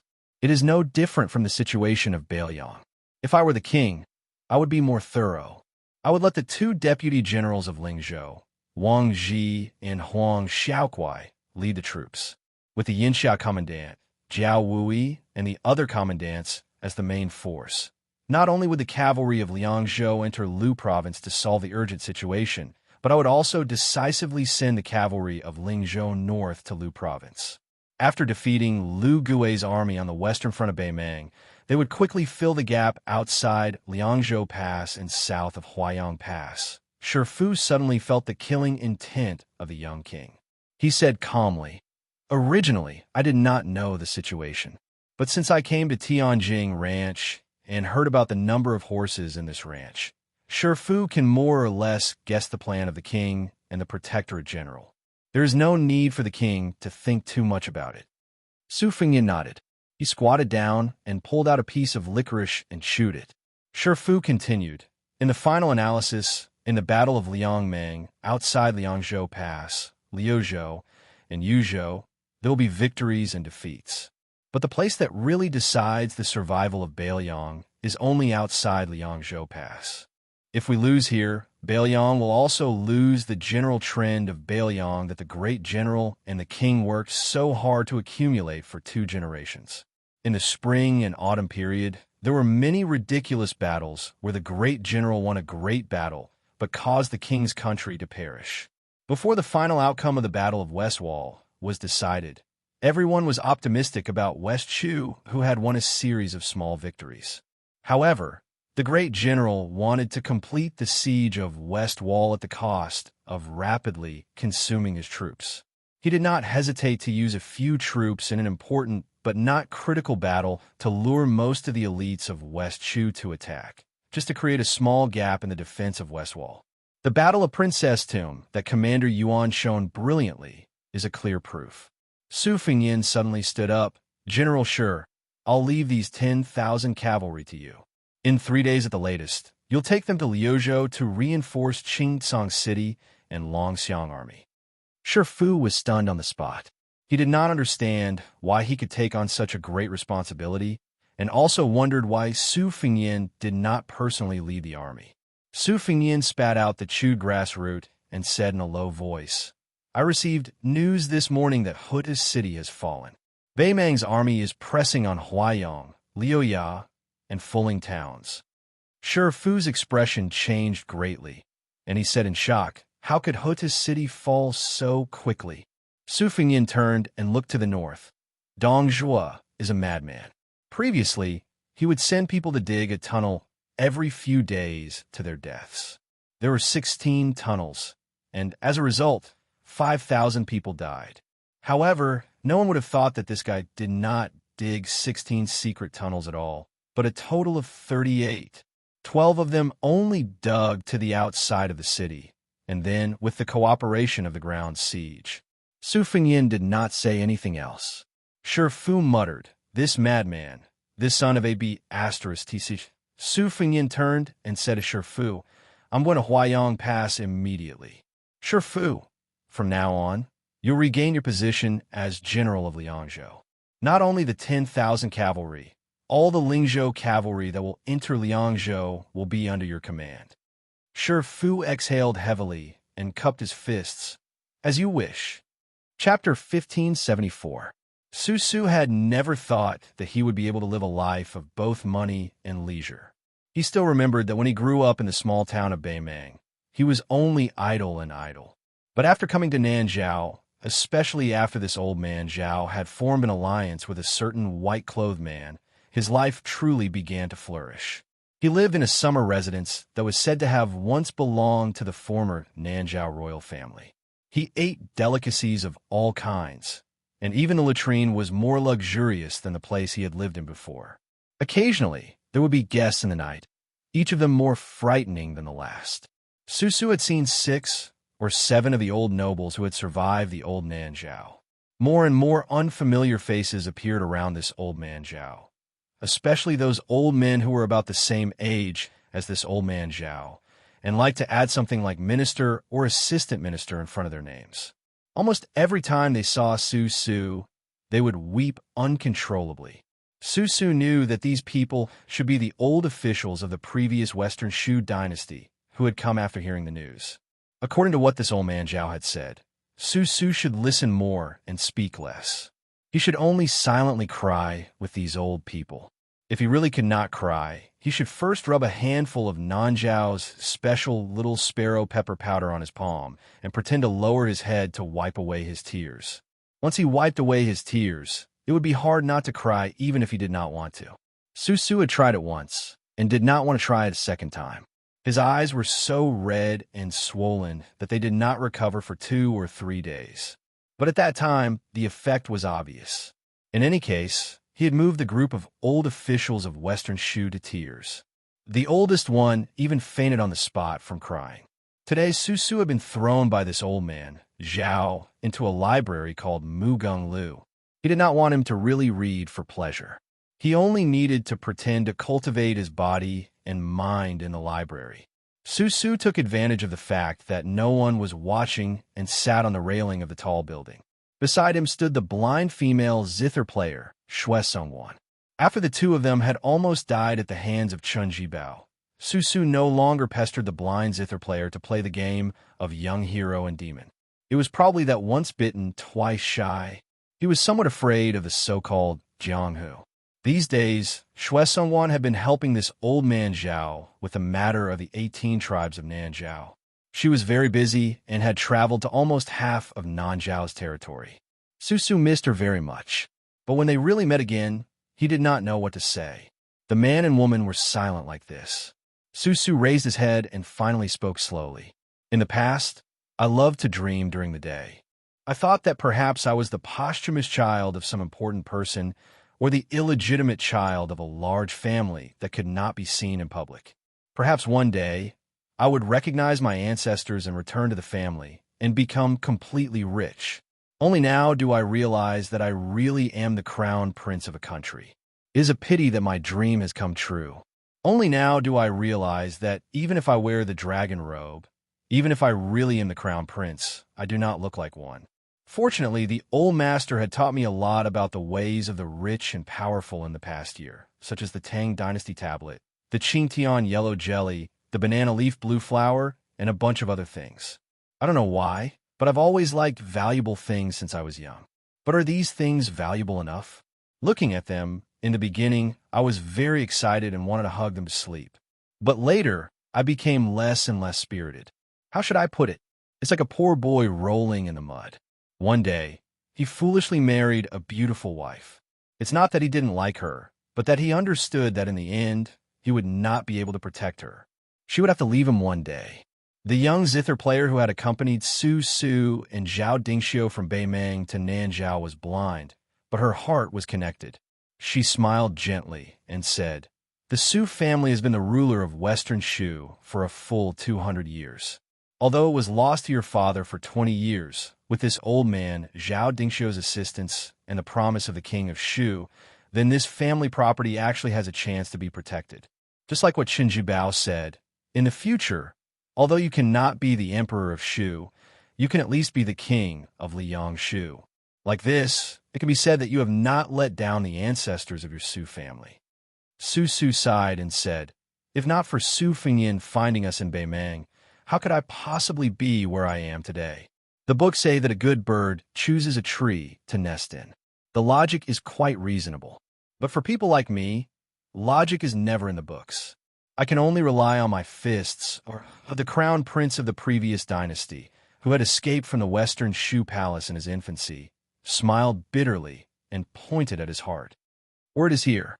Although I, Su, have always been at odds with Su Fengyan and have always spoken ill of him in front of you, but you should know that in my life, I only have one friend in Su Fengyan. Of course, what kind of person is Su Fengyan? He is the most powerful king in the world, one of the 4 great grandmasters. He is also so damn handsome and is known as the Northern Su and the Southern Song. He is also so knowledgeable. Such a rare romantic figure may not necessarily treat me, Su, as a friend. But I really do treat him as a friend. In the end, when I came to Nanzhao, I received a great benefit. It was not easy for me to gain a firm foothold here. Just as I was about to repay him, that expressionless white-clothed man interfered. This old man threw Su Fengyan's Bailiang to one side. I also know that this is something that can't be helped, but in my heart I really feel bad. Shui Songwan said softly, "You said it yourself, this is something that can't be helped." Su fiercely rubbed her cheeks and then held her face with both hands. She said indistinctly, "Yes, something that can't be helped. I'm a person with no ambition and no real talent, other than eating, drinking, sleeping, using, and acting here every day. What can I do?" She hesitated and then sighed. In reality, this old man also does not feel good in his heart. He often goes to drink with your blacksmith uncle to relieve his boredom. Once, he got drunk and lost his composure. Su put down her hands and placed them on the railing. She said with a bitter smile, "I have never blamed this old man. If this old man did not play the role of father and mother and raise me, there would not be me, Su. Furthermore, do you think I do not know what kind of temper the old man has? He is as smelly and hard as a rock in a latrine. If not for me, for the Western Shu dynasty that was long gone, this old man would not act against his will." Shui Songhua nodded. Su suddenly sighed emotionally. "I have nothing to do all day. Sometimes I feel tired. Then whether it is Su Fengyan, who bears the life and death of 300,000 Bailiang cavalry, or that ambitious king of Shu Qinjibao, do these people really enjoy themselves? Or do they also feel tired?" The blind zither player shook her head and smiled. "I don't know." Su turned her head and smiled brightly. If one day I can really put down everything to accompany you in Jianghu, if I tell the new heroes and masters that Su Fengyan used to eat and drink with me, would I have a lot of face?" The woman thought of the time when she was in Beimang and almost killed the young king in the rainy alley. She smiled. "I can't have any more face." Su's smile was intoxicating. "Although I'm still very jealous of Su Fengyan, there are some people in the world. No matter what, as long as you know them, you can't hate them. Isn't that right?" The blind zither player smiled and did not speak. Su carefully asked, "You really don't like him?" "To tell you the truth, if I were a woman, I am afraid that I would not be able to forget him." She said helplessly, "Why would I like him? Because Su Fengyan looks handsome? But I'm blind." Su scratched her head and felt that there was something wrong with this reason. She leaned on the railing. "If we go to Jianghu in the Central Plains in the future, should I play the role of a murderous female devil, and you pretend to be a chivalrous young hero?" Su looked into the distance, and her eyes were firm. "No, we are immortal couples." The blind woman blushed for the first time. She turned her head and said softly, Su, I am blind." Su lowered her head and looked at the back of her head. She said gently, "I know. The female expert in the Finger Xian realm said softly and timidly, "I am older than you." Su Su smiled. "I know that too." She turned around and raised her head to look at Su Su. With a faint smile, she said, "If in the future when we go to the Jianghu of the Central Plains, where there are countless beauties, and I find out that you have taken a few more glances at the heroines and fairies, I, Shui Song official, will directly kill them." Su Su said resentfully, "Well, I really didn't know before, but now I know." She smiled sweetly. "I lied to you." Su Su put her palm on her forehead. "Although I am not blind, I only have you in my eyes." In the back mountains of Bailiang, two old men, Mi Qiong and Peng He, sat in front of a simple thatched cottage. A small stool separated them by some dishes. Then another old man arrived as promised. He carried 2 jars of green ant wine that had been kept in the cellar of the prince's mansion on Mount Qingliang for many years. This old man had a white face and no beard. Whether it was the way he walked or the way he spoke, there was a gloomy air. Mi Qiong and Peng He, as famous scholars of Bailiang, knew this very well. After they became familiar with each other, they never exposed him. This old man, surnamed Zhao, was a eunuch. As for why he came to Mount Qingliang for retirement, Mi Qiong and Peng He had no interest in finding out. At first, the 2 famous scholars didn't have a good impression of the old man, named Zhao Siku. However, after the old eunuch came to the back of the mountain every now and then to give them a hand, and in addition to the fact that Zhao Siku was much older than the ordinary craftsman, his hands and feet were nimble. His speech and elegance were not inferior to the refined scholars, and he was especially meticulous in his work. Over time, the 3 of them were of similar age and became good friends who could sit and drink together. Chapter 1575. Mi Qiong and Peng He smiled and gestured for Zhao Siku to sit down. The 3 old men, whose ages added up to almost 200 years, sat around a stool. The 2 Bailiang calligraphers, who hadn't even had time to change their clothes, were still covered in the fragrance of ink. They each gulped down the wine in their cups and exhaled heavily. Their faces were somewhat gloomy. Zhao Siku was a senior eunuch who had once been in charge of the Directorate of Credentials in the Liang Imperial Palace. Although he had taken off the red python gown that was still extremely eye-catching in the palace, his ability to read people's expressions was still as shrewd and ruthless. However, Zhao Siku didn't say anything. He took a small sip of wine and picked a relatively casual topic to start the conversation. "I just came back from the Green Deer Cave Academy. The Yellow Mountain Lord asked me to ask 2 old friends for a few calligraphy pieces. I didn't dare to carelessly agree to it, and only said that I would pass on the message." Mi Qiong shook his head. "Old Peng, and I don't have the leisure to write calligraphy pieces these days. I'm afraid I'll have to disappoint Brother Zhao and the Yellow Mountain Lord."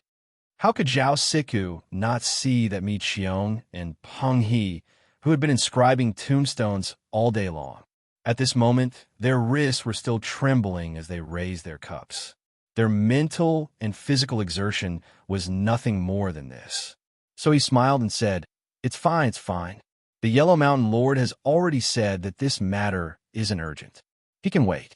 He can wait a few years or even 10 years. Peng He smiled.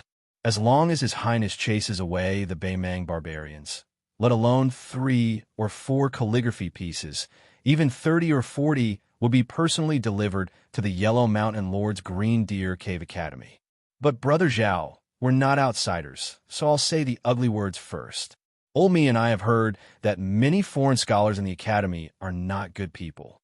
They criticize our Bailiang's military and political affairs. They always think that if they come to the prince's mansion on Mount Qingliang or the Huayang Pass Protectorate Manor, they can turn the tide. These little bastards don't think that it's easy to just stand there and talk. Just because His Highness is easy to talk to, they can take a mile after taking an inch. Is Huang Chong not going to do anything about it? He shook his head and said, it's not that we can't do anything about it. It's just that if we don't do anything about it, we won't be able to do anything about it. Besides, the scholars in Bailiang have changed a lot compared to when they first came to Bailiang. Occasionally, there will still be some scholars who don't know the gravity of the situation. However, their original intention is for the good of Baelyang. Many of the young people who came to Baelyang with the mentality of moving trees and people alive in mind have unknowingly considered themselves to be Baelyang people. This is a great thing. Me, who had once smashed his precious inkstone in front of Su Fengyan, grunted in agreement. The seeds of learning, the seeds of learning. These young people have truly taken root and sprouted in Baelyang. Sooner or later, our Baelyang will also have towering trees that the scholars of the Central Plains look up to. It will become a towering scholar forest. Peng He raised his cup and paused for a moment. He couldn't help but sigh. I'm just afraid that we won't be able to see that day. Me, who was more emotional, said angrily, let's not talk about Yao Baifeng, who went to the Imperial College in the capital. His morals and knowledge are the best in the world. He is indeed worthy of the title of eminent scholar. Even if he leaves Baelyang, I still hope that Master Yao can make a name for himself in the imperial court. However, this Yanjieshi is really a good-for-nothing. He relied on his connections to become a grand secretary and forgot his roots. After it was said that he had a chance to become one of the vice presidents of the next examination, he spread the word that the number of people who are qualified to enter Baelyang for the examination in the capital is going to be cut in half from the usual 40 people in the past. Only 20 people are allowed to participate in the examination. To think that I wrote so many calligraphy pieces and birthday couplets for this old thing in the past. I wish I could chop off my own hands. Peng He sneered. That turtle, Yin, is just trying to avoid arousing suspicion. Let's count with our fingers. Master Yao of the older generation, Chun Wang and Sun Yin of the younger generation are all top scholars in the imperial court. Even that assistant minister of the Ministry of Rights, Jean Lanting, who is also a vice president, is also from Baelyang. Perhaps this time, the reduction of Baelyang's examination quota is a sinister scheme that Yin Jieshi and Jean Lanting, one old and one young, came from Baelyang. Zhao Siku smiled playfully. Don't worry, my two old friends. From my point of view, this time, Baelyang's quota isn't going to be reduced. It's the exact opposite. It's very simple. More and more scholars are entering Baelyang. How can the imperial court not panic? At this time, Yin Jieshi and Jean Lanting's suggestion is just for show. Those high-ranking officials in the center of the imperial court won't accept them. On the contrary, they will increase the quota. Not only that, of these Baelyang scholars coming to the capital for the examination, if nothing unexpected happens, there will be a good number of lucky ones who are doing well in Great Peace City. The imperial court just wants to use this opportunity to tell us, the scholars of Baelyang, that if you learn both civil and martial arts, you could be of use to the imperial family. From now on, the imperial court will not give a low price. Flowers grow in the wall, fragrance grows outside the wall. Peng He paused and gritted his teeth. This imperial court is too shameless. Mi Qiong was even more direct. If I were the prince, I would just stop these scholars and keep the goodies within the family. Zhao Siku shook his head and smiled. Baelyang has never done such a despicable thing since the time of the great general. In the hands of the current prince, he probably still won't do it. Perhaps in the eyes of many Liang officials, this is a stupid thing to do. However, from my point of view, justice is in the hearts of the people. That's enough. Mi Qiong nodded. Yes, justice is in the hearts of the people. Peng He finished the wine in his cup in one gulp. He gripped the empty cup tightly and said with a hoarse voice, the governor of Tiger Head City, Lu Jinu, is dead. Lieutenant Chu Hanqing is dead. Lieutenant Ma Jili is dead.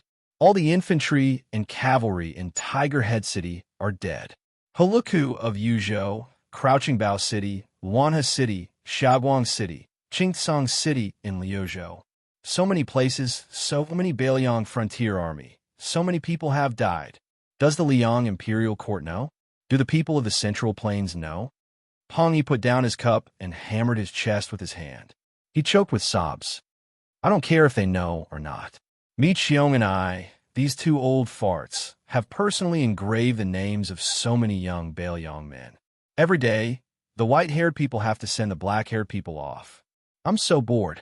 Zhao Siku, who had once been a pawn of the Zhao family to watch over Davigao Shulu, was silent. Young master, if you didn't die so young, if you could see the scene today, would you regret choosing Chun Jibao back then and not helping Su Fingyan as much as Mr. Li Shan did? It had not yet entered autumn, but Jizhou was already in a troubled state. At this time, Kainan, the newly appointed Jidushi of the Lianghuai Path, and Han Lin, who later became the administrator, quickly became the focus of discussion in the capital. The officials of the capital were not willing to speak well of this general, who had been Gu Jiantang's trusted aide in the past. However, the former assistant minister of the Ministry of Justice, Han Lin, was a well-known civil official in Great Peace City. Thus, most of the officials of the capital held a sympathetic attitude. They all felt that it was a pity that Sir Han's life was full of misfortune. For some reason, during this period of time, no one mentioned a person surnamed Zhao who had entered the Lianghuai Path earlier than Kai and Han. Even though he was the third son of the previous emperor, although he could not compare to the great prince Zhao Wu and the current emperor, his mother was still the legitimate daughter of the Peng family, the leader of the Northern Scholar Group. However, after Zhao Xiong, who had been given the title of King of Han and had taken over Jizhou, left the capital, it was like a clay ox entering the ocean. There was no news of him. It had to be said that this third prince had once been a well-known figure in Great Peace City. He had never stopped being a romantic. When Zhao Xiong was at his peak, the four young masters of the capital, led by Wang Yuanran, were still in some corner looking on with envy. Of the 6 sons of the previous emperor, the eldest, Zhao Wu, had taken over Liaodong. He was also the only prince who held the military power of the Tiger Seal. He was given the title of General of the North and assisted General Gu Jiantang and the old king of the northern vassal, Zhao Sui, to guard the north. The second prince, Zhao Wan, had gone to Gangnam-do in the misty rain and lush forests. The fifth prince, Zhao Hong, had been given the title of King of Yu and had taken over the old Dongwei. The sixth prince, Zhao Chun, was still young and had not left the capital yet. There was a lake in the newly built king of Han's residence that Zhao Xiong named Hearing Wave Lake. Everyone knew that there was a Hearing Wave Lake in Bailiang Palace. There was a pavilion in the center of Hearing Wave Lake. It was surrounded by water, and there was no bridge. One had to use a lotus-picking boat to cross. In the pavilion, there was a rattan bed and a bamboo table. There were several plum peonies in a vase. Smoke rose from an incense burner. Zhao Xiong, dressed in plain white casual clothes, reclined on the bed with a wine cup in his hand. There was a female servant in front of the king of the northern vassal, holding an ancient book in her hand. There was also a servant girl standing behind Zhao Xiong, fanning him to get rid of the summer heat. Zhao Xiong drank a cup of wine when he read a page of the book. He did not talk to anyone and enjoyed himself. The afternoon passed slowly in the young king of Han's leisure. Zhao Xiong glanced at the sky outside the window. Soon, a servant girl helped him put on his boots. She came to the window and squinted at the motionless figure on the shore of the lake. Zhao Xiong said, "No wonder you can be the youngest general of a province in my dynasty. You really work hard." Zhao Xiong left the pavilion and took the lotus boat back to the shore. After going ashore, he walked to the Jizhou general, who was in a precarious situation. When the king of the northern vassal approached, the latter cupped his fist and said in a deep voice, "This general, Yuan Tingshan, greets your royal highness, King of Han." Zhao Xiong casually waved his hand and said with a smile, "General Yuan, if you have something to say, just say it." Yuan Tingshan slowly raised his head. He stood on the shore for an entire afternoon, but his eyes were shining. There was no trace of depression on his face, and there was no flattery on his face. "I beg your royal highness to write a few bad words on the secret memorial that can reach the imperial study." Chapter 1576. Zhao Xiong pretended to be surprised and said, "How did General Yuan know that this king has the responsibility to submit secret memorials? And why did this king say bad things about you? This king has heard that you, Yuan Tingshan, are in a bad situation. Not only did you not get any benefits from your father-in-law, recently even some of the trusted aides that you managed to win over have gone to Ji Province's deputy, General Han Fong.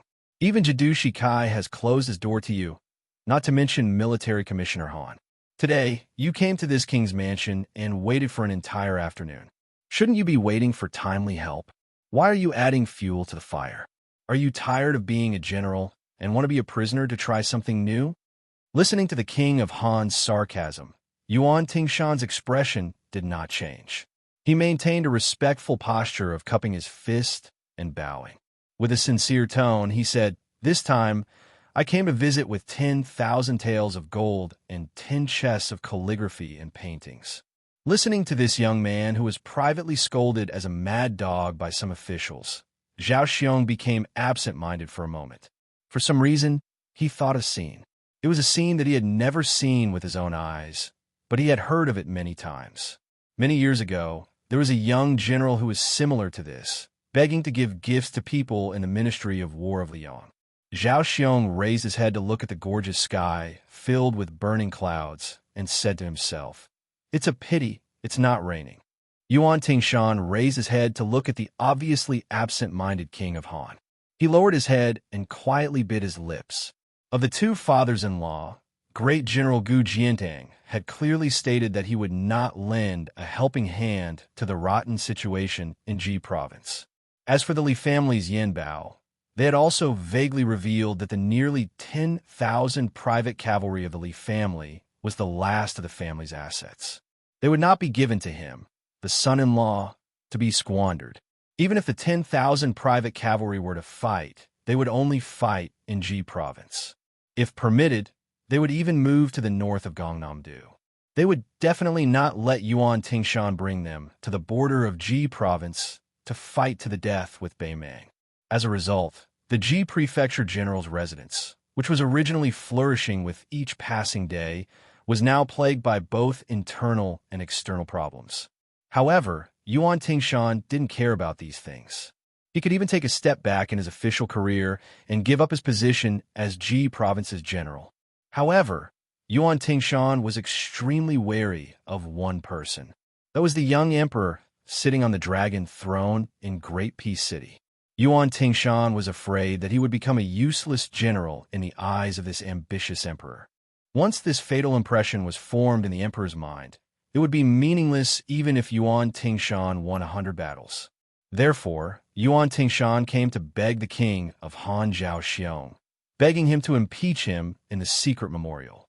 Only in this way could the young emperor feel that the entire Ji province, from top to bottom, was rejecting Yuan Tingshan, like a lonely official in the imperial court. Only then would he have the chance to rise again. Gold. This king's surname is Zhao. Does he lack such things? Antique calligraphy and paintings? This king has personally touched more things in his life than you, Yuan Tingshan, have seen. Zhao Xiong patted Yuan Tingshan's shoulder. Therefore, Yuan Tingshan, in the future, when you have a meteoric rise, don't forget who it was that helped you when you were at the end of your rope. Yuan Tingshan's left hand tightly gripped the back of his right hand, his veins bulging. "I swear I will never forget."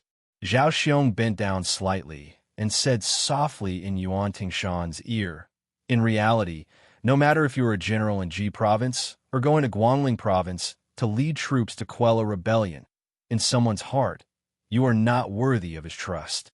Only when your father-in-law is dead will you have the chance to rise up. These words are this king's return gift to you."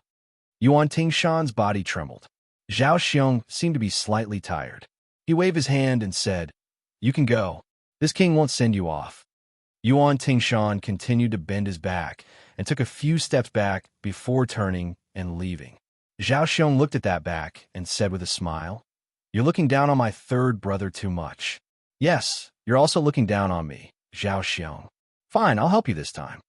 Jiang and Yangzhou had a scenic spot called the Scattered Flower Terrace. The mountain was not high, but there were no mountains within 100 miles, making it stand out. It was said that in the Dafeng dynasty, there was an enlightened monk who preached here, causing fairies to scatter flowers and rocks to nod their heads.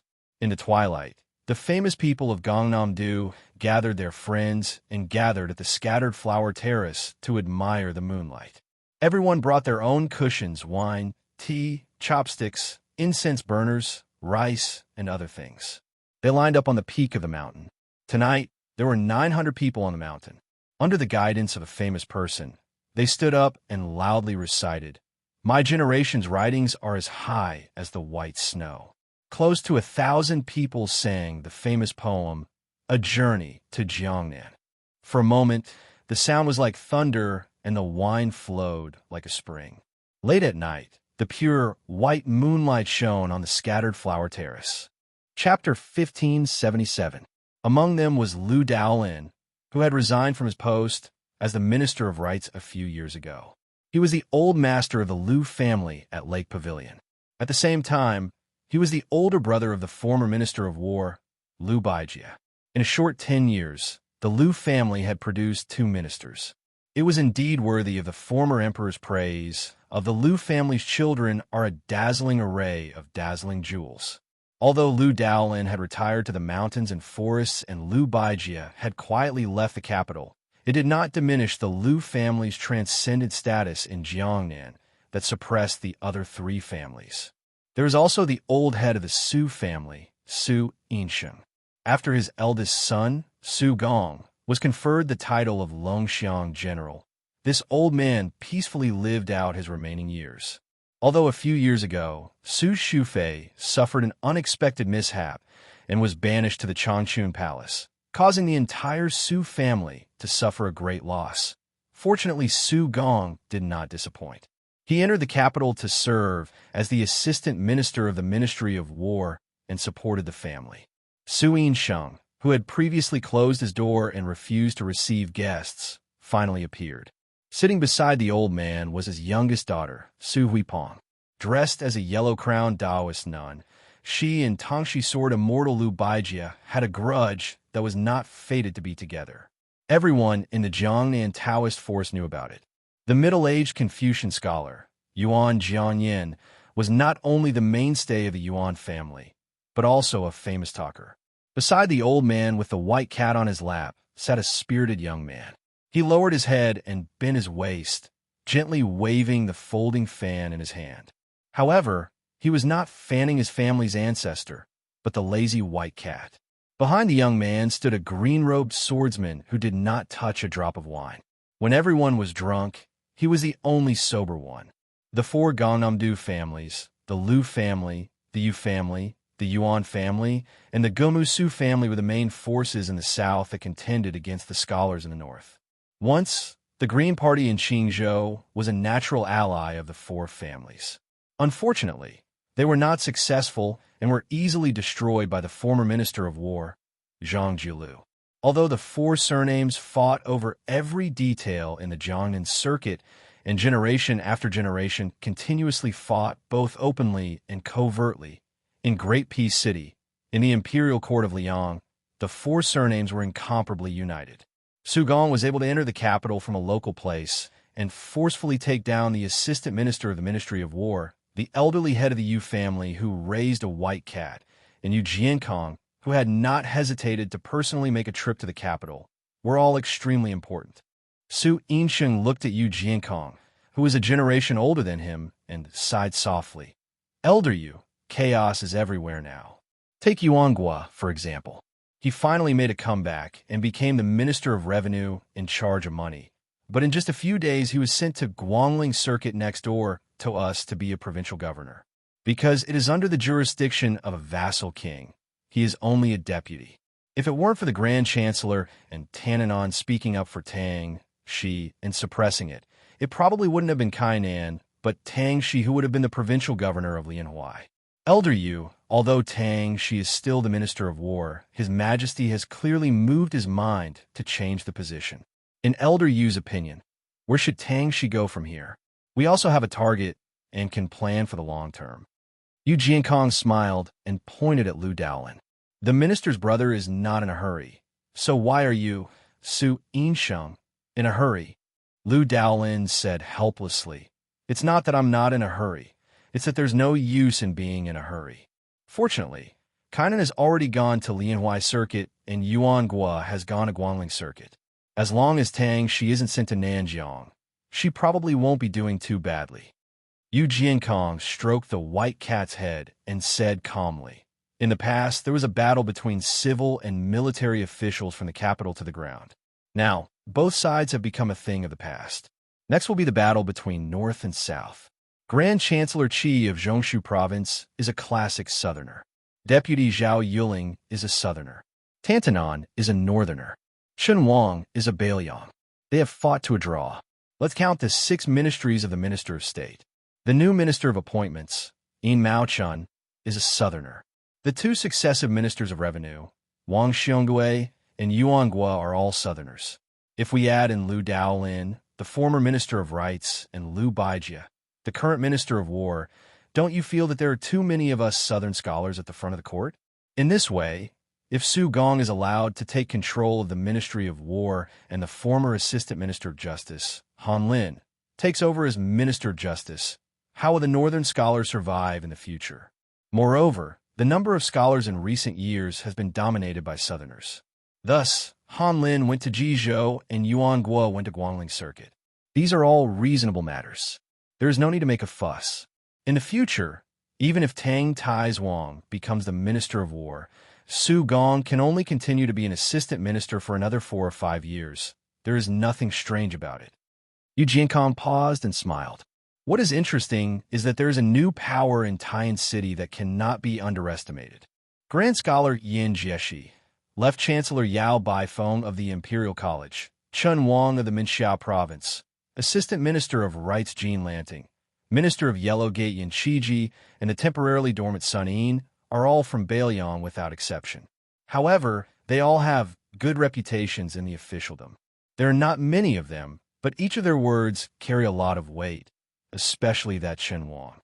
He is an extraordinary person. Even compared to Bai Yan's career back then, he is not inferior in any way. This is somewhat similar to the Green Party that interfered between Zhang Lu and Gu Lu. However, compared to the Green Party, this group of officials that can barely be called the Cold Party have never formed a party. Have you all noticed that although these people all come from Bailiang, their loyalty to His Majesty is something that none of the other civil and military officials in the imperial court can compare to? In the future, I am guessing that Chen Wang, whose future is limitless, will lead them and form a tripartite balance of power with us northern and southern scholars. Yuan Jiangyan sighed ruefully. Could it be another Bai Yan? Yu Jiankong shook his head and said, I'm afraid it's more than that. Liu Daolin raised his head and gazed at the moonlit night, lost in thought. For some reason, Su Huipu's expression was rather sorrowful. Perhaps she was thinking of Sword Immortal Tang, she who was far away in the capital, or perhaps she was thinking of a certain woman surnamed Su who liked to wear red and was already separated by yin and yang. Yu Jiankong smiled slightly and said, What our 4 families need to do now is take a step back. If Liaodong's Peng clan and the other northern families want to seize the seats in the capital at this time, we will pretend to be reluctant and give them all to them. As for when we will take a step forward, it's very simple. Wait until the Peng clan and the others are full of people. At the same time, we must wait until Chen Wang, Sun Yin, Fan Zhongho, and the others have truly matured before we act. Right now, let those northern barbarians and those young people have their own conflicts. They might be able to make things difficult for those juniors in the next few years, but sooner or later, they will suffer greatly. In this period of time, you people should take a step back. It's not like you really don't care about anything. You might as well add flowers to the brocade for those young people of Great Peace City who have a bright future. Help them make a name for themselves in the literary world, boost their reputation, and occasionally sing poems. Treat it as sowing good karma. Yuan Jiangyan laughed and said, What's so hard about that? Then Yu Jiankong did a strange action. He raised his wine cup, turned to face the northwest, and toasted from a distance. I, Yu Jiankong, represent the Central Plains in toasting your Bailiang, toasting you and your father.